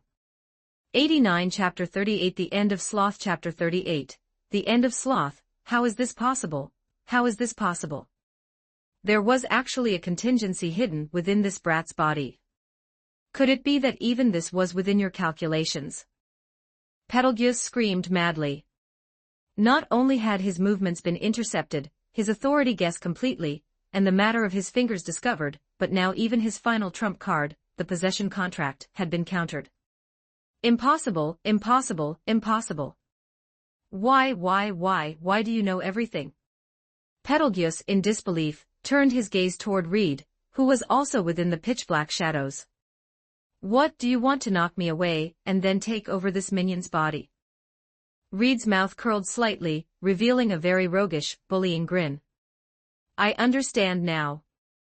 This is all a trial sent down, a trial that must be endured to receive her love. The problems placed before me, under my pious love, all die. Dozens of unseen hands extended from behind Betelgeuse. In this pitch-black place, he still retained the right to use his authority. So it really is an invisible attack, Reed said. You are the second Sin Archbishop I've encountered who dared to lay a hand on me. Honestly, I've never heard of your titles, and I don't want to know them. Except for that giant baby outside, none of you even have the qualifications to make me take you seriously. And with this level of skill, you want to make me die, don't make me laugh. He calmly drew his chopsticks from his waist, classic Showa-era chopsticks, pointed at the front and rounded at the back. As the sword saint, he did not use a sword as his weapon but a pair of chopsticks. However, that was meaningless. Having reached the pinnacle of the sword's domain, he had long since ceased to need a real sword to display his abilities. Facing the completely invisible attacks, Reed brandished his chopsticks, flashing them at high speed through the air. Those arms were severed and annihilated one after another in annihilation far purer than Julius Jaculius's attacks. Not only that, Betelgeuse discovered that with each of Reed's strikes, he permanently lost those arms. No, impossible, impossible, impossible. Why can you see them too, why? Betelgeuse let out a roar of disbelief. This was the authority she had bestowed upon him, the authority of sloth. How could it be seen? How could so many people see it? Reed, upon hearing this, gave a look of speechlessness. I just felt something coming, so I reached out and cut it. That's all. I didn't see it. Does saying that out loud comfort your pathetic little heart? Reed let out a ruthless laugh. It was contempt, pure contempt. Kill you. I'll kill you. More unseen hands raged toward Reed from every corner, but he just yawned. Boring, this is so boring. It's rare to have a time to truly stretch my muscles, and I didn't expect it to just be a clown. He walked toward Betelgeuse, striding forward directly. As for every unseen hand that attacked, he used one hand to swing his chopsticks, severing them all at lightning speed. His arm left after images in the air, moving too fast to be seen clearly, but Betelgeuse realized that this enemy had already exceeded his expectations. You're so damn annoying. I get irritated whenever I hear someone nagging endlessly. Can you follow the most basic manners and stop your annoying behavior? Reed shouted in a very impatient tone, his chopsticks already reaching right in front of Betelgeuse. Unseen hand. Crush him. Betelgeuse called out in his heart. But now there wasn't a single one. The arms, they had been cut away, and there was no regeneration either. They were completely gone. How could this be? The authority failed. This should be impossible. My love, the proof of my love, my authority. Impossible. This is absolutely impossible. Why is it like this? Stop shouting. That's not your power, is it? To be so weak even with borrowed power, honestly, I hate crazy weaklings even more. Now tuck your tail between your legs and get out of here while crying. Reed kicked out again, and Betelgeuse was kicked out literally. As for his arms, why was the authority disappearing? Did it slip into the minion's body? Heh, how funny. You call it the proof of love, but it shamelessly ran into someone else's body, abandoning its old master in an instant. Outside, Natsuki Subaru let out a long sigh of relief. The strange sensation of his body being taken over finally disappeared. Are you all right, Subaru? Julius Jaculius asked with concern, though he had been unable to help him. Yeah, it's resolved. That guy is probably a spirit, it almost took over my body just now. Natsuki Subaru gritted his teeth and said, I really didn't expect that the Sin Archbishop of Sloth, who has been plaguing the world, would actually be a spirit. Was this also within your calculations, Subaru? Julius Jaculius asked, looking at Natsuki Subaru. After all, something major should have gone wrong in that situation. Just now being forced to sign a contract, his body about to be taken away, was even this foreseen? Ahahaha, that's right. Natsuki Subaru, seeing the surprised look on Julius Jaculius's face, immediately wiped his nose, and said very proudly, everything was within the calculations of me, Natsuki Subaru. That's truly amazing, Subaru. Let's not talk about that now, we need to go support the other side. Reinhard van Astrea. I'm afraid he won't be able to hold off that Regulus for too long, Natsuki Subaru said with some worry. My love, my authority, my everything, why? The battered Sin Archbishop of Sloth stood up again. His body was riddled with holes, his internal organs burned away, leaving only his skin, and a spirit barely holding on. Still alive. Julius Jacolius frowned, raising his sword to continue the fight. He no longer poses a threat. Natsuki Subaru shook his head, and pointed the sword of victory at Betelgeuse. You have been diligent enough, let it end here. No, don't. I'm not enough. I cannot be slothful. Betelgeuse dragged his broken body frantically, rushing toward Natsuki Subaru. There were no unseen hands, all that remained was the final charge of a Sin Archbishop. How unsightly, Natsuki Subaru signaled for Julius Jacolius to step back. He stepped forward, and the blade drew a perfect arc in the air. The head flew into the air, spinning a few times before slowly landing. Even at the very end, he did not close his eyes, ending the latter half of his sinful life with a crazed gaze. You have reached your end. Witch cult, sloth representative Betelgeuse, dead. Chapter 39, Leo, Scorpio, Taurus. Following the death of the Sin Archbishop of Sloth, Regulus was forced to spare a glance in that direction. He wore an expression of, just as I thought, and said with extreme disgust, what a pathetic and disgraceful display. Having your head lopped off is just the ending that suits a low-life idiot like you. Being associated with a piece of trash like you is an insult to my own personal rights. From the very beginning, Regulus had regarded Betelgeuse as an idiot, a piece of trash completely unworthy of walking alongside him. Of course, being the self-centered character he was, he likely treated everyone with the same attitude. As for the fact that Betelgeuse looked completely different compared to 100 years ago, to be honest, he didn't care. You have the presence of mind to look elsewhere while fighting me. The Sword Saint's voice rang out from his side, and a sharp punch descended once more. Regulus merely scoffed, his exhaled breath made invincible by his authority, transforming into an indestructible wall. Blood splattered onto the ground.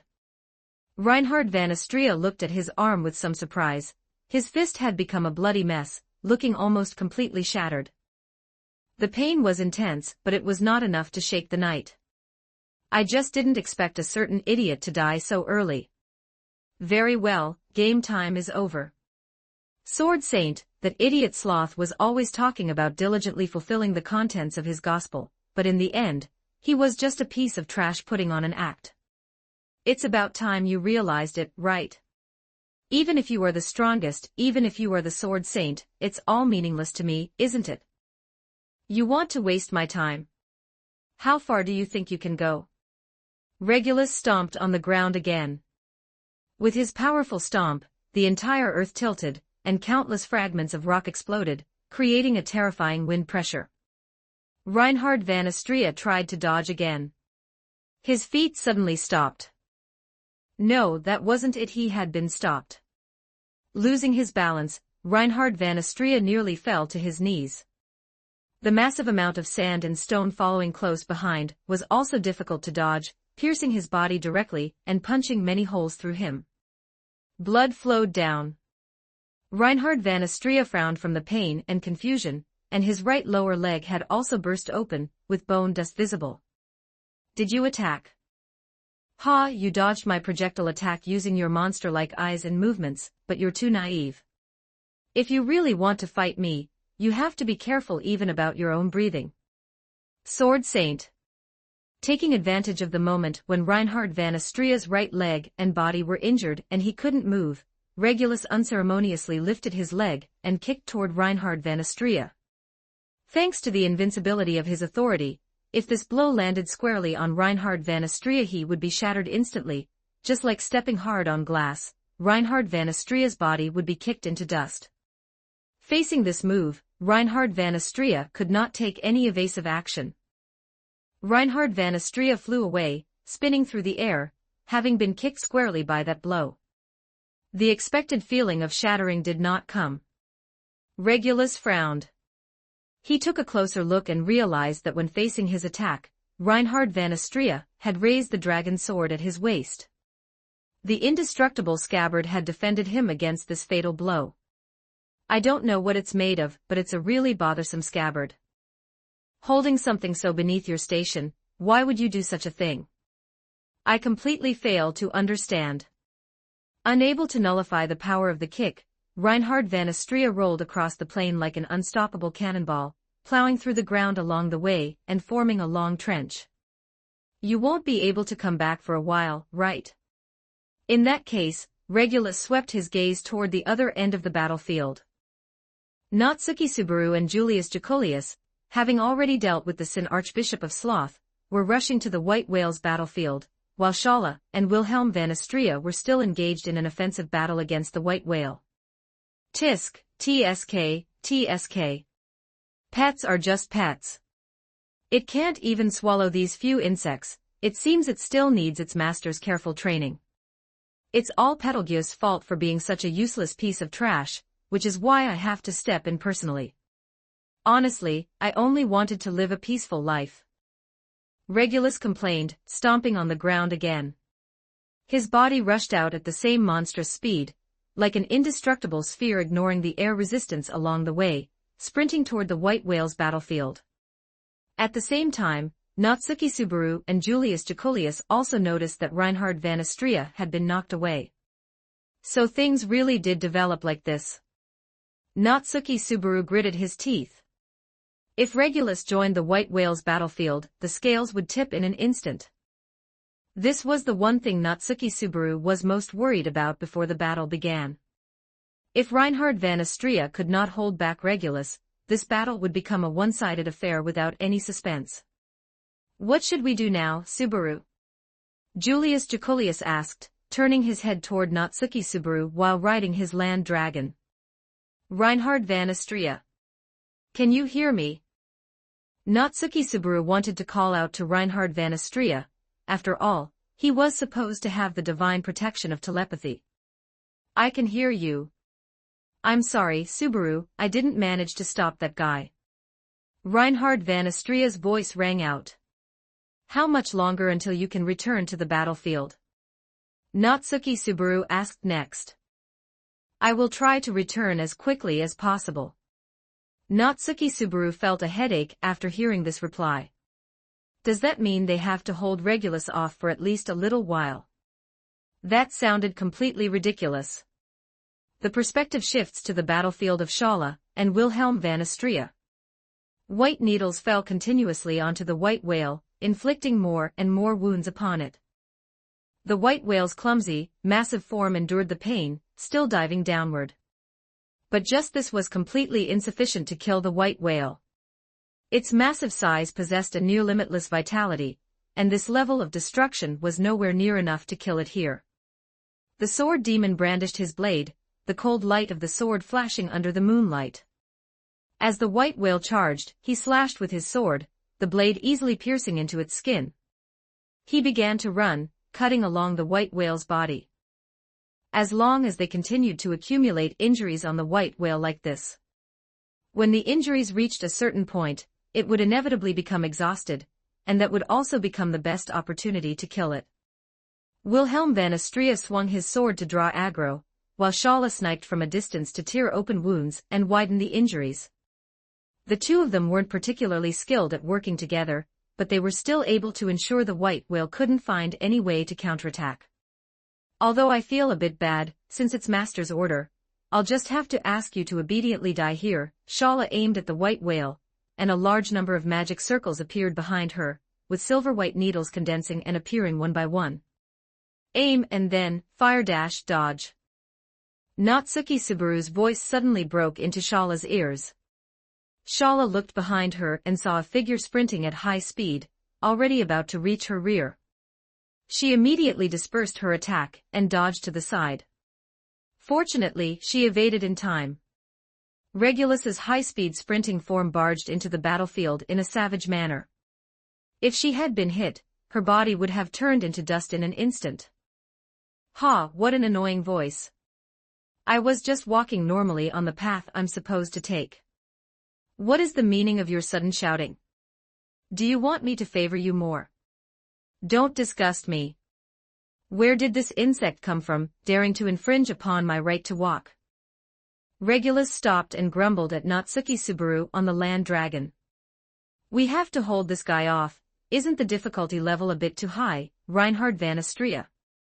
Natsuki-Subaru could only swallow hard upon seeing this. Compared to the white whale in the sky, this was the true monster. 91 Chapter 40 Invincible. Chapter 40, Invincible. The white whale circled up into the air. Having suffered relentless, life-risking attacks from Wilhelm van Astria and shots from Schala, it fled back into the sky in sheer terror. It swam leisurely through the air, as if mocking everyone because Regulus had arrived on the battlefield. The mouths all over its body let out high-pitched sounds. Unlike the roars that shook the earth, the sounds emitted by countless mouths of varying sizes were as sharp as a howling wind. Not only that, but the white whale emitted sharp noises from its entire body, while countless mouths spewed out mist. The massive fog slowly descended from the sky, pressing down upon the dark plains. Regulus frowned, feeling extremely annoyed by this sudden fog. Can't you see I'm talking to these insects who are trampling on my rights? What's the big idea, dumping all this fog on your own? I can't even see where these guys are. Even if you are our pet, that's no reason for you to trample on my rights, is it? Regulus looked up at the white whale in the sky, extremely displeased. His voice was solidified once again, and the massive sound wave tore through all the surrounding mist, simultaneously transforming into an invisible, spreading attack that raced across the ground to tear everyone apart. Retreat, retreat, retreat. Seeing this, Natsuki-Subaru continued to shout. There was no option to fight. Facing an enemy who could reduce someone to pulp just by breathing out or saying a word, Natsuki-Subaru couldn't even muster a shred of desire to fight. Hey, isn't it a bit embarrassing to just run away like this? You look just like a small fry in this pathetic state, don't you? Reed's voice rang out. There's absolutely nothing that can be done in this situation. That guy's authority is like a cheat code. Go have a level 10,000 hero with hacks fight that invincible demon king. Natsuki-Subaru shouted at Reed. Reed clicked his tongue, realizing that ever since he had entered, this guy's attitude toward him seemed to have gotten a bit worse. Suit yourself. I, for one, am very interested in seeing how you're going to die this time. Could you say less of that unlucky stuff? Subaru, who are you talking to? Julius Jaculius asked Natsuki-Subaru while galloping on his ground dragon. Just some drunkard with a head full of alcohol. Focus on what's in front of us for now. I'll watch our backs. Natsuki-Subaru had just finished speaking when he turned his head, only to see sand and dust covering the sky bearing down on them. Regulus's authority had once again kicked up a mudslide of such immense height. If only I had such a cheating ability. Natsuki-Subaru could only voice his dissatisfaction.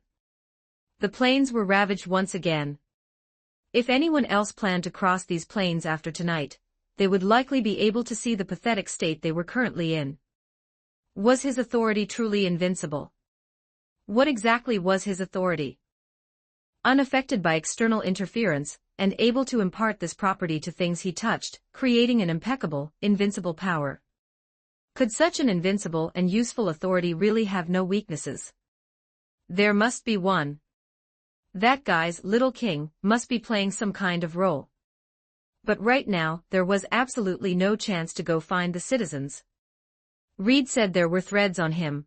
Was there something connecting him to the citizens? Natsuki-Subaru racked his brains, but he couldn't come up with a solution. If he couldn't find the citizens, this guy's authority could never be broken. When the dust that had overturned the Great Plains returned to calm, the scene remained one where no one had been injured. As long as they knew the opponent's attack intentions in advance, even if the range was vast, everyone just needed to evacuate in time. Regulus's total KDA so far consisted only of a large group of witch cultists, having killed a few of Sloth's fingers. This also indirectly reflected that Regulus did indeed have a very significant weakness. His reaction speed, as well as his agility, were no different from an ordinary person's. The mist was torn apart by his wave of sound. The white whale stopped emitting new mist, and had no choice but to continue wandering in the sky, attempting to recover from its injuries. Where is that guy? Where did he go? Natsuki Subaru looked behind him, constantly searching for that white figure. What is that? I see him, that guy is charging over.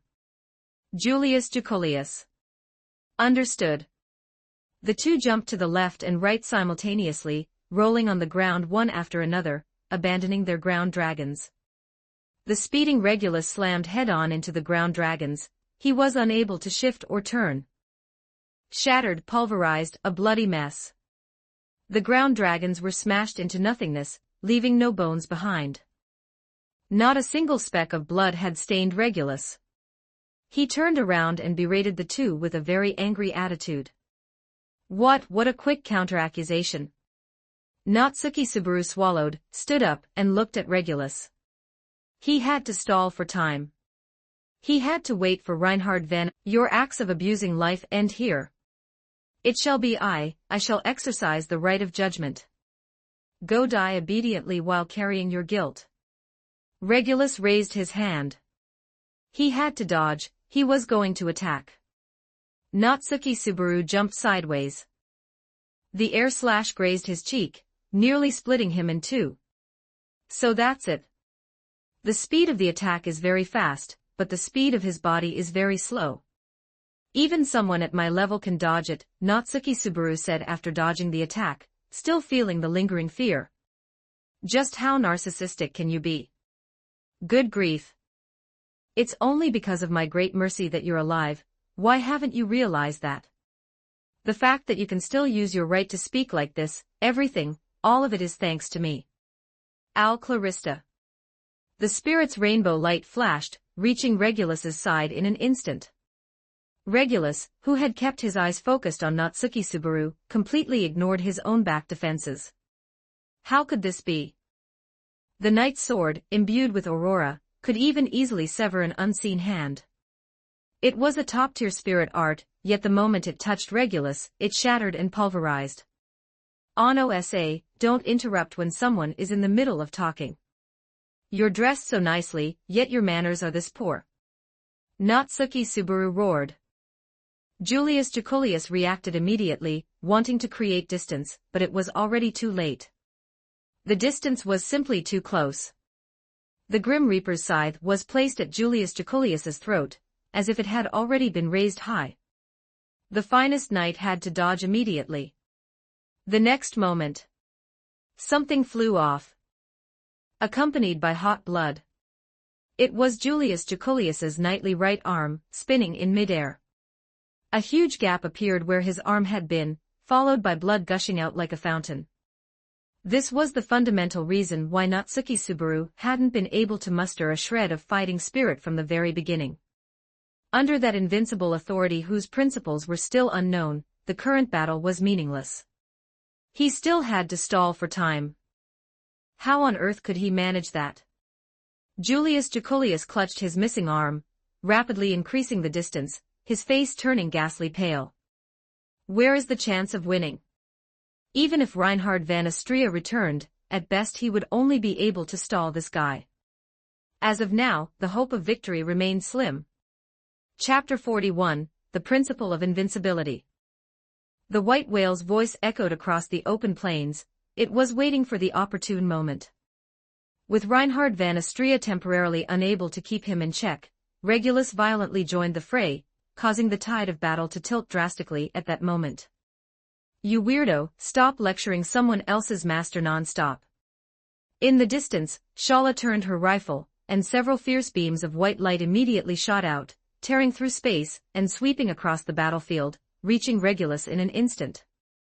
As expected, the needles turned to dust the moment they touched Regulus's body, without causing even the slightest tremor. TSK, one after another, that woman over there, you lot here, and that annoying sword saint too, why can't you just get it through your heads? Regulus said, looking deeply distressed and irritable. Julius Jacolius's spirit slowly staunched the bleeding from his major wound, but the situation was still far from optimistic. Or perhaps, should he choose to commit suicide here, and then try to find where this guy's countrymen are next time? Shala, you and Wilhelm van Astria keep dealing with the white whale. I'll figure something out for this guy. Natsuki Subaru shouted to Shala, on the other side of the battlefield. Fortunately, both of them had excellent hearing. But Master looks like he's in danger. Oh well, never mind, Master won't die anyway. Shala seemed to quickly accept the fact that Natsuki Subaru was facing this demon. After all, in her mind, Master definitely knew what he was doing. You'll figure something out? That's easy to say. Go on then, figure it out, you bug. What exactly do you think you can do to realize the gap between us? Hearing Natsuki Subaru's shout, Regulus's smile grew even more ostentatious. Your authority, it's taken from the name of Leo, in other words, Lion's Heart, and Little King, right? Natsuki Subaru said suddenly. Regulus was taken aback by his sudden words. What are you spouting off about? What lion, what king? Arbitrarily guessing someone else's ability is extremely rude, isn't it? It worked. He had grabbed his attention, and this guy was a chatterbox. As long as he kept talking, he could continue to buy time. No, this is my right to speak, isn't it? Look, I didn't interrupt you or cut you off. I'm just reasonably explaining the possibilities of your authority, and even saying it to your face, which is hardly guessing behind your back. Natsuki Subaru broke out in a cold sweat, trying to continue stalling the Sin Archbishop before him. Your rights. There's a limit to how much nonsense you can spout. Saying all this useless drivel here, do you really think your rights and my rights are equal? Don't joke around, your narcissism is off the charts. Do you think this will make me show mercy and let you go? Good, it seemed to be very effective. It's not nonsense, and it's not just me talking to myself. Sloth's authority is the unseen hand, right? Its effect is an invisible hand. Natsuki Subaru continued. What does that have to do with the perfect me, the invincible me?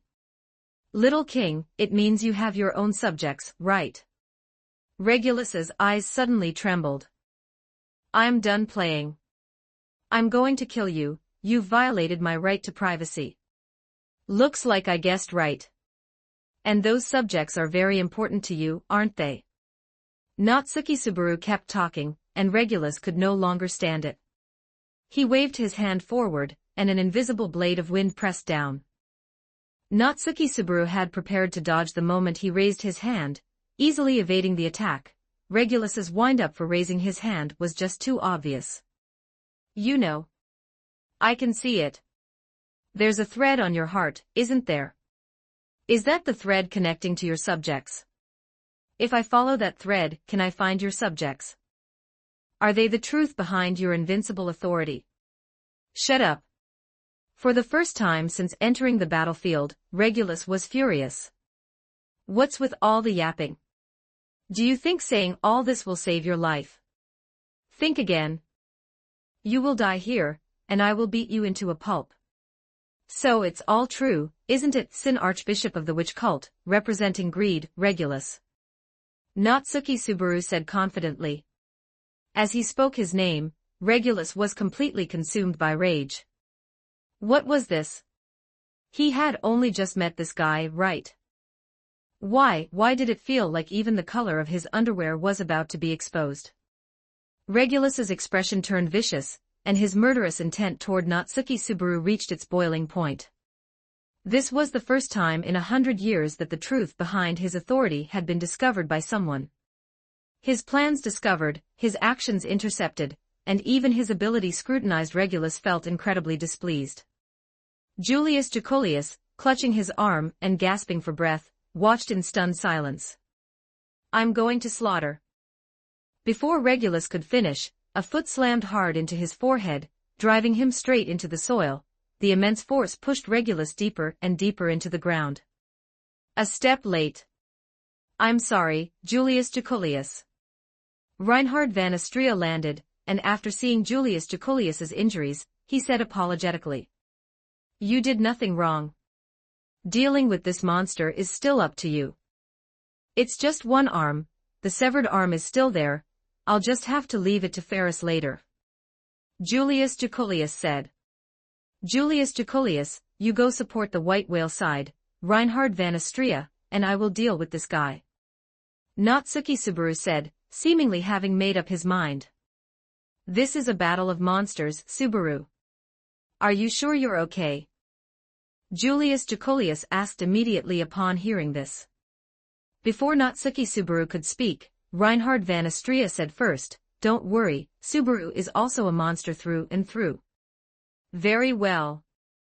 Julius Jacolius understood that he couldn't help much, so he could only look at the two with a gaze of respect, signaling them to survive, before turning and leaving the area.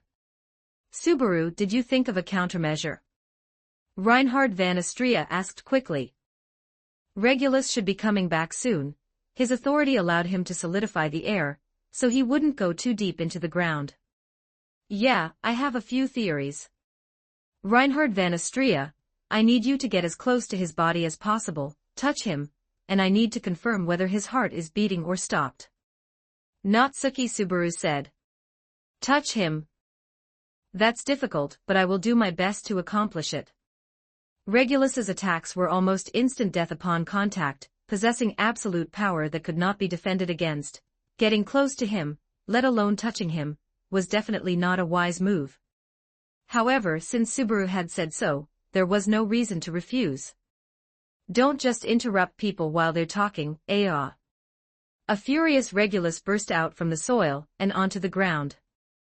This time, I will definitely crack the secret of your invincibility. Regulus. 93 Chapter 42 Crimson Scorpion Chapter 42. The Crimson Scorpion. The mist was violently dispersed by Regulus, causing the white whale to lose its strongest trump card. The best opportunity to release the mist of erasure was gone, leaving it in a highly passive position. What was even worse was that because Natsuki Subaru had informed everyone about the white whale's duplication mechanism before the battle began, even though two white whales appeared in midair as decoys, Shala still aimed her attacks at the one at the very top. Without the thick mist to serve as cover, the white whale was nothing more than a massive, mobile, living target. White beams of light struck its body easily, one after another, forcing it to swim down and launch an attack proactively. And once the white whale swam down, it became the sword demon's stage. Wilhelm van Astrea held his blade, and whenever the massive white whale lowered its body, it would be hacked repeatedly, losing large amounts of flesh with every strike. Whenever the white whale tried to leave and fly away, its body would be mercilessly pierced by white needles.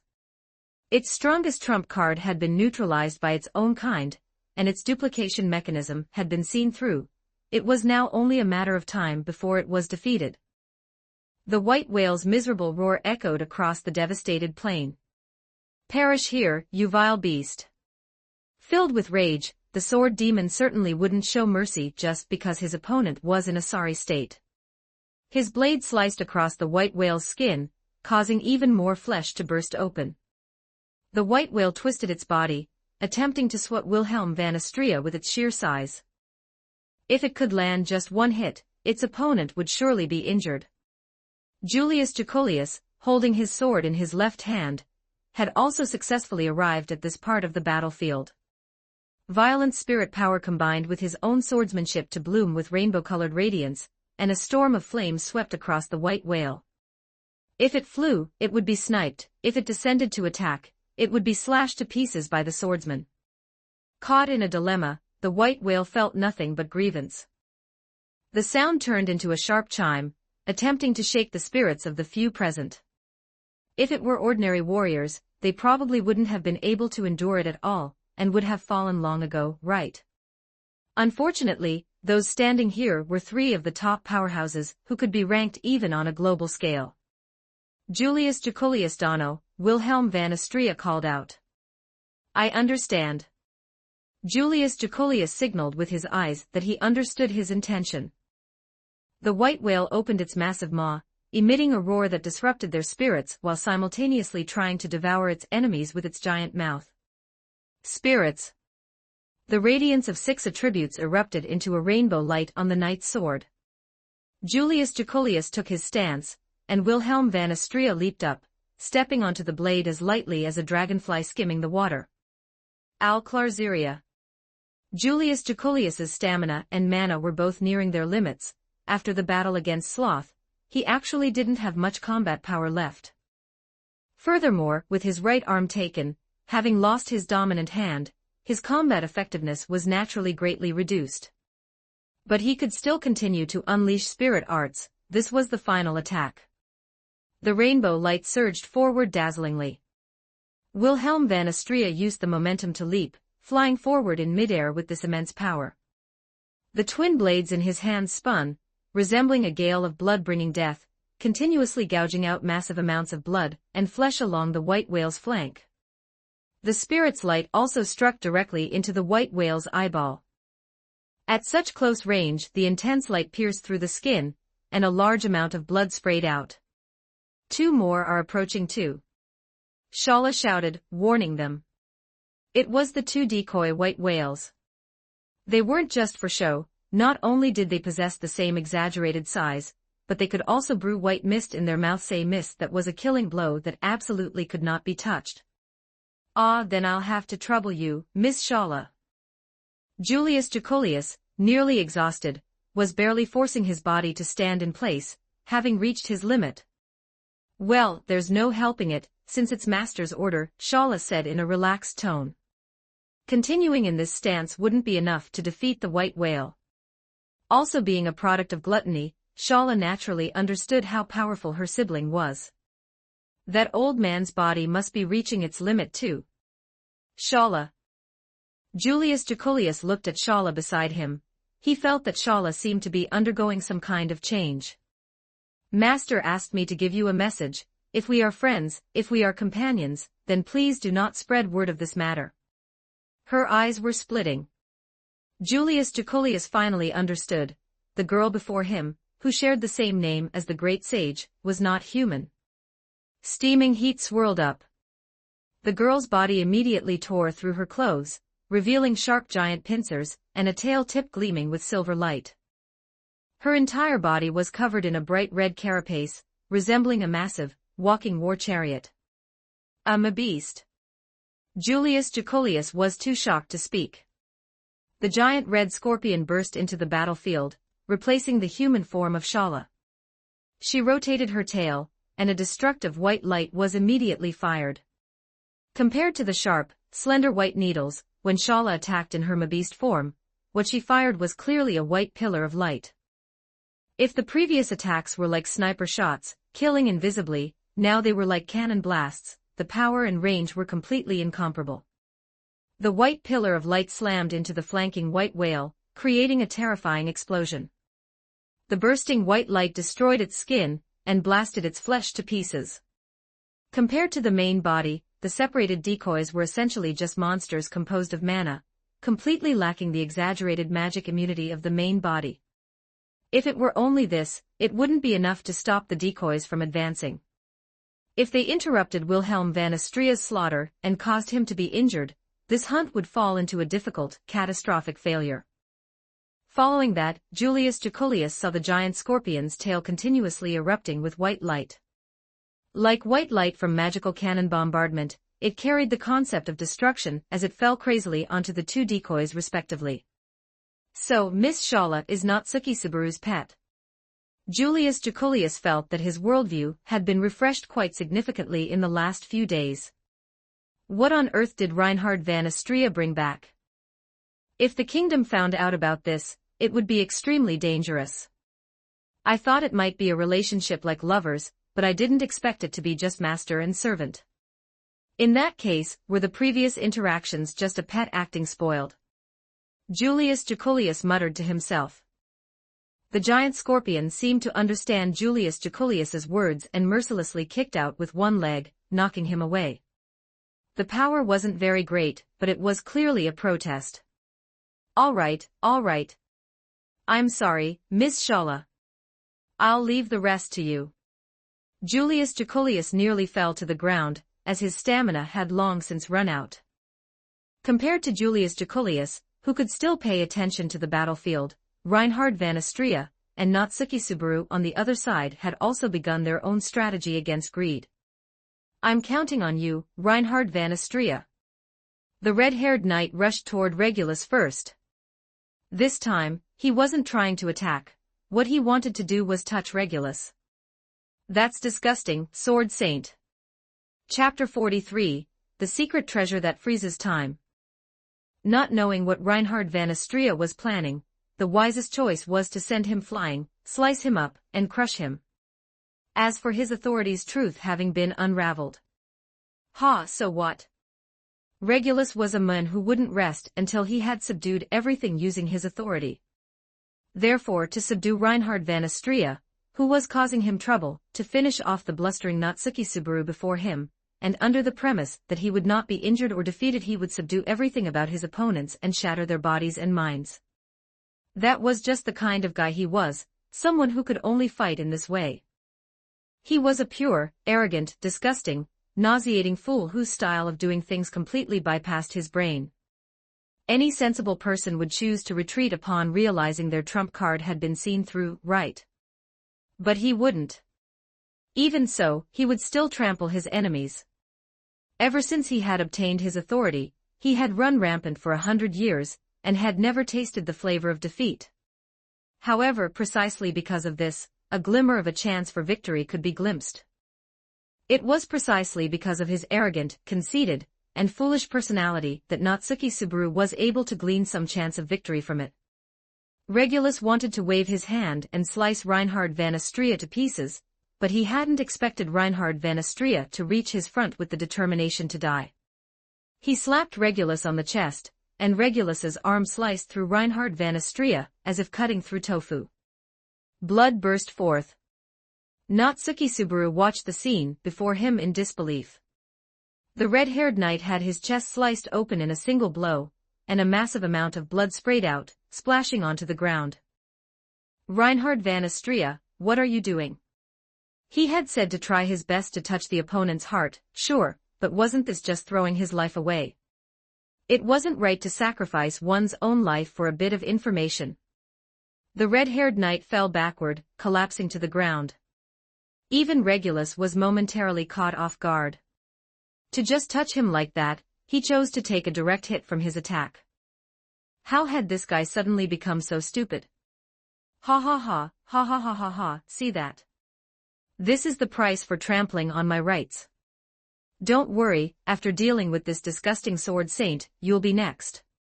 Regulus laughed out loud, not expecting this monster sword saint to die so easily. And next, it was time to take revenge on this bastard before him who had made him look so foolish. "You aren't just going to die like this, are you? Reinhard van Astria." "No way, right?" Natsuki Subaru said nervously. If Reinhard van Astria died here, he would have to restart. Without Reinhard van Astria's combat power, this battle would be completely over. "Stop calling out a dead man's name. Although, you'll be going down to join him soon, too. After all, that's your right, isn't it?" Regulus revealed an ugly grin, wanting to kick away the sand and stones on the ground. As long as the flying sand and stones were combined with his invincible authority to achieve a wide-range coverage attack, so what if he could predict his actions? It was impossible to dodge. But before Regulus could even kick out, he found his perspective spinning rapidly once again, as if he had flown away. No, not as if it was certain, he had actually flown away. When Regulus came to his senses, he had indeed been kicked away, flying through midair. What happened? He looked back anxiously. Reinhard van Astria, who should have been dead and lying on the ground, withdrew his kicking posture. His whole body was glowing with a bright red radiance, standing tall on the battlefield once again like a phoenix reborn. "How is this possible? You were clearly already dead." Reinhard van Astria. Natsuki Subaru looked at the resurrected Reinhard van Astria in even greater disbelief and asked very confusedly, What happened? "I clearly saw you died, right? What was that just now? A death substitute? What's going on, are you a ninja?" Facing Natsuki Subaru's question, he said very calmly, although I don't know what a ninja is, the principle is nothing special. It is my divine protection, the divine protection of the phoenix. It is a divine protection that allows one to die once and then resurrect, so it looked like I had died. Your assessment was correct. In reality, I did die once, but I just came back to life. What do you mean by just came back to life? Natsuki Subaru looked at Reinhard van Astria with the eyes of someone looking at a monster. He was completely dumbfounded. This wasn't a video game. What the hell was resurrection? What do you mean by dying once using the divine protection of the phoenix? Show some respect for DEA. The words stopped at his lips, and Natsuki Subaru looked at Reinhard van Astria again with a very resentful gaze. He didn't seem to have the right to say that. No, wait, it seemed like he was the only one who did have the right to say that. Aren't you stealing my gimmick? Our settings are clashing. Ah, is that so? I am truly sorry. I wanted to accomplish what Subaru just said, so I had to resort to this desperate measure. No need to apologize. So, what was the result? How did it go? Natsuki Subaru asked anxiously. It didn't move. His heart was stopped. Furthermore, his temperature didn't exist either, neither hot nor cold. It's hard to describe that feeling, Reinhard van Astria answered seriously. Just as I thought. In that case, I think everything is clear now, Natsuki Subaru nodded. Have you figured it out? The true nature of that guy's invincibility. Reinhard van Astria's expression clearly showed surprise and delight. His authority's effect is not invincibility, nor no interference. It should be pause, Natsuki Subaru analyzed. That's right. By pausing himself, that is, stopping his own time, he makes himself immune to any influence. If it were just invincibility, his heart should still be beating. If it were just no interference, his skin shouldn't be devoid of temperature.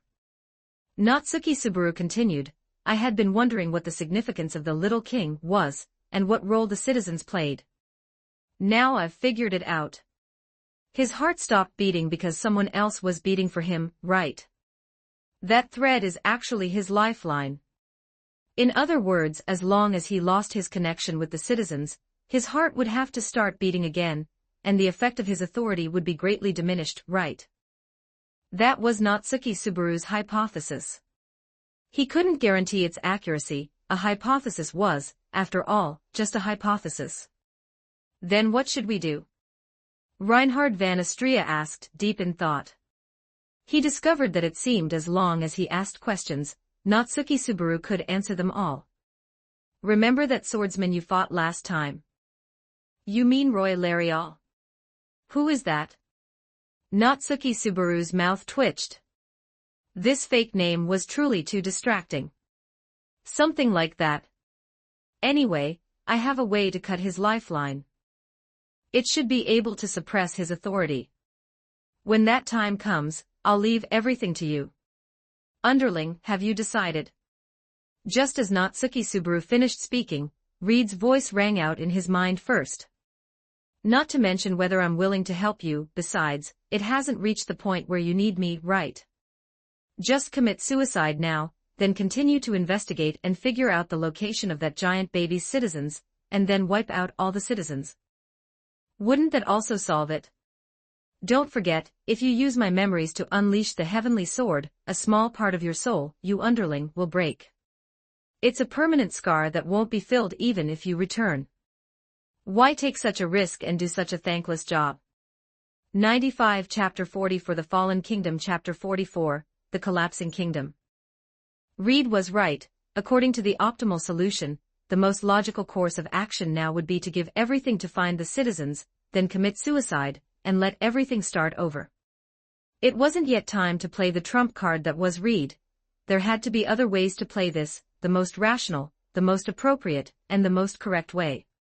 Since there were other strategies to clear this, there was no need to play this permanent trump card, otherwise, the existence of return by death as the ultimate trump card would be wasted. Using return by death to clear the situation in a more efficient way. Is this the meaning of return by death? Is this the reason I was given return by death?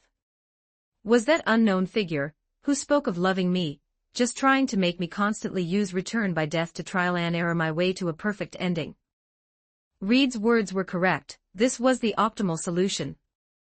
As long as I followed this optimal solution, I could pass through this predicament without any losses, right? The price to pay would just be one death, and anyway, under the effects of return by death, that was insignificant, right? Just like how Reinhard van Astrea could trade one death to obtain information on Regulus's true form. I was just trading one death for a more perfect ending. It was the same principle as saving a game. Reinhard van Astrea watched Natsuki Subaru fall into deep thought, waiting for his reply. Have you decided? Minion, choose, let this world be destroyed and start over, or do you want me to step in and help you overcome this problem? Reed's urging voice echoed in his mind. What to do? What should I do?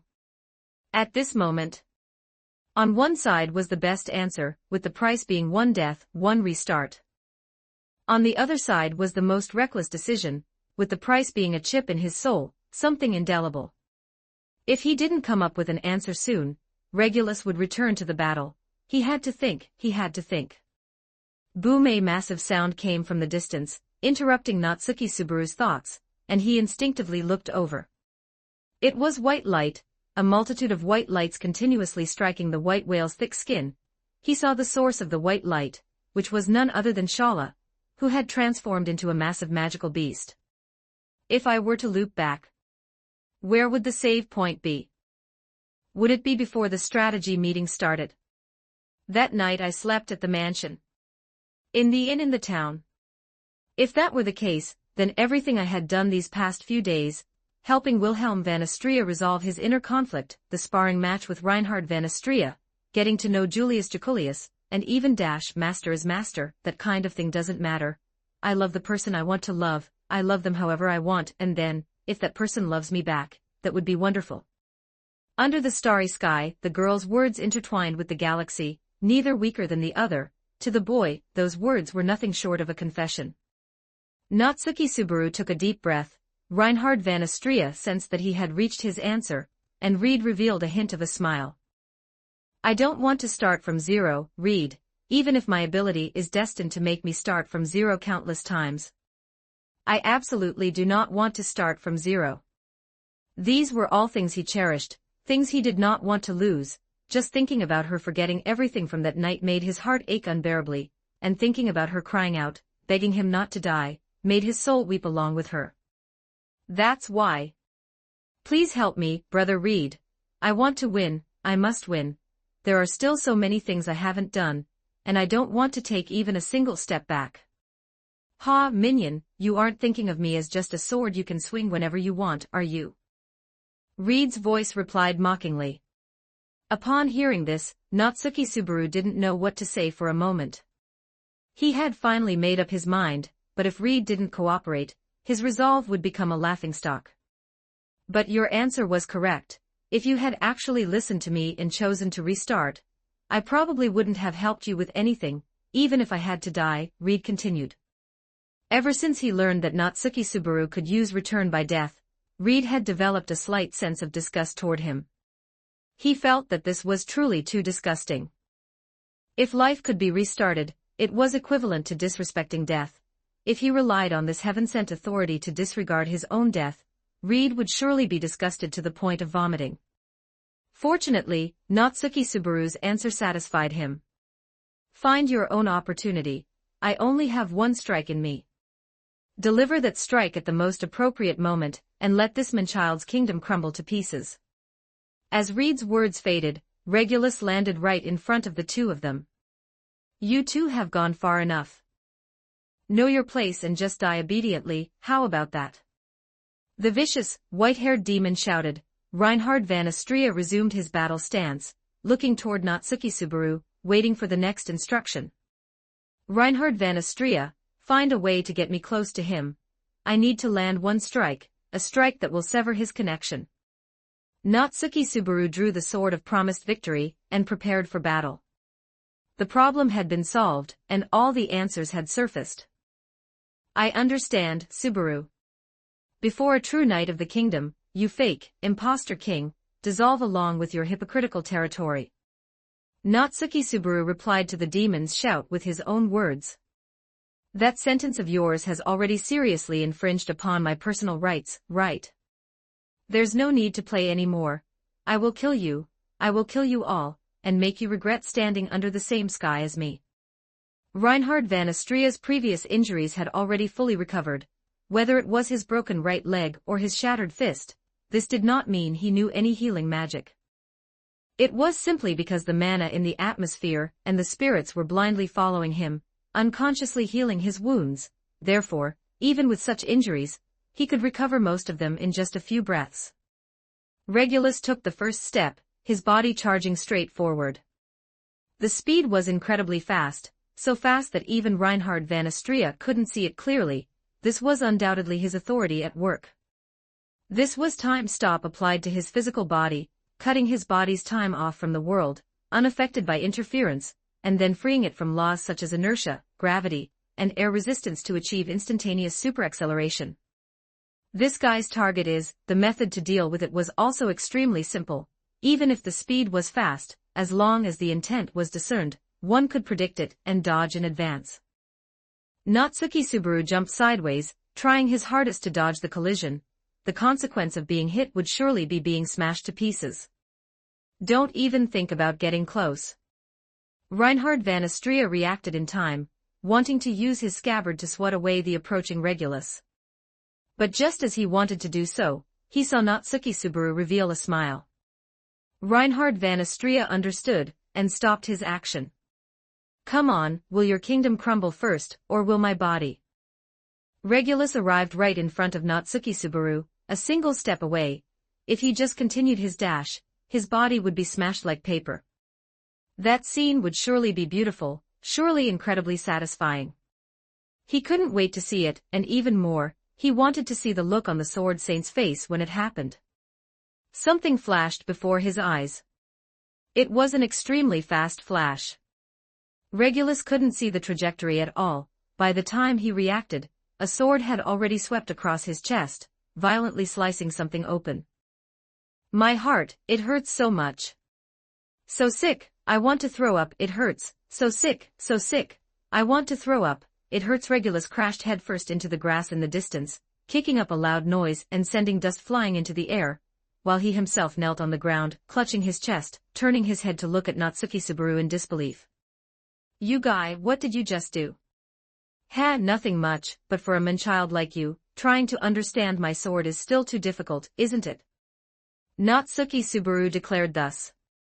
Chapter 45, Do You Like Flowers? Leaving the other battlefield aside for a moment and refocusing on the battlefield of the White Whale, Wilhelm van Astria's stamina was nearing its limit. He kept swinging the blade in his hand, kept attacking, and kept leaving fresh wounds on the White Whale's massive body. This guy was truly too tenacious, even though its body had been slashed thousands of times. Other than still wailing and roaring in pain, no substantial, massive damage had been dealt. If things continued like this, once his stamina was exhausted and his blade became notched, he might not even be able to kill it. The White Whale wriggled its body, driving Wilhelm van Astria away once again. He landed back on the ground on the plains, breathing heavily.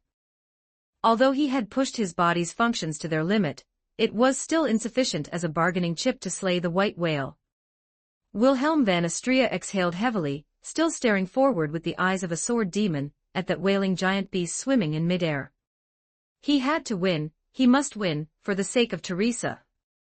Do you like flowers? That was a field of yellow flowers illuminated by the morning sunlight. The young girl spoke to Wilhelm van Astria, as if she were confessing a secret. Wilhelm van Astria had been here many times, yet he had never discovered this flower field. As long as one walked in just a little further, the view would open up and one could see this flower field.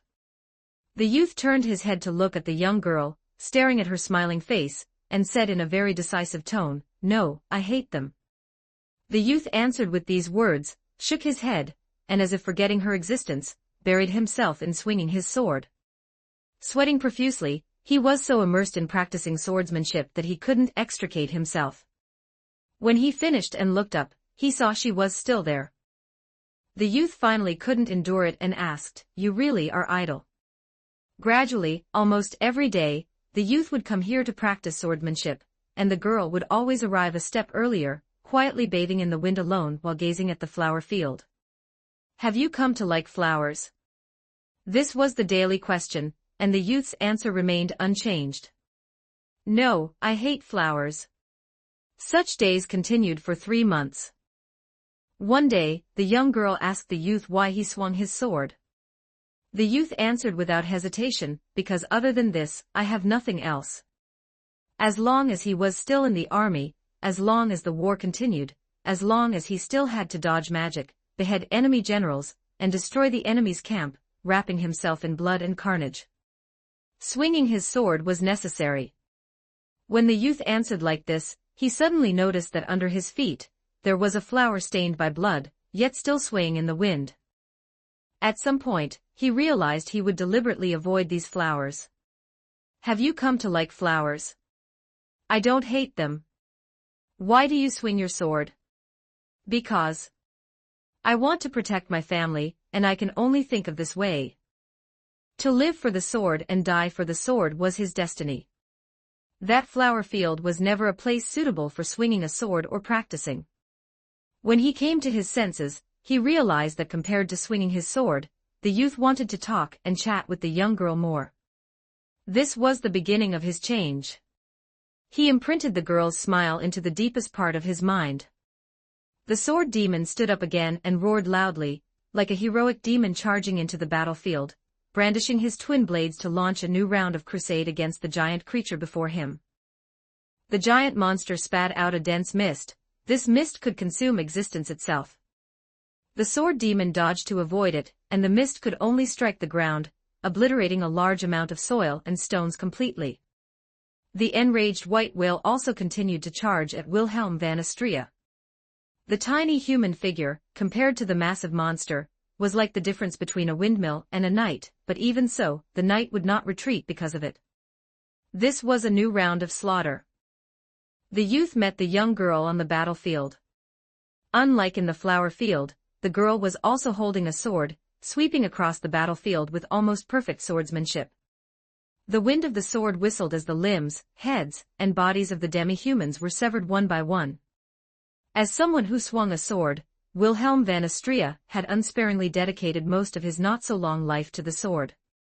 Precisely because Wilhelm van Astrea was such a person, he could understand just how high the level of the blade ruthlessly swinging before his eyes truly was.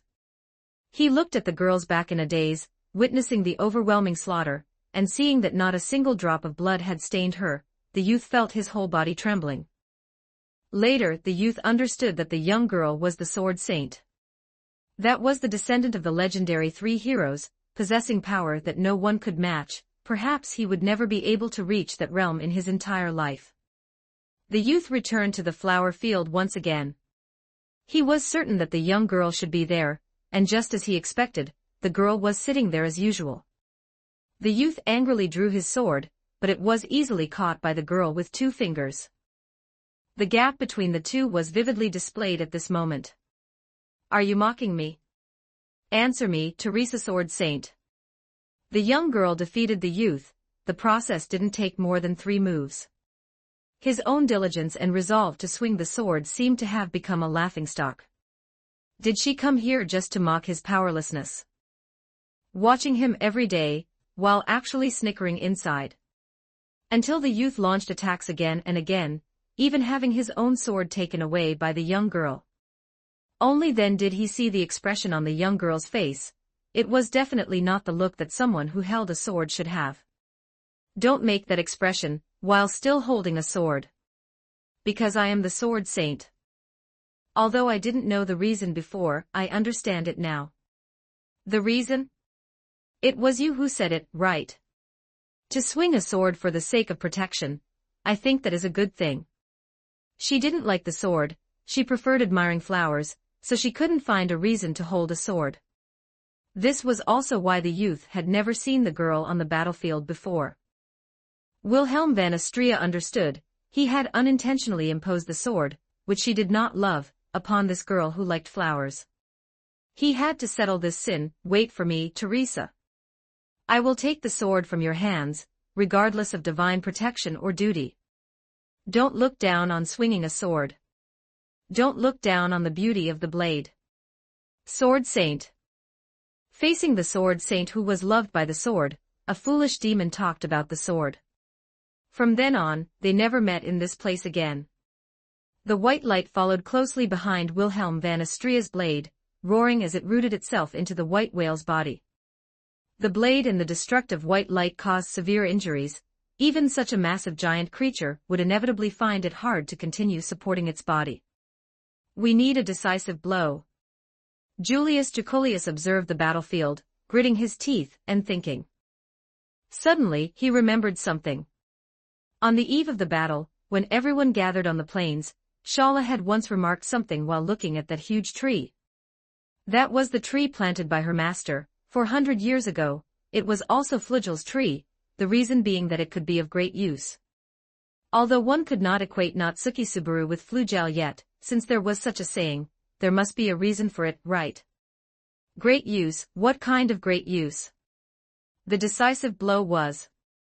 Julius Jacolius understood something, read into something, and immediately shouted loudly to Wilhelm van Astria, who was still on the white whale, Mr. Wilhelm van Astria, lure this guy toward Flugel's great tree. The voice was carried by the wind to Wilhelm van Astria's ears.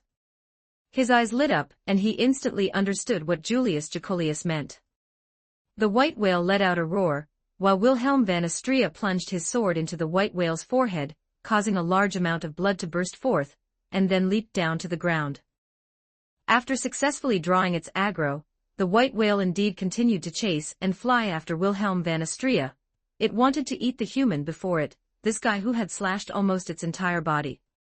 Miss Shala, let's go, let's head to the great tree together, Julius Jacolius commanded. The giant scorpion didn't quite understand, but given the current situation, she could only choose to listen to this spirit knight's words for once. Everyone headed toward the great tree. 97 Chapter 46 Whale Fall. Chapter 46 Whale Fall. The gale roared as the massive monster rampaged through the sky, furiously chasing the tiny group of people before it. By this point in the battle, it understood that it had no way left to retreat. If it tried to flee, it would be met with continuous sniper attacks. This was the reason the white whale could only charge forward blindly, as the ability to launch long-range superattacks was truly extremely troublesome for it. Especially since the mist that obscured vision couldn't be deployed at all, thanks to a certain giant infant. The roles of prey and hunter had never reversed for even a single moment. We're almost there. Julius Jacolius grabbed Shala's tail as they danced through the air. It was simply too difficult for his heavily wounded body to run. Shala sprinted across the ground, and her speed was by no means slow. This was the reason Natsuki Subaru had failed in his several attempts to escape back then. A massive tree appeared within their field of vision. This was the most striking landmark of the Lifaz plain, a tree, over 100 meters tall, a giant tree that almost blotted out the sky, said in legend to have been planted 400 years ago by the sage Flugel. The towering trunk, whose apex could not be seen even when looking up, had a vast number of branches reaching toward the sky, and its dense foliage boasted a corresponding number of leaves, and this would become the most important part of the coming battle. The roar of the white whale thundered, it bellowed, it sprinted, it cruised, displaying its massive stature as a giant beast, intending to crush all the tiny creatures with absolute force. It's closing in. Let's use this move to decide the outcome. The moment Wilhelm van Astria saw that the white whale was about to arrive, he suddenly dodged to the flank and ran away. And a creature of that size, naturally, could not slam on the brakes as quickly as a human. The massive beast slammed headfirst into the giant trunk, causing the entire earth to shake violently. It felt as if the world itself had tilted, and this caused the white whale to take a massive tumble. The furious white whale swiveled its eyes, searching for traces of Wilhelm van Astria, and finally saw him. He was running around the giant tree, and the white whale spewed mist, a terrifying mist capable of stripping away all matter and existence. Touching it meant death, meant disappearance, and not even objects could escape this fate. The sword demon relied on his agile physique to dodge the mist sprays time and time again. What the white whale did not know was that all of this was part of their plan. The mist lashed against the roots of the great tree, ruthlessly stripping away one fulcrum after another, gradually hollowing out the base of the tree. The white whale circled the great tree, spraying mist, while Wilhelm van Astrea kept baiting the white whale into attacking him, yet he dodged each mist attack just in time. Now is the time, Miss Shala.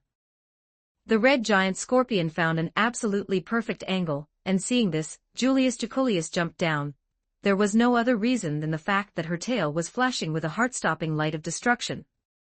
Whoosh, a beam of white light, then two, then three. The already teetering giant tree was subjected to a barrage of white light, and the hollowed-out roots shattered, unable to support the massive weight of the trunk any longer. Under the force of gravity, the giant tree tilted. This was the victory of Newton. The massive shadow of the tree covered the figure of the white whale. In the face of something equally ancient, the giant beast's body seemed insignificant. "It's over, you wretched beast." Wilhelm van Astrea swung his sword, blood burst forth, and the white whale, also feeling the pain, stopped its pursuit and froze in place. It was at this very moment the tree of Flugel fell. Accompanied by the wailing of the beast of mist, the tree planted by the sage, having survived for hundreds of years, crushed the massive body of the beast that had been an enemy to humanity. The weight of the tree, which was over several hundred years old, crushed the charging white whale from directly above. This was completely different from previous attacks, an absolute physical oppression, and its power was so great that even the tough skin covering its massive body was of no use for defense. The white whale let out a miserable wail, its body unable to move, its internal organs likely crushed, its massive oral cavity spewed a deluge of blood, staining the plains red. Even after enduring such immense power, it still did not perish. Its vitality was extremely tenacious. But dedicated to my wife, Teresa van Astrea. The sword demon landed on the body of the white whale, descending from the sky, angry and fierce. What he was about to do was very simple, couldn't be simpler, to bring an end to this hunt where lives were staked, this obsession spanning over a decade, and the history of everyone's struggle against the white whale for 400 years. To draw a period. The war had ended. The demi-human war ended 2 years after the Sword Saint took to the battlefield. The leaders of both sides decided to hold talks. At the very least, the fighting between the sword wielders had ended. To celebrate the end of the war, the royal capital held a small but magnificent event. At the ceremony, she was awarded a medal in recognition of her achievements in this war, highlighting the existence of the Sword Saint. In order to catch a glimpse of her, many people from all over the country rushed to the royal capital. Everyone wanted to witness the war hero, the Sword Saint, with their own eyes. And it was on that day. The Sword Demon issued a challenge to the Sword Saint. The Sword Demon was dressed plainly, with soil and morning dew still on him. He struck down all the guards outside the door and burst into the ceremony.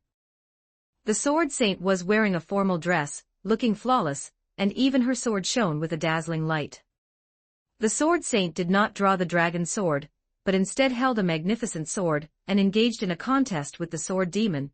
It was a battle between the strongest in the kingdom. Blades crossed, hilts clashed, sword tips glinted, and they fought incessantly. And then the Sword Saint, who was favored by 10,000 swords, had her sword broken by the ghost of the battlefield. "I have won." Time seemed to stop. Everyone knew that the invincible Sword Saint had been defeated. "You who are weaker than me, no longer have a reason to hold a sword." The young man declared thus. "If I don't hold a sword, who will?" The Sword Saint asked. "I will inherit your reason for wielding a sword. You just need to become the reason I wield mine." He took off his hood. Wilhelm van Astrea stared at Teresa with a straight face. Even though it was a confession-like statement, he spoke without any shyness, open and earnest, under the gaze of the entire nation. The Sword Saint, yet she did not want to hold a sword. This was a very ironic thing. And this world, which pushed a young girl onto the stage of war and forced her to hold a sword, was even more unreasonable. Only the young man understood that the girl before him was not the Sword Saint, but just a girl who loved flowers, a girl who loved to smile. What a terrible thing to say. Wouldn't that waste all the resolve I've made? Teresa said, troubled. Leave that to me as well, just leave everything to me. As for you, how about planting some flowers and living a good life? Wilhelm van Astria asked. Under the protection of your sword. That's right. Will you protect me? That's right. The young man answered all of the girl's questions decisively. Do you like flowers? She asked that question again, the one she had asked several times before. This time, the young man was able to answer her. I don't hate them anymore. Why do you wield a sword? To protect you. Their faces drew close to each other, the distance shortening until it disappeared. When everyone came to their senses, their lips were already pressed together. Lasting only a few moments, they slowly separated. Do you love me? The girl asked shyly. Figure it out yourself. The young man turned his head away and answered very rudely. The girl puffed out her cheeks, extremely dissatisfied, and then said, There are some things I still wish you would say out loud. The young man scratched his head, frowned in great embarrassment, and finally had to lean in close to the girl's ear and whisper. If one day, when I'm in the mood, I'll say it. He used this phrase to hide his shyness. But he did not know that he would never be able to wait for that day.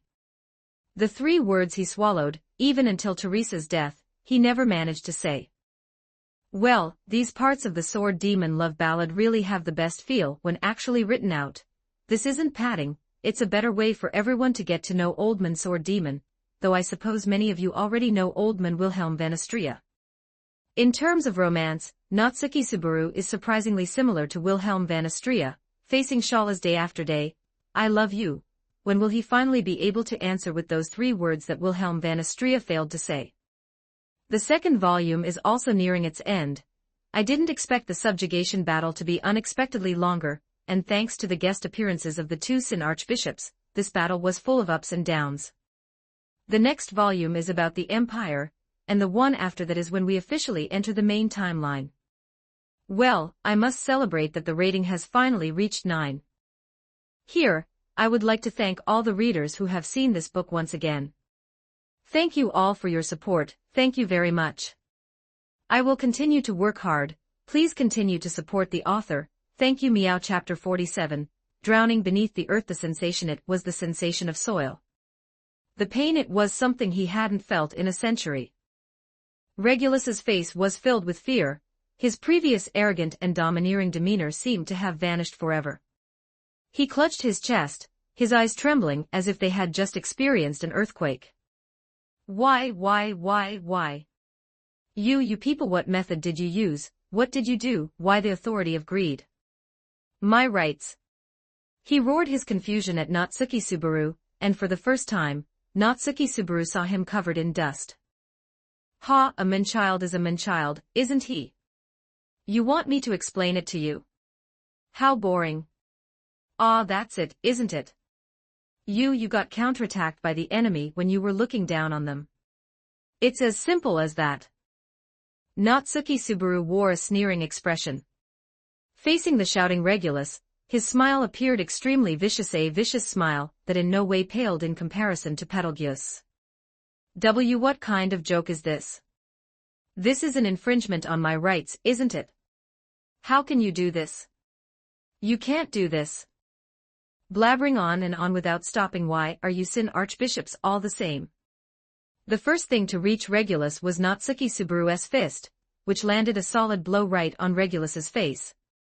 His cheek instantly caved in, and his entire body was sent spinning by the immense force, flying off and rolling across the ground several times. Forget being spotless, his entire body was covered in mud, and his snow-white clothes finally had dirt on them. Regulus savored the pain. He realized that he was no longer invincible. The stinging, scorching pain in his cheek, and the ringing echoing in his brain were all declaring this fact. How did it feel? Reinhard van Astria asked. It was actually a bit boring. Natsuki Subaru twisted his neck, not following up with another attack. Hey, I'm bored of this. This guy isn't fun at all now. Reed tried calling out to Natsuki Subaru, who had been pushed out, but there was no response. What's going on? Natsuki Subaru's eyes suddenly lost their focus. He collapsed to his knees and then fell to the ground, as if he had fainted. Reinhard van Astrea immediately caught the falling Natsuki Subaru. He didn't know what had happened to his friend. Is this something a human would do? This shameless, despicable act that violated my rights. Regulus was going mad, even losing a tooth from the earlier punch. Need to take care of the enemy first. Subaru's situation would have to wait. Lacking healing abilities and having no idea what was wrong with Subaru, Reinhard van Astrea could only turn his gaze back to Regulus, who was still unable to accept reality. What are you trying to do, Sword Saint? Are you trying to kick me while I'm down? You're right. Time is short, and I need to take Subaru back quickly. Your authority isn't absolutely invincible anymore, is it? I'm not invincible. What kind of joke is that? I will make you regret. Make you regret looking down on me, the greed. I'm just doing what is naturally, right? I haven't done anything wrong, have I? You're the Sword Saint, aren't you? You can't just take advantage of someone in a vulnerable position, can you? When he had the advantage under the effect of Lion's heart, that mouth could spout nonsense to its heart's content. But now that the situation had turned unfavorable, he started saying things that were only advantageous to himself. Taking advantage of someone. Indeed, you are just an unarmed pawn. Reinhard van Astrea nodded thoughtfully. Right. You wouldn't do this to someone who doesn't even have a weapon. In that case, I shall discard my weapon as well. Reinhard van Astrea assumed a stance for unarmed combat. Then, in an instant, he arrived at Regulus's side. It was a simple punch, but its power was immense. A fist containing superhuman strength struck Regulus. He immediately activated Lion's heart, stopped his heart from beating, and entered an invincible state. The massive force sent him blasting into the air. Hurry, feel it, my love for them, hurry and feel it. Severed love, my affection, my love for them, how could it be broken just like that?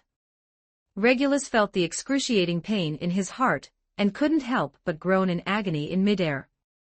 The maximum time Regulus could stop his heart, and himself, was only 5 seconds.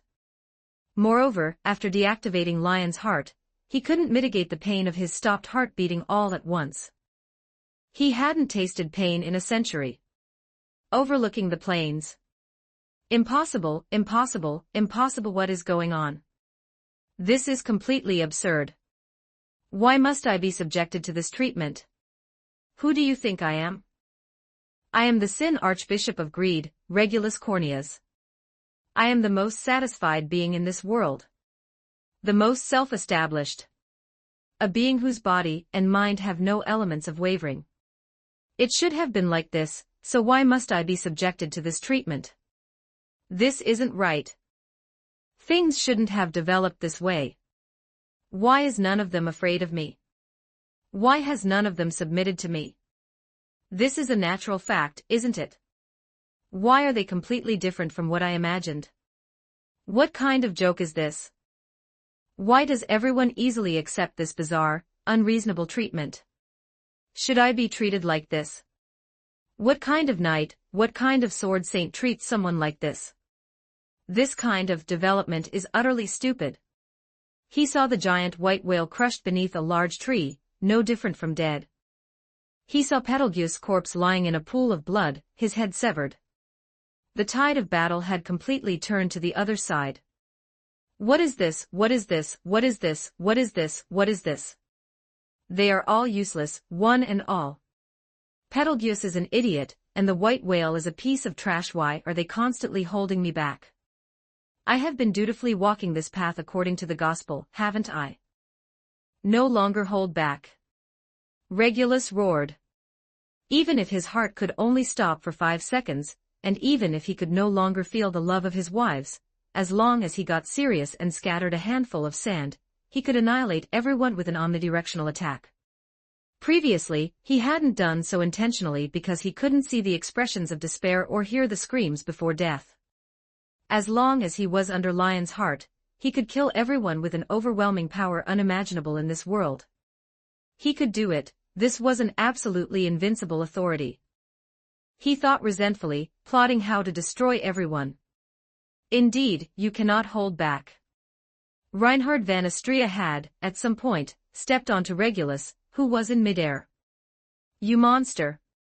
He was completely terrified. What kind of monster is this? Infinite strength, astonishing jumping power, boundless speed, and he couldn't even be killed no matter what. Why is there someone in this world who is this strong? This is completely unreasonable, isn't it? Of course, Regulus was the least qualified to say that. Yes, I am a monster. I am a monster that hunts monsters. It's time for you to accept your fate. Reinhard van Astrea swung a hand blade, striking Regulus on the back. Tremendous power erupted. Regulus endured a strike that surpassed the sharpness of a famous sword, but since the invincibility effect was still active, he only suffered the impact and was blasted straight down. He shattered the ground, smashed through rocks, and his body pierced straight through the underground. 5 seconds, the 5 seconds were almost up. Regulus watched in despair as the sky grew further and further away, and pitch-black darkness gradually covered his surroundings. My heart, it hurts, it's exploding with pain, no. If I release it here I will be buried in the soil, and die completely. As long as I get serious, you are all nothing. In an extremely short amount of time, he repeatedly used Lion's heart, digging through the earth. As long as he entered the invincible state, and endured the excruciating pain in his body, his obsession reached its peak. Do not underestimate this obsession. Even at this point, he felt no fear, only the resentment to punish everyone. As long as the soil rolled in, filling his throat, he gradually lost sight of the sky and finally returned to beneath the earth. He tasted the experience of drowning in the soil. 99 Chapter 48 That Person's Child Chapter 48 That person's child, as expected of that person's child. He had lived amidst such words since he was young. Sure enough, he is that person's child. Adults and neighbors frequently evaluated Natsuki Subaru this way.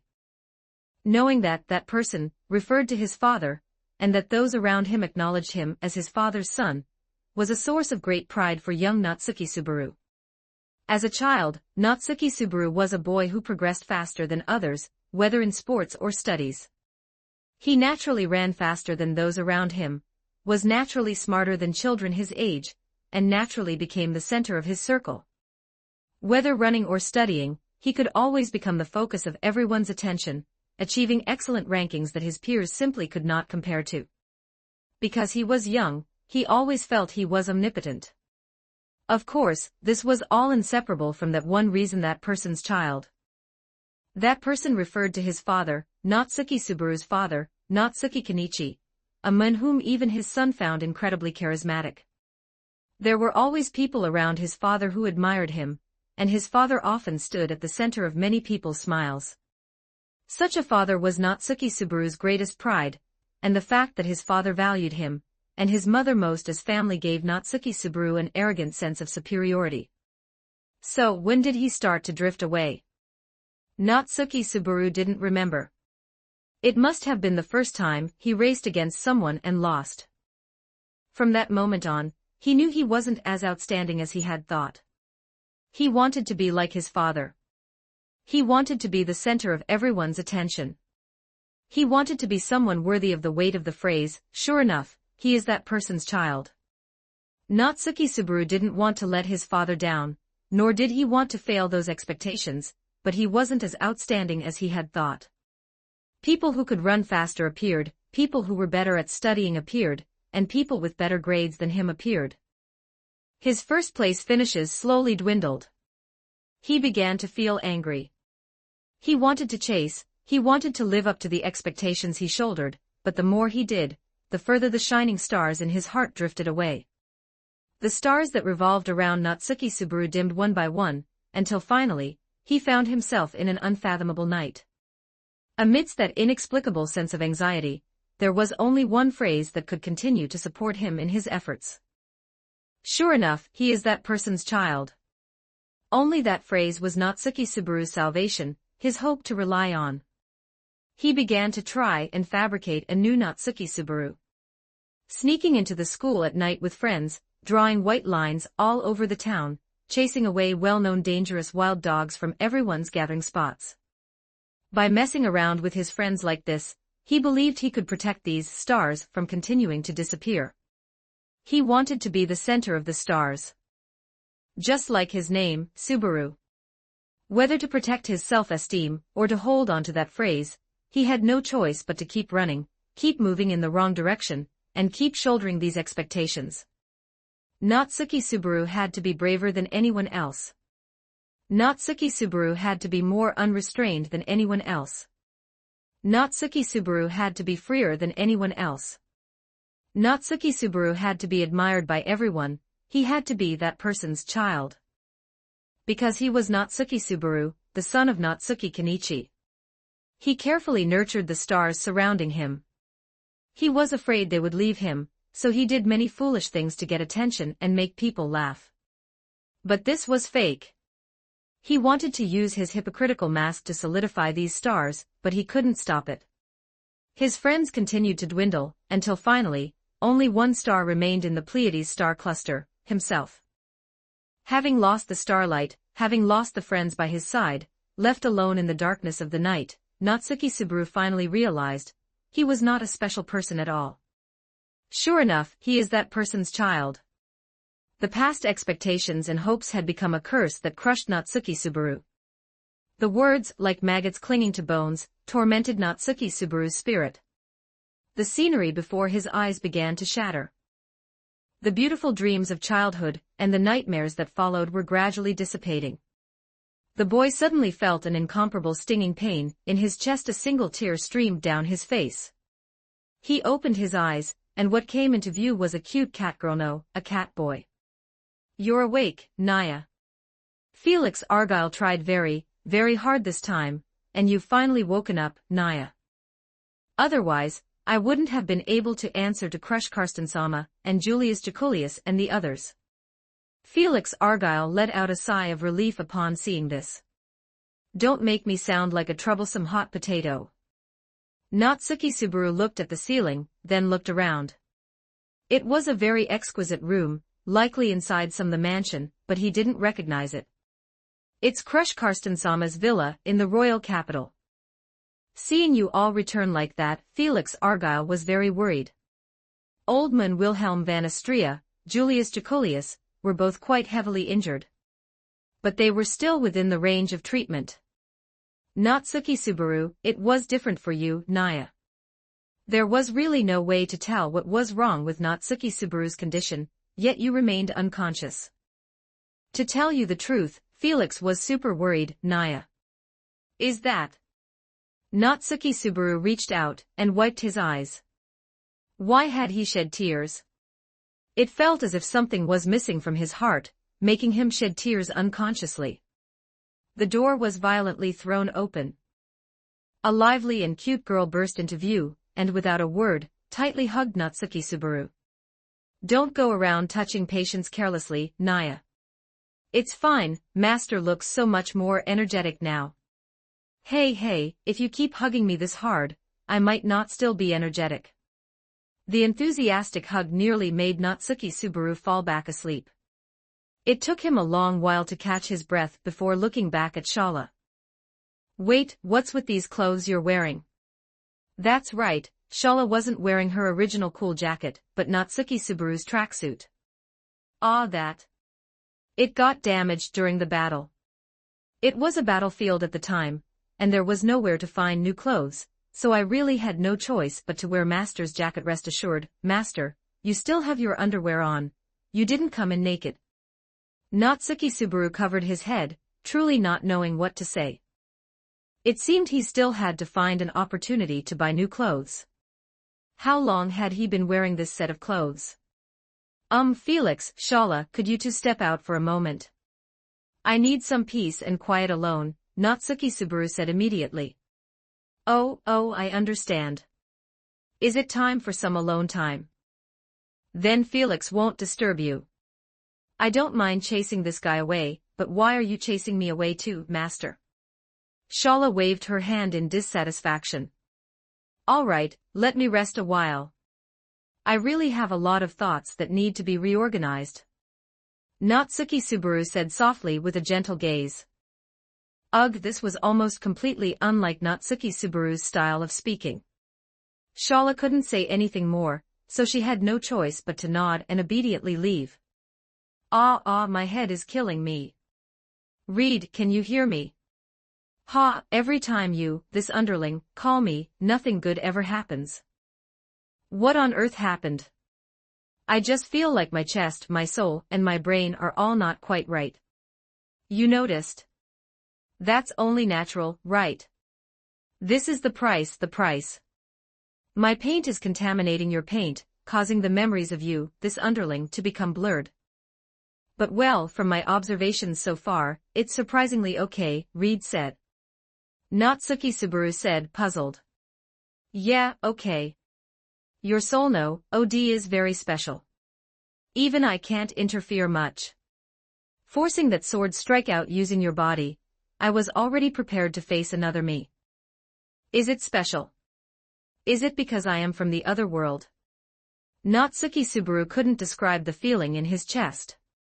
It was as if a huge stone had been removed. It should have been a feeling of relief. But for some reason, he felt flustered, as if a piece of his soul was missing.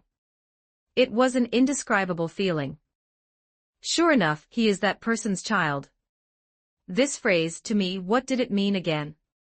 The bewildered Natsuki Subaru asked himself this. Chapter 49, Resounding. The battle to subjugate the white whale was a complete victory. At the cost of no casualties, they had successfully defeated 2 Sin archbishops of the witch cult, and a giant ma-beast that had plagued the world for 400 years. As the morning sunlight dawned once again over the Lifaz plain, everything had already come to an end. The sword demon, Wilhelm van Astria, delivered the final blow to the white whale, successfully completing his revenge and comforting the spirit of his wife in heaven. However, he also realized that the white whale's strength was not enough to have killed his wife. Combining this with the actions of the 2 Sin archbishops this time, he vaguely suspected that perhaps the witch cult had also been involved that day. It was a pity about Flugel's great tree. It was, after all, an iconic existence. Used here to deal with the white whale, one had to wonder just how far into the future that great sage had seen.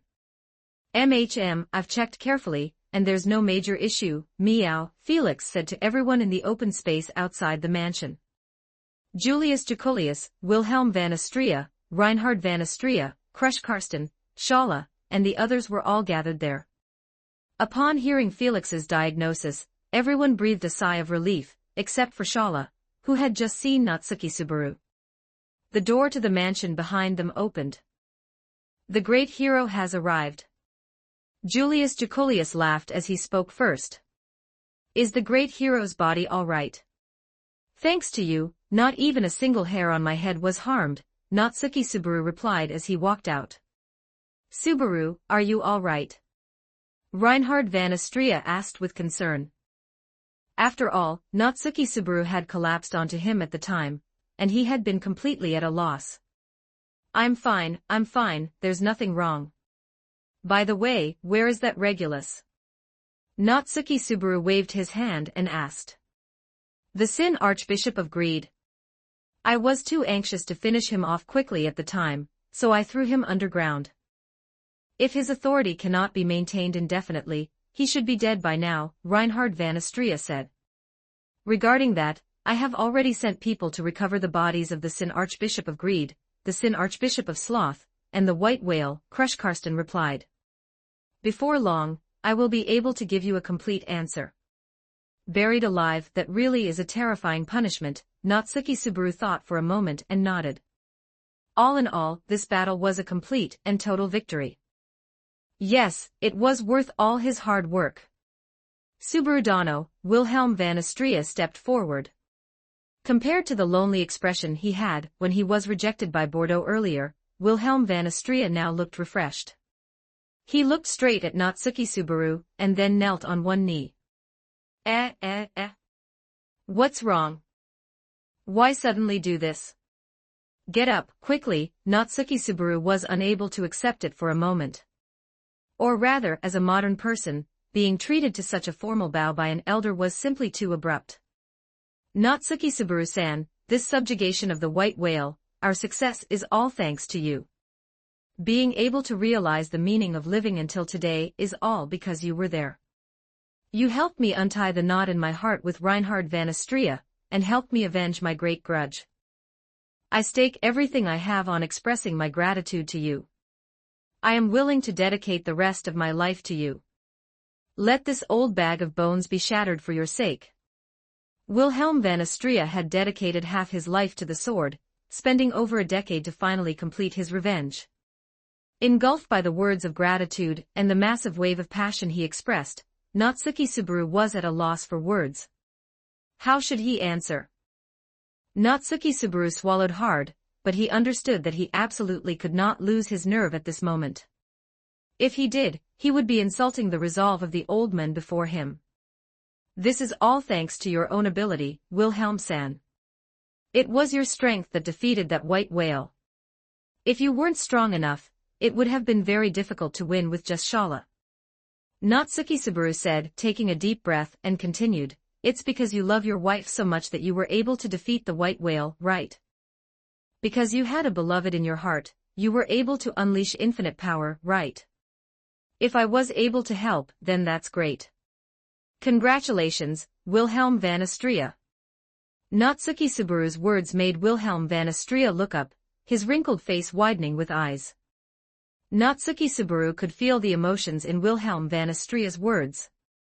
His answer was drawn from the resonance he felt for Wilhelm van Astria, because he also understood in times of adversity, as long as one thinks of the face of the one they love, one will always have infinite strength. It was precisely because he held such resolve that he was able to climb the sage's tower, cross the divine dragon Volcanica, and complete the trial of his aspirations. Natsuki Subaru's peripheral vision looked toward Shala on the side. She was giggling, holding her head with her usual smile, watching her entire world without blinking. Thank you. Wilhelm van Astria replied with a trembling voice. Seeing this scene, everyone smiled from the bottom of their hearts. Taming the ghost of the battlefield, subjugating the beast of fog, defeating the Sin Archbishop, no matter which one it is, your name will ring like thunder throughout the kingdom. Crush Karsten stepped forward and said. Am I going to become a big celebrity? Won't that be very troublesome? Wasn't it supposed to be in Crush Karsten-sama's name? Natsuki Subaru recalled what had happened in the previous loops and said with some concern. No need to worry. Your identity and reputation are guaranteed by the Karsten Duchy. Besides, I do not intend to be so shameless as to attribute your achievements entirely to my house. On the contrary, it is your contribution that has helped my house a great deal. Crush Karsten nodded and said. This favor, even if you do not intend to collect, I will inevitably repay you. Please do not refuse when the time comes. Oh my, that's a bit of a headache, Natsuki Subaru said, scratching the back of his head with a cheeky grin. Since we have confirmed that you are safe and sound, we can start preparing for the victory banquet. I heard from Knight Reinhard van Astria that there is a cooking duel between you and him. Crush Karsten asked. You told them about that? Natsuki Subaru looked anxiously at Reinhard van Astria. Reinhard van Astria nodded with a faint smile and said, I am very much looking forward to the day I get to order Subaru around. Could it be? That's right. The duel will be held tonight, at the victory banquet. The judges will be everyone present here. Aha, I haven't prepared yet. This is truly exaggerated. Look, is this still the Lifaz plane that I know? The excavation workers sent by Crush Karsten were startled by the scene before them. The flat land had long since been ruined by the ravages of greed. And that iconic great tree had also fallen. Over there were soldiers responsible for transporting the body of the white whale. Hurry up and dig. I heard the body of the Sin Archbishop of Greed is right here underground. We've been digging for so long, and haven't seen anything. Just how deep is he buried? A dozen or so workers complained, using their shovels to dig the soil one scoop at a time. Excuse me. One of the workers was suddenly tapped on the back. He turned to look. Where did this bystander come from? We are doing something very important here. Don't just wander in, stay away, the worker said with some impatience. The young man who had suddenly intruded on the scene, however, wore a troubled expression. Oh my, good grief. It's rare that we're being so polite. Even though we're starving to death and no matter how much we eat we can't get full, we've even asked you like this, what is your name? The young man let out a sharp voice, revealing his white teeth, as sharp as a shark's.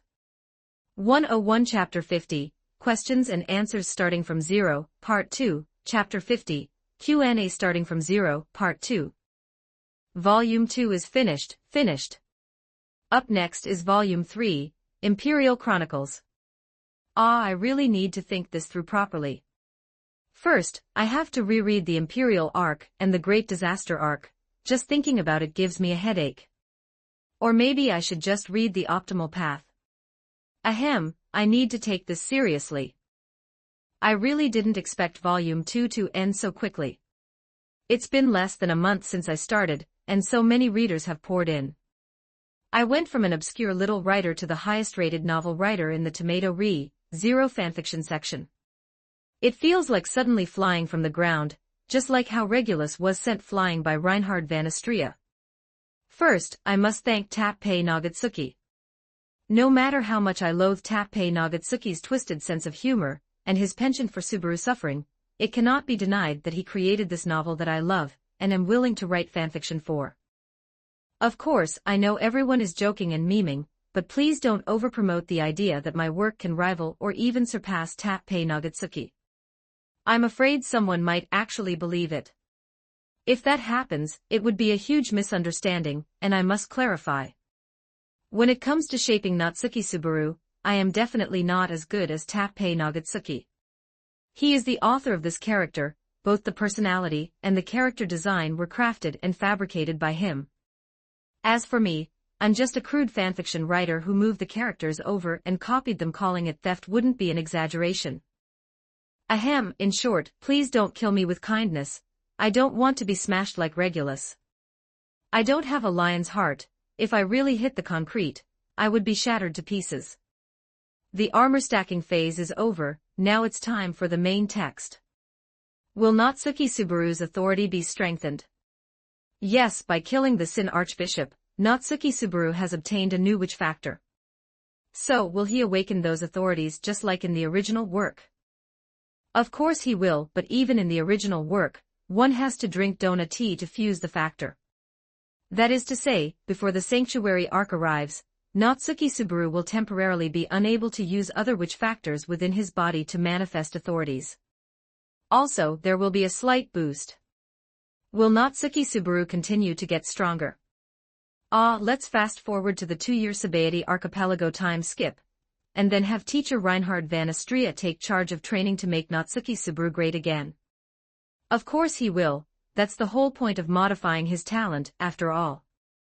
Regarding if routes like these, generally speaking, should at least be written after the main storyline has reached a certain scale.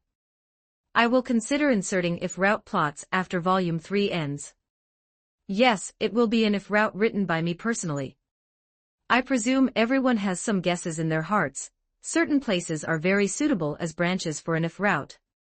Have Natsuki Subaru and Shala resolved their emotional knots? Just about, right. I really think it's about time. After all, Shala's answer has already been very straightforward. All that's missing now is a very suitable opportunity and catalyst. As for this opportunity, I will squeeze it in when the time is right. As a loyal EMT loyalist, every time I write sweet scenes between Shala and Natsuki Subaru, an unspeakable sense of guilt creeps up my spine. Yes, Emilia is an angel. She will definitely forgive me, right?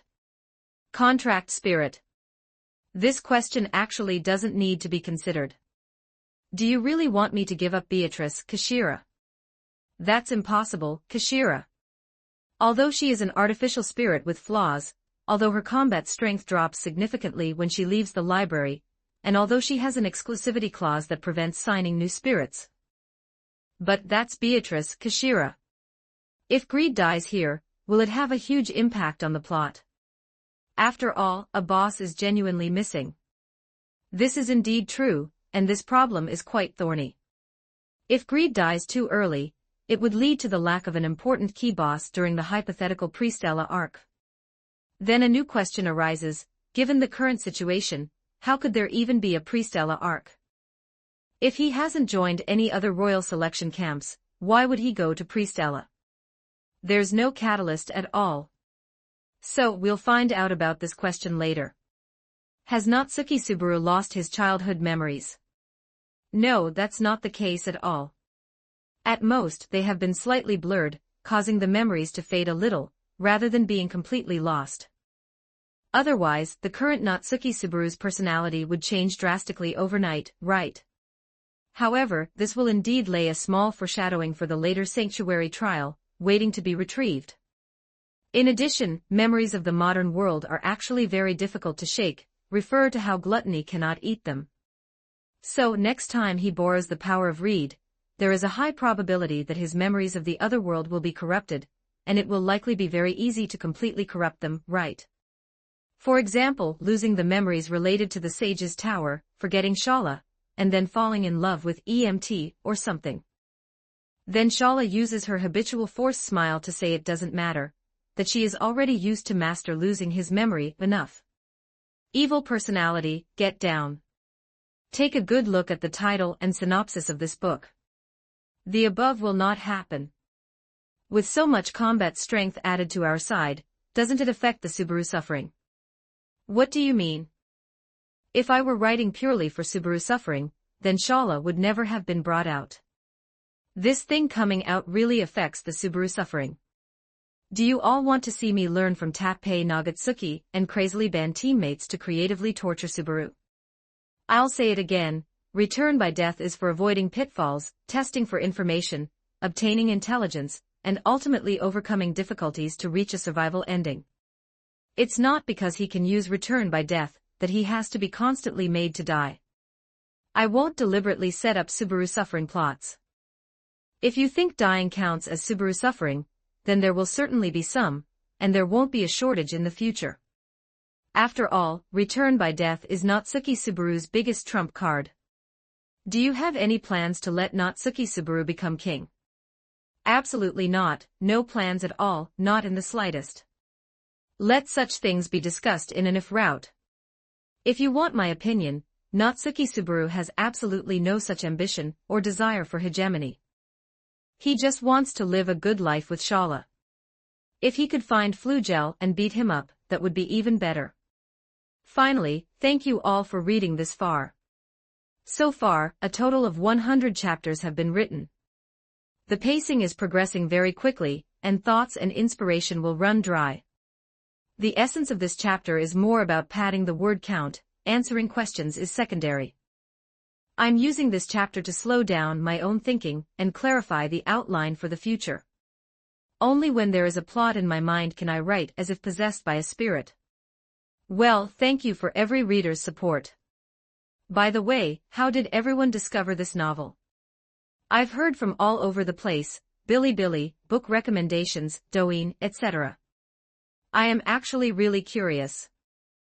Don't forget to like and subscribe to Novels Wonderland.